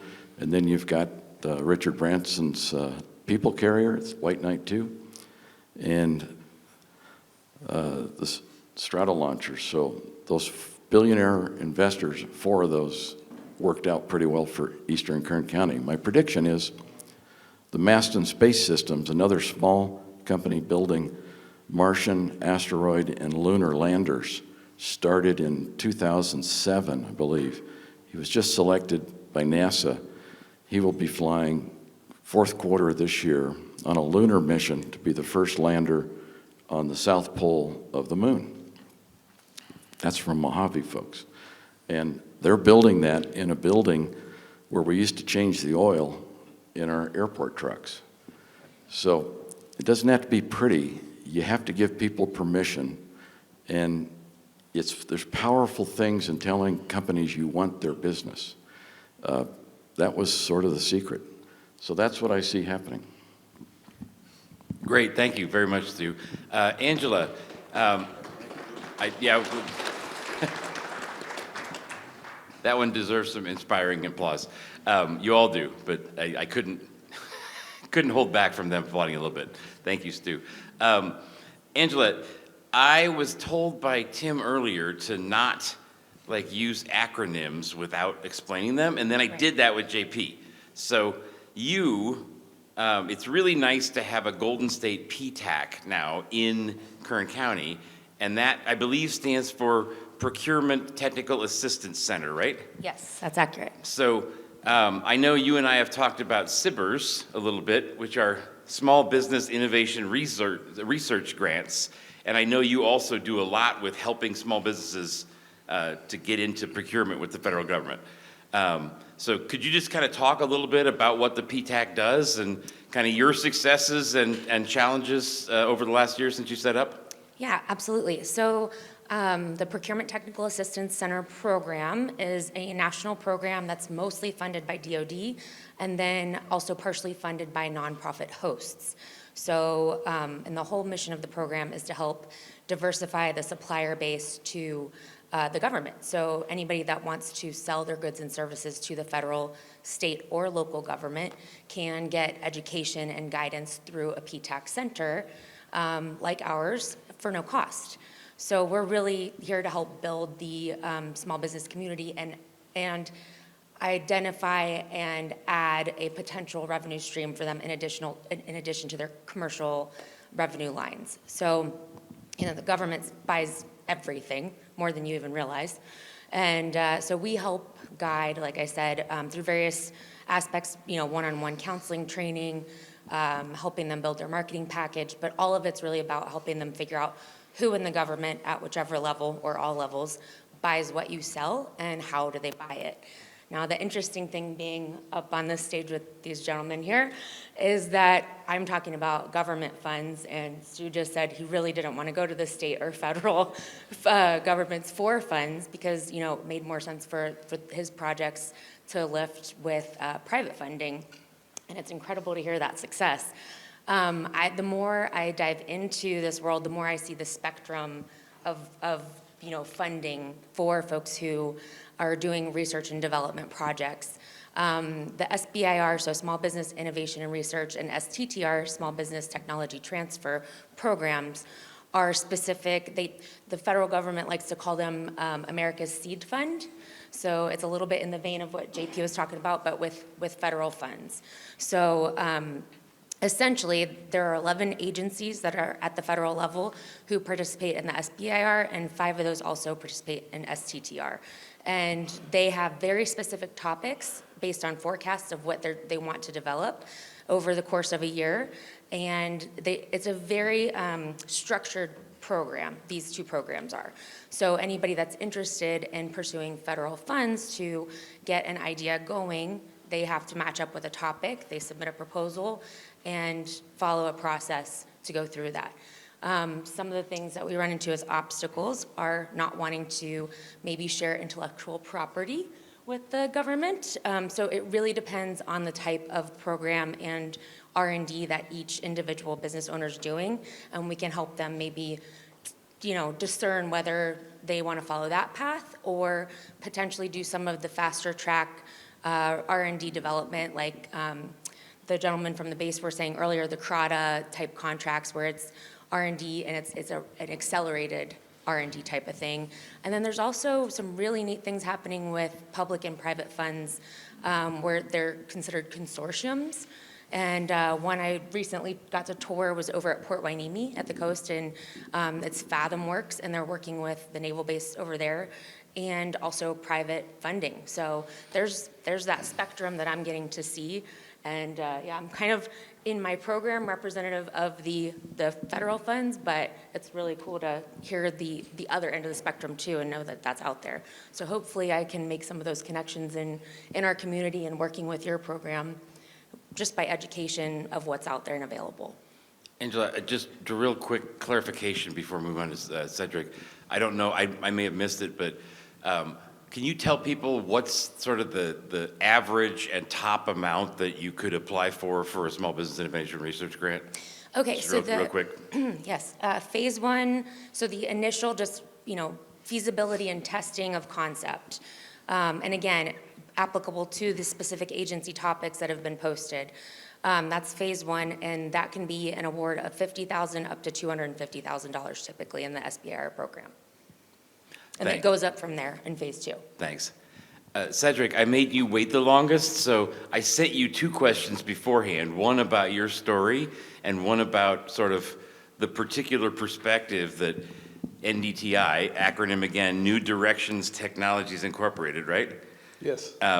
About kind of your outlook on the future of defense and aerospace technology, given your unique position in software and prototype development. So you can pick which question you'd like to answer. Well, thanks, Jeremy, for the problem. invitation. Thanks to the Chamber for the invitation. I don't know, I can't see as far as I used to. If there's anybody out there from the city, thank you all for what you've done for us over the years. I see a lot of good friends out here in the audience that I haven't seen in a long time. There's Scott, there's Pat. Let me stop while I'm ahead because I can't see that far. But anyway, thanks for the opportunity. And this is particularly important for me because this is, as you know, this is Black History Month. And that's my heritage. I want to start with today, then I'll go back. And today, I have here in the audience with us our Chief Operating Officer, John Paul. I want you guys to stand up. Our Director of Contracts, Abigail Gardner. Our Director of Finance, Kareem Syke. And our Payroll Specialist, Angie Dress. Did I miss anybody? I got everybody, right? Okay. Now, I want to acknowledge them because they run the company that we started here in town in the mid-90s with just a bunch of ideas. And now we have our own buildings over there that we lease from ourselves, thanks to the city. We have somewhere around 215, 220 employees. Our corporate office is here. The journey started here, and we continue that journey, and it's been with a lot of community support.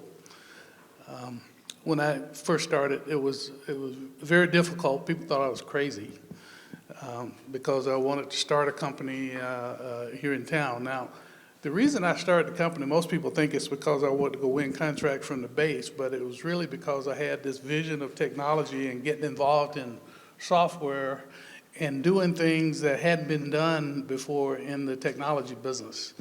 For the old folks that have been around like me, the internet was very young then. The World Wide Web was very young, and I wanted to be a part of what that was about. You probably remember what was called an internet service provider around here in town. It's called DirectNet. Well, that was the first venture that we started, and I got inspired to do things like that and to start this business because of what I saw in the community. The Ferris family has been a family business around here for a long time. The Mather family, the Fergusons that built has built a lot of homes around here in the community. So I said, you know, if they can do it, I can do it, and do it in the space that I'm familiar with. So it's been a long journey, a lot of stops and starts. My idea was to build a piece of software that today is called enterprise software. And at that time, I didn't know that. We used Windows 3.1. That was long before Windows 95 or Windows 210. But we stayed with that vision, but in order to do that, we recognized that we needed to be able to prove the concept. And so that led us into the services business. And that's what New Directions is today, and we're very pleased and proud. We got employees that work here in town. Don't know where the numbers came from in that brief, but I think we got, about 110 people around here in town, JP. We have people across the country in about 8 of the western states. And up until last year, we had 100 people supporting NASA at about 4 or 5 different NASA centers. So we've been able to do that, but it took a lot of sacrifice, took a lot of commitment, it took a lot of vision. I've stayed with the vision ever since I started the company, and it took a lot of faith. I started out with a lot of faith. Jesus Christ and prayers from my father have kept me going, and allowed the company to thrive, and I appreciate that. And you know, the wonderful team that we've got here. I didn't start out with a team that's sitting at this table that do the things that they do. That happened over a lot of years and with a lot of support. I guess we're called, and my colleague Stu here is aware of it because we share an office and we sort of grew up together over the last 30 years. We're a cybersecurity support company. And so, you know, I watched all of the slides here with a lot of interest that were presented on the economic outlook. Last year was the best year we've ever had in the company. And ironically, most of our workforce telecommutes in all of those states. And the recruiting challenges and the labor force challenges and all the things that were discussed, we've been dealing with that ever since I've been in business. But the COVID years were really particularly bad. But we made it. Even in the corporate office here, we shut the office down for the first 3 months of the virus. And we put all the protocols and the science stuff in place, and we opened back up, and we've been open ever since. So I was sort of rambling a little bit about the history, how we got to where we are. What the future looks like, I can only, you know, talk about what it might look like from my vantage point, which is cybersecurity. And what I'll say is this. The World Wide Web has expanded since it first started. You know, it's very fashionable to go put everything you got in the web. We have not done that. We host all our stuff right here in the building right across town.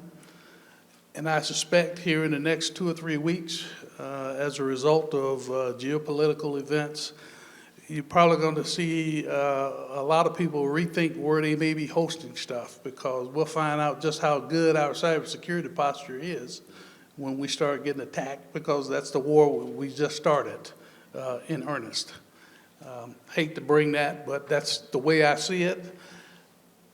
I also think that we'll emerge from it just fine. We'll have a lot of carnage, but it will launch a whole new generation of technology experts and expertise and things that we really do well in this country.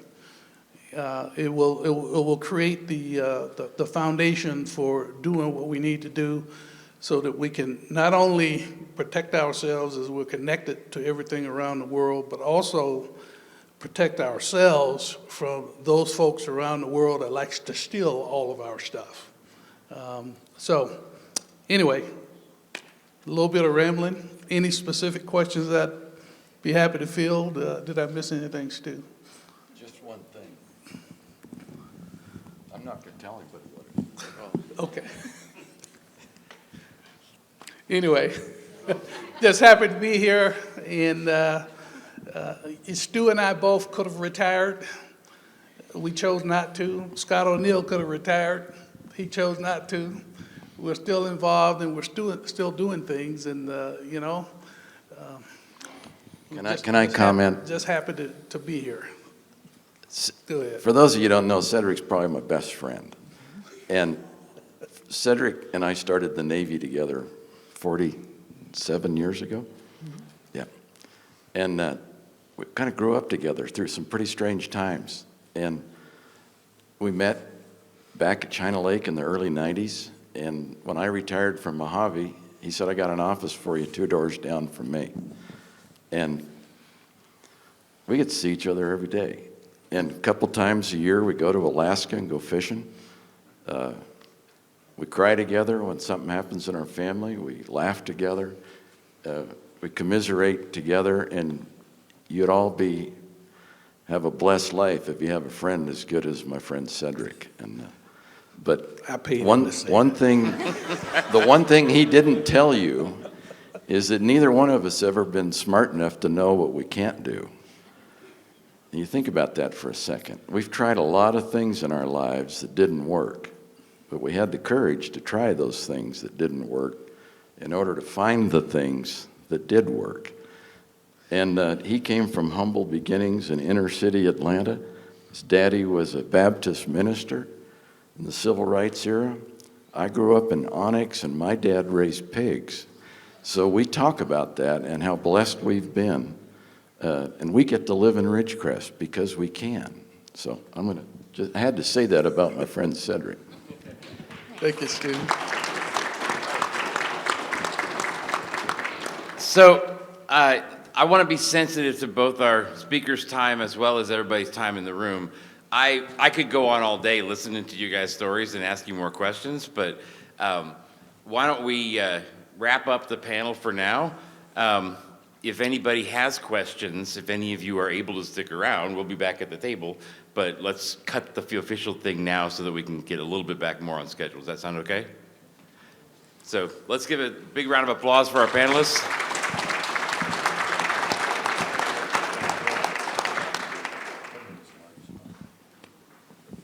Are we done?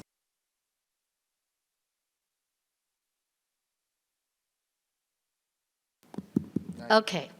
All right, thank you, everyone. All right, so now we're just going to have a few closing remarks by Chris Hill, a native of Ridgecrest. I want you to know, I recently found out that Chris and I are related. We're second cousins. It really is a small world. So come on up, Chris. Oh, sorry, I forgot to mention that he is the Ridgecrest Chamber of Commerce president-elect.